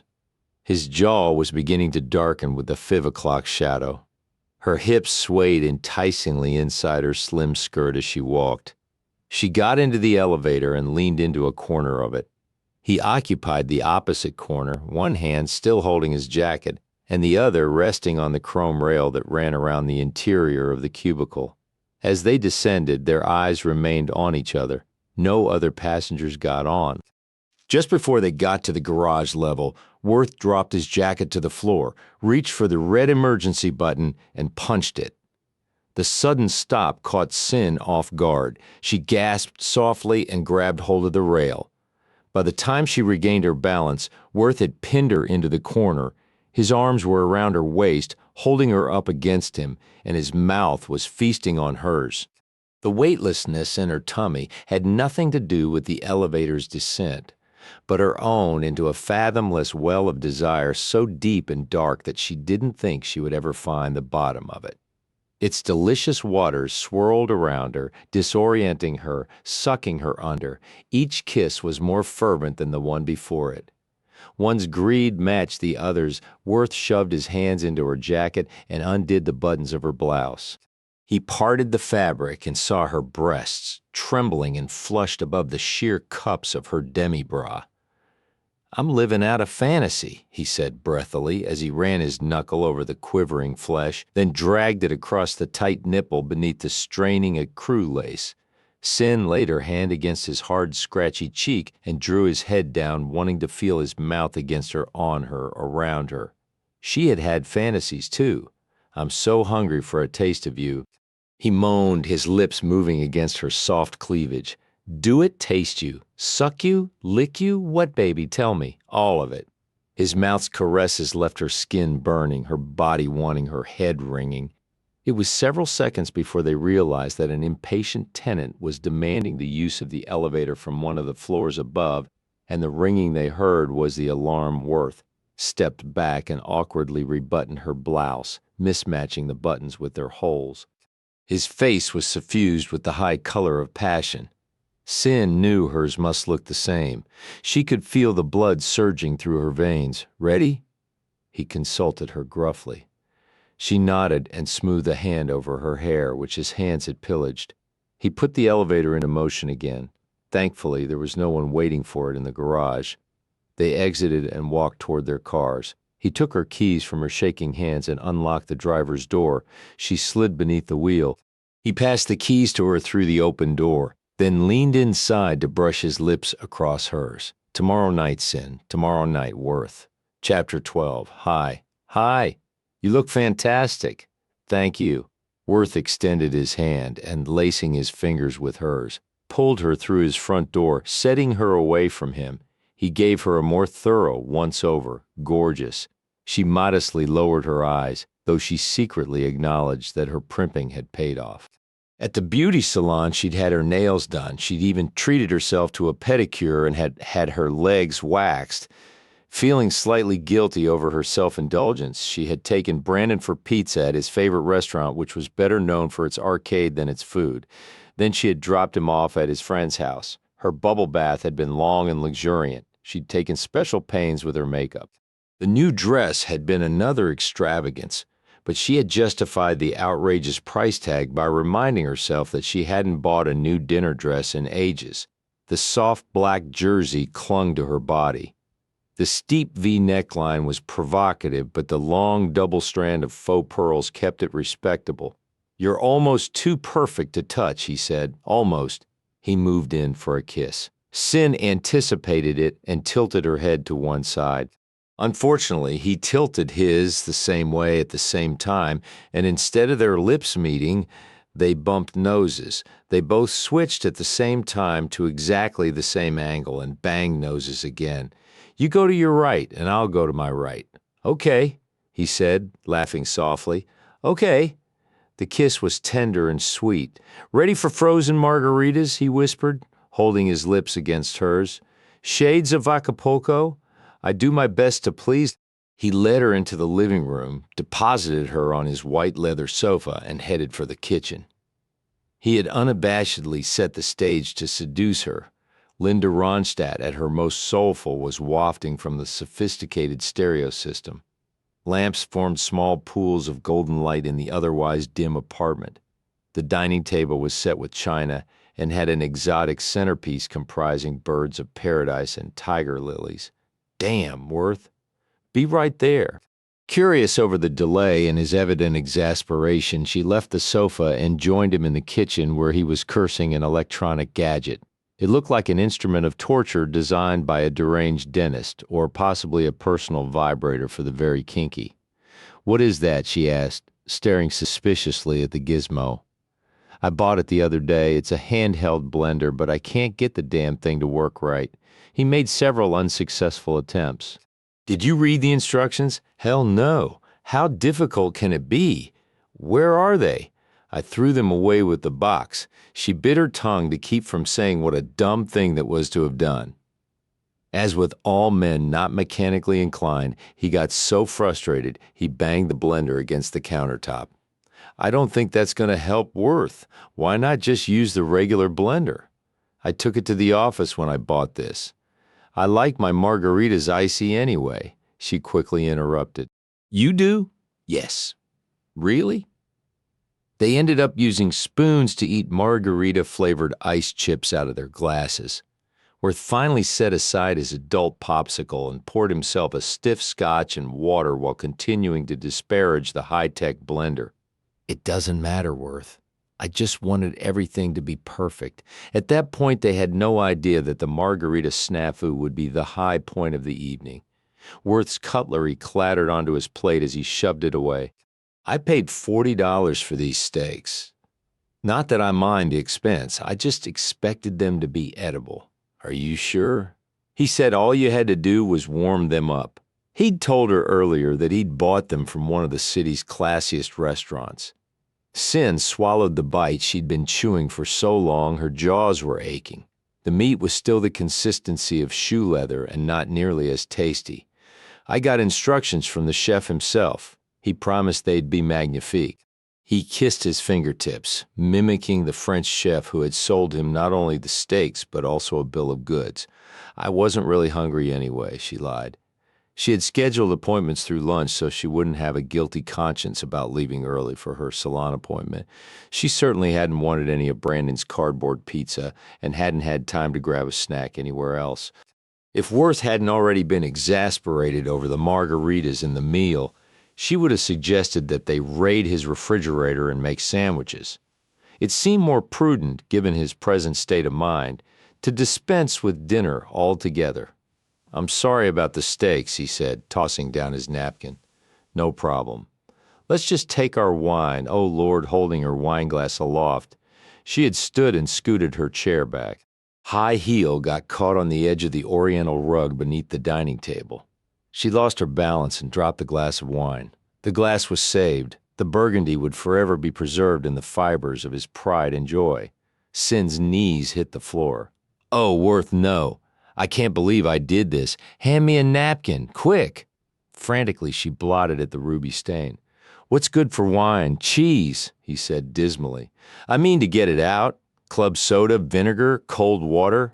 Maybe if we dipped a towel in cold water and... Forget it, Cyn. He put his hand beneath her elbow and hauled her to her feet. I'm sure somebody can get it out. An expert dry cleaner, probably. Maybe. Worth, I could just die, she wailed. He had dumped a woman for leaving cellophane candy wrappers in his ashtrays. She had just ruined a pricey rug. I remember when you bought that rug, you were so proud of it. I still was. Am? He corrected quickly. I meant am. Ooh. She wrung her hands in distress. He pulled her into his arms and kissed her neck as he held her close. Forget the damn rug, Cyn. It's not nearly as important to me as the fact that you're here and I'm about to make love to you. She tilted her head back and gazed into his eyes as she ran her hands through his hair. Promise. He kissed her deeply. Promise. Linking their fingers again, he led her into his bedroom. Cyn approached it timorously. She'd often teased him about how blatantly sexy it was. A zebra skin was sprawled on the floor. The bed sack was black leather, the lighting indirect, the atmosphere sybaritic. He'd already folded back the bed sack to reveal what seemed to her an acre of ivory satin sheets. Her heart began to race. This room, she knew, had been the scene of many seductions. She wanted to be different from all the others. She wanted this night to be stamped on his memory forever. As usually happened, she got more than she bargained for. He turned her toward him. After whisking several light kisses across her lips, he parted them gently with his tongue, then moved it in and out of her mouth until she was gripping his shoulders and arching the front of her body into his. I'd like to undress you, Cyn. He whispered the request into her hair, then pulled back to read her reaction. She wet her lips, smiled nervously, and gave a quick bob of her head. He knelt down in front of her and removed her shoes, a gesture that struck her as exceptionally sweet but intensely sensual, as he warmly clasped her feet, one at a time, between his hands. Standing, he placed his arms around her, reaching for the tab of her zipper. It stubbornly eluded him. He grappled with it. Maybe I can help, she suggested, moving his hands aside, or at least she tried to move them aside. His wristwatch had become snagged on the jersey. Wait, I'm caught, he said when he sighted the problem. Turn around. She ducked beneath his arm and pivoted. He finally managed to wrangle his wristwatch free and undo the zipper. With the coaxing of his hands, the dress slid from her body onto the floor, but the mystique had been spoiled and the sensuality diluted. I don't think it did too much damage, he said, assessing the snag. Cyn extended the mile-long thread that had been pulled out of the weave of her brand-new, very expensive dress. No, not much. I'm sorry. It doesn't matter. He shrugged out of his navy blazer and folded it over the arm of a chair. Cyn, striving to restore the romantic mood, assisted him in peeling the white turtleneck over his head. Bare-chested, he faced her, lifted her hand to his lips, kissed the palm, then laid it against his heart. You're beautiful, Cyn. So are you? I want you.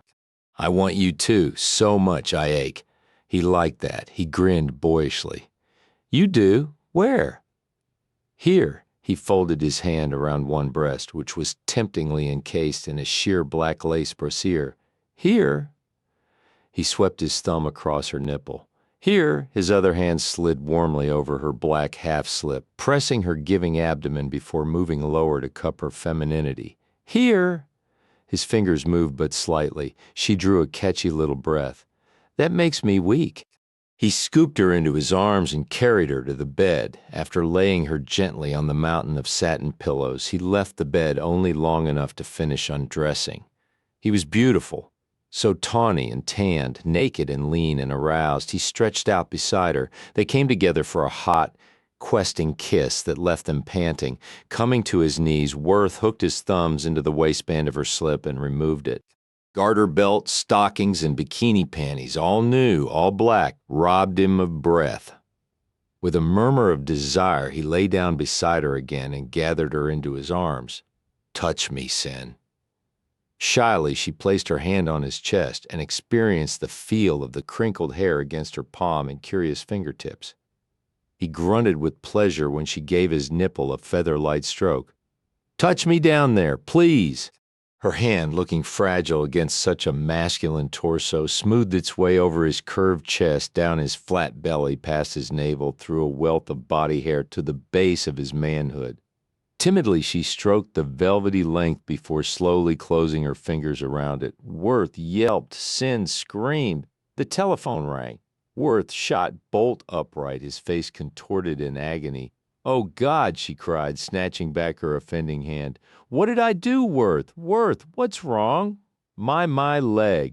He fell back against the pillows, rolling from side to side and thrashing his arms against the mattress. "Your leg? My calf? Charlie horse? Cramp? Ag, damn, that hurts," commiserating with him as he continued to writhe in pain. She grimaced and bit her lower lip. The telephone was on about the fourth ring. Flooded with relief to learn that she hadn't caused Worth's agonizing injury, she lifted the receiver to her ear. "Hello, you Lansing residents. Is this Mrs. McCall?" She certainly hadn't expected anyone to call her. "Yes, this is your answering service. You left this number for us to call in case of an emergency."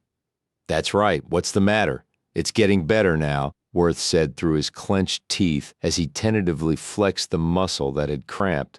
"The police called and—" "Police?" Cyn cried. "Is it Brandon? Has something happened to him, or my mother?" "I don't believe so. Officer Burton didn't say anything to that effect." "Officer Burton?" "Yes. He left a number and asked that you call it immediately." Cyn rolled off the bed and opened the nightstand drawer in search of something to write on. "Okay, go ahead." She scrawled the number the operator gave her on the first page of Worth's little black book over the name Jennifer Adams. "Thank you." She broke the connection and began punching out the numbers. "Who was that? What's happened?" Worth was massaging his calf, but was looking worriedly at Cyn. "My service." "A policeman is trying to reach me." "A policeman? What does that mean?" "I don't know." "Hello?" Her call had been answered on the first ring. "Is this Officer Burton?" "This is Cynthia McCall, Mrs. McCall." He shouted over the commotion in the background. "Thank you for returning my call. I'm at the Davenport residence." "Where? Who?" "Davenport's house, out here in Bent Tree, anyway. Their daughter Cheryl is holed up in a room and refuses to come out." Cyn combed her fingers through her hair. She was so overwhelmingly relieved to know the emergency didn't concern either Brandon or Ladonia. It hadn't immediately registered who the Davenports and their daughter Cheryl were. "Is Cheryl all right?" "Far as we know, but she sounds real disturbed. I found your card in her purse and thought maybe you could help." "You say she's locked herself in her room?" "That's right. Her parents are trying to get her to come out, or at least let one of them go in and talk to her, but she refuses." He lowered his voice. "I'm afraid she's going to do something drastic. Get my drift." Anxiety settled cold and hard in Cyn's stomach. "Yes, I get your drift. What's the address, and how do I get there from the Turtle Creek area?" After scribbling down the directions over Jennifer Adams's dress, she hung up and rushed across the room to retrieve her dress. Worth, sensing the urgent nature of the call, had already put on his pants and shoes and was pulling on his sweater. "One of the girls I've been counseling is in trouble," she told him. "I've got to go to her." "I'll drive you." Her busy hands fell still, and she looked up at him, knowing in that blinding instant that she loved him. He hadn't asked any questions. He hadn't pressured her for an explanation. He hadn't qualified his willingness to help. He hadn't argued with her. He hadn't complained about the inconvenience imposed on him. Just as on the day Tim had been pronounced dead at the scene of a dreadful accident, Worth was here now, offering her his unconditional support, offering her himself. Softly, earnestly, wishing there were time to tell him more, she simply said, "Thank you, Worth." Chapter 13. They arrived at Cyn's house well after midnight. Worth didn't ask if he should see her inside. He just did it. Cyn didn't even think to question him. It was he who unlocked the back door and flipped on light switches once they were inside. "Are you as hungry as I am?" she asked. "Starving. What have you got?" "Let's see." They put together a supper of grilled cheese sandwiches. "Better than that $40 steak," he said scornfully as he bit into his second buttery, gooey sandwich. I'd almost forgotten the first half of this evening. Good, it was certainly forgettable. They glanced across the table at one another, then simultaneously started laughing. "It was a disaster," he shouted, flinging his arms out to his sides. "I ruined your rug," she wailed. "I ruined your dress. Your rug cost 1,000 times as much, but that was minimal to the damage I thought I'd done to your... When you hollered like that, I nearly had a heart attack. I thought I had somehow emasculated you." With a paper napkin, he blotted tears of laughter from his eyes. "At the time, it didn't occur to me what you were thinking. You thought..." He was seized by another attack of laughter that left him weak and gasping for breath. "Poor Cyn. I should have warned you. Sometimes I get those cramps during the night, usually when I've worked out without warming up or cooling down properly. But that's the first time I've ever had a lady in bed with me when it happened. I could have done without that dubious honor. Thank you." When his laughter finally abated, he reached across the table for her hand. Their palms slid together, their fingers entwined. "You were fabulous, Cyn. Really something." She gave him a quizzical look. He clarified his statement. "The way you handled the situation at the Davenports, you have my utmost admiration and respect." She exhaled a long, weary sigh. The laughter of a moment earlier had been a much-needed catharsis to release the tension the Davenport incident had created. Now, Worth's gentle reminder of it had an immediate and sobering effect. "I'm glad you think so, Worth, but I don't deserve any accolades. I was shaken in my shoes, afraid I'd make a bad situation even worse." "No," he said, shaking his head, "you were terrific. Once you got in there to see her. I have you to thank for that," she reminded him. When they had arrived, the scene at the Davenports' mansion was even worse than Cyn had anticipated. Curious neighbors were lining the avenue, where every house demanded at least a 7-figure price. Several police cars had heeded the security alarm, which they found out later Cheryl had tripped herself. She'd been desperate. She told Cyn and didn't know what else to do. As she felt herself losing control, it had been a cry for help. Mr. and Mrs. Davenport seemed more concerned about the negative attention they were attracting than they did their daughter's welfare. When Cyn was led upstairs and introduced by Officer Burton, Mr. Davenport had demanded to know just who the hell she was and what right she had to intrude on his family's privacy. "I called her," the policeman had said. "Why?" "I've been helping your daughter work out some problems, Mr. Davenport." Her voice had been calm, though she was frantic to know what was going on behind the girl's locked bedroom door.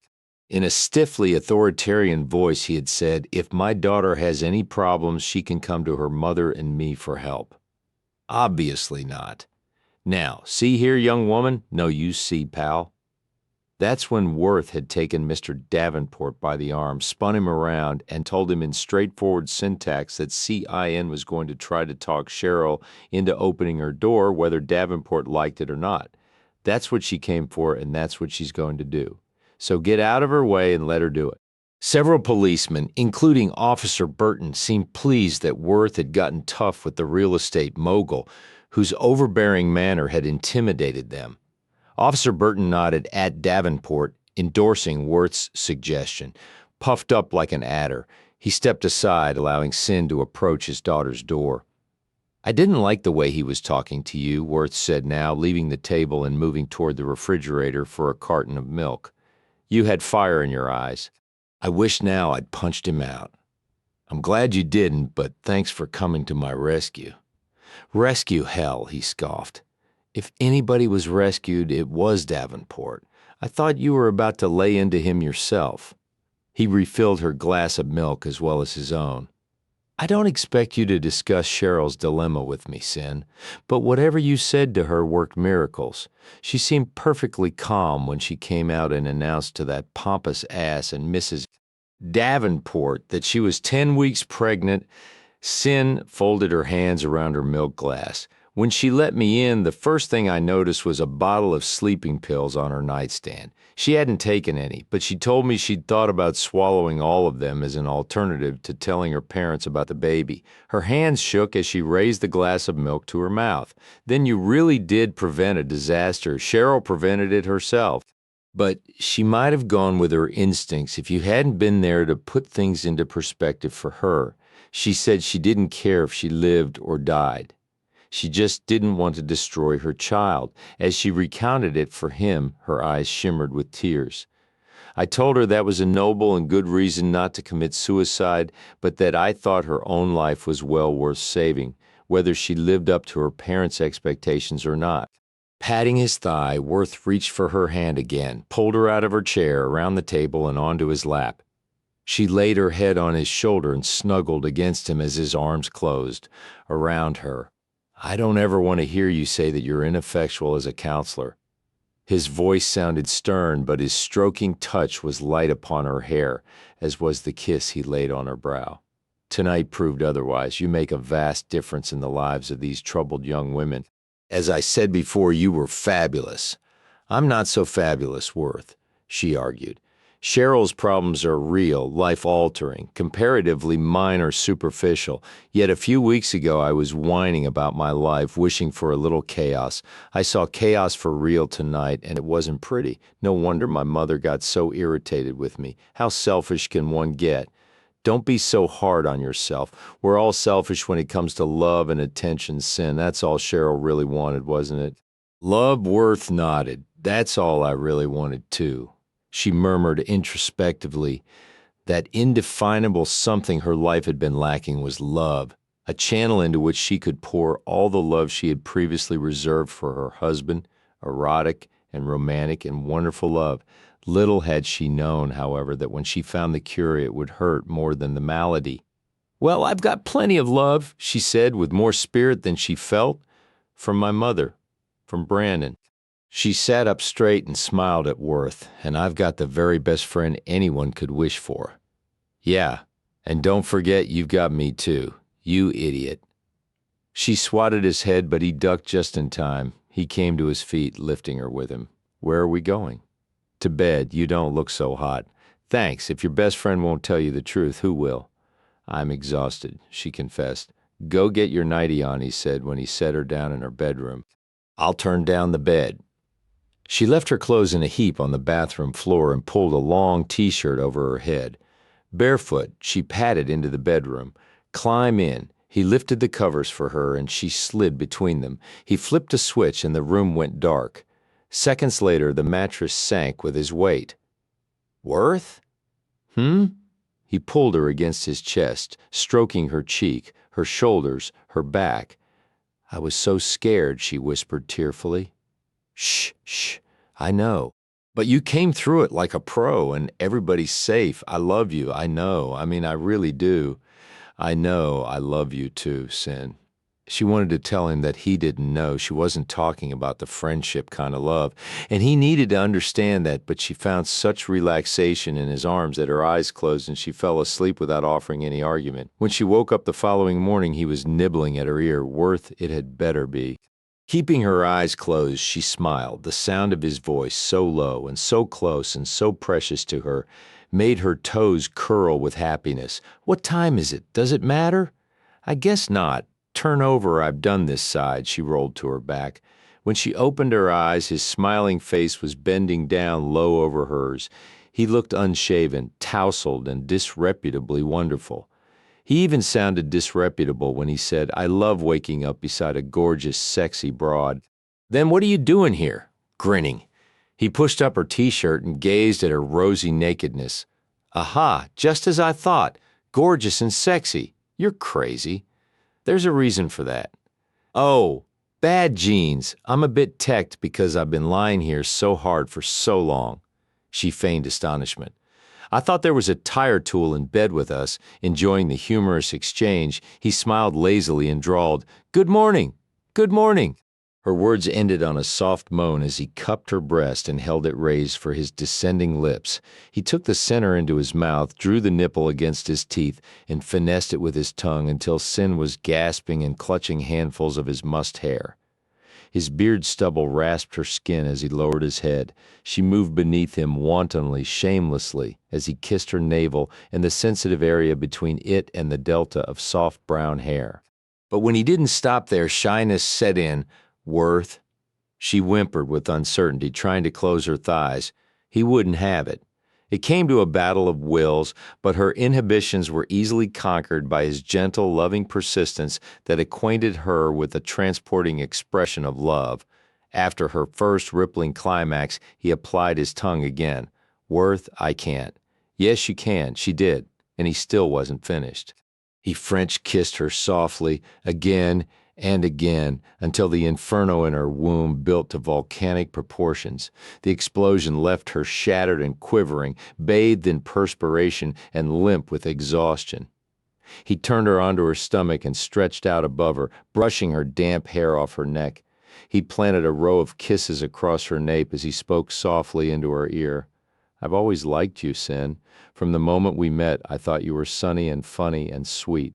As our friendship developed and I got to know you better, I came to love you respectfully. As my best friend's faithful and loving wife, I've never seen a woman look more beautiful than you did when you held Brandon in your arms the day you brought him home from the hospital. I admired you for the courage you showed when Tim was killed. I treasured our friendship that held up even after he was no longer there. Something bonded us together. I never stopped to question what it was.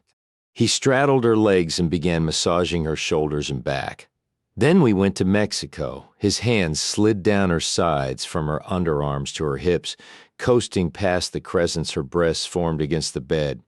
I swear, Cyn, I've never lusted for a woman so badly or felt so damned guilty about it. I saw you in a whole new light, saw you in a way I'd never seen you before. He squeezed her waist between his hands and smoothed them over her derriere. They came to rest on the backs of her thighs. You were suddenly the most desirable woman I've ever known. I stopped thinking of you as my friend's widow or my good friend and began regarding you as a woman I wanted desperately to make love to.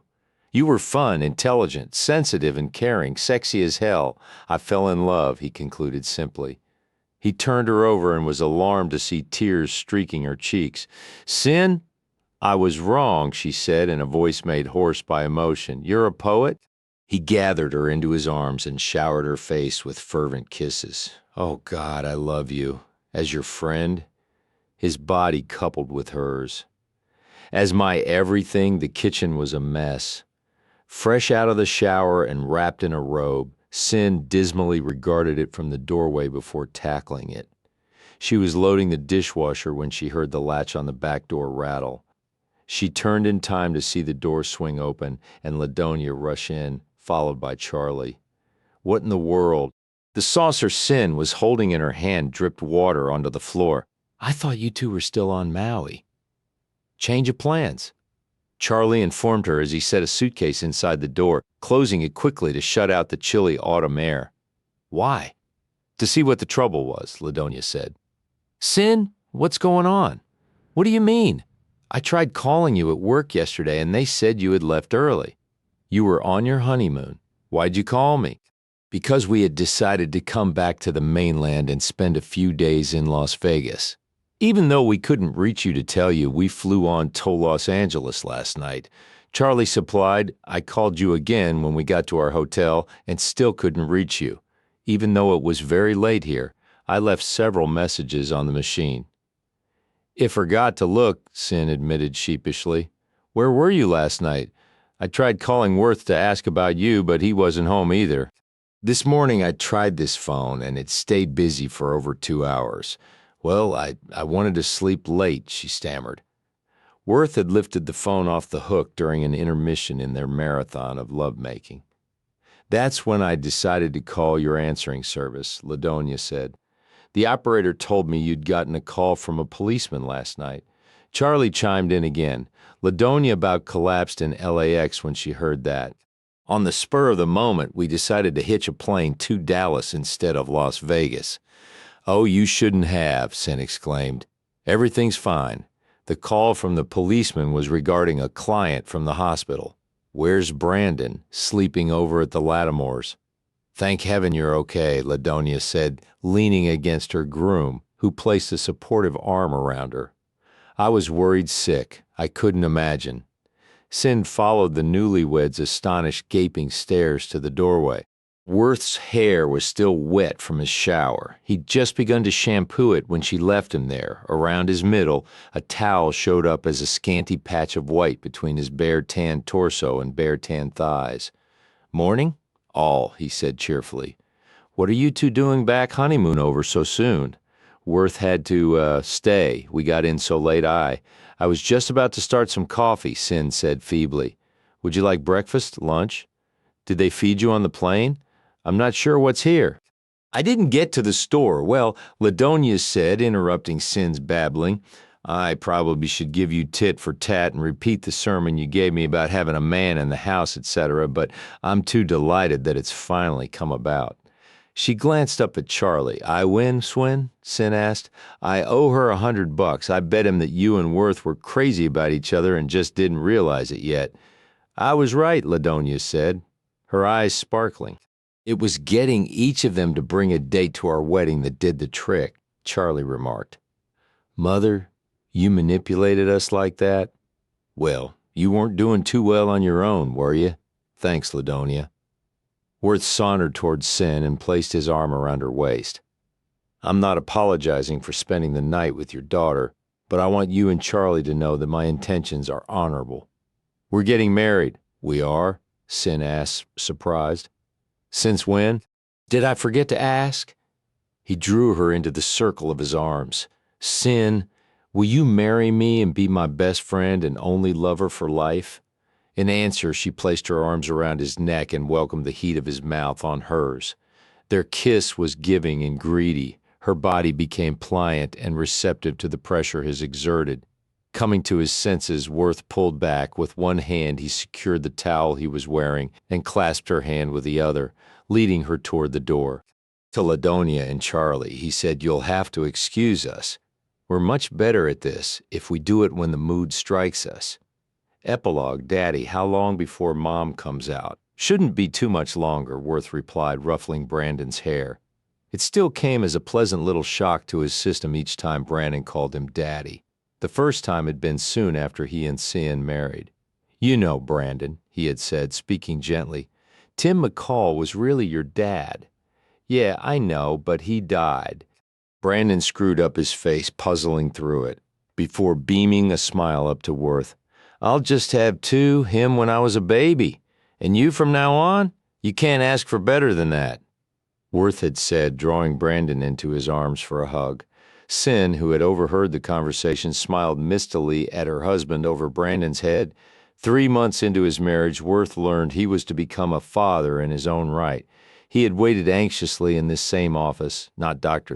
Josh Masters, while Cyn underwent a gynecological examination that confirmed what they had hopefully suspected.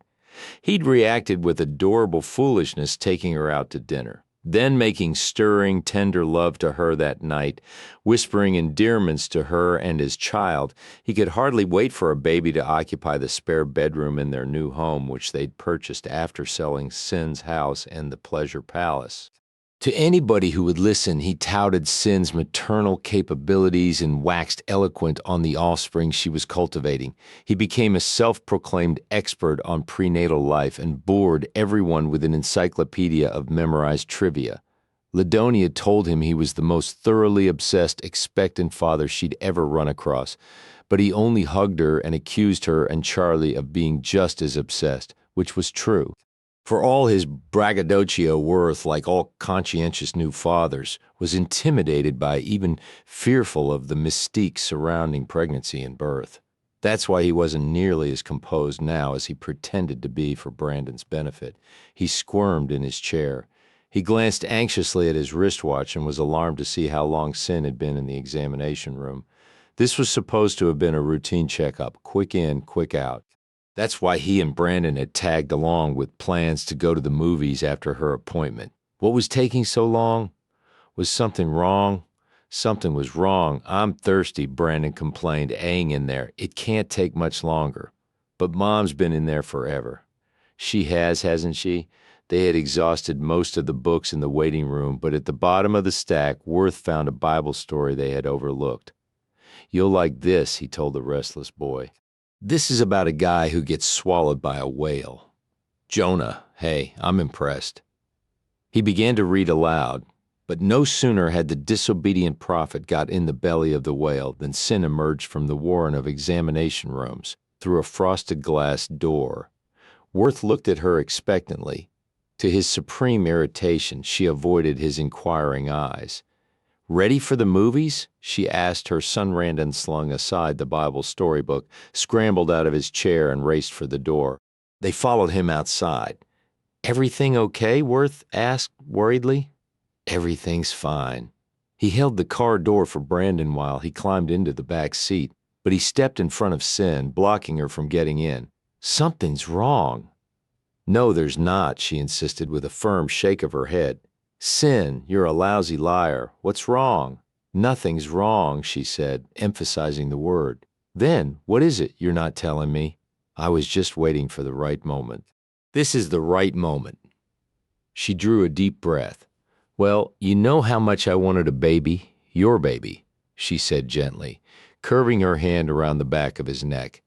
"Is that why you made me do it twice a day and 3 times on Sundays?" She could maintain her withering gaze only so long before the joy bubbling inside her escaped in the form of a laugh. "You know how Mother is always warning me to be careful what I wish for, because you might get more than you bargained for."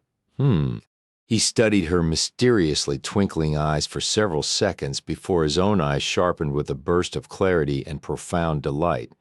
Twins, triplets, the end.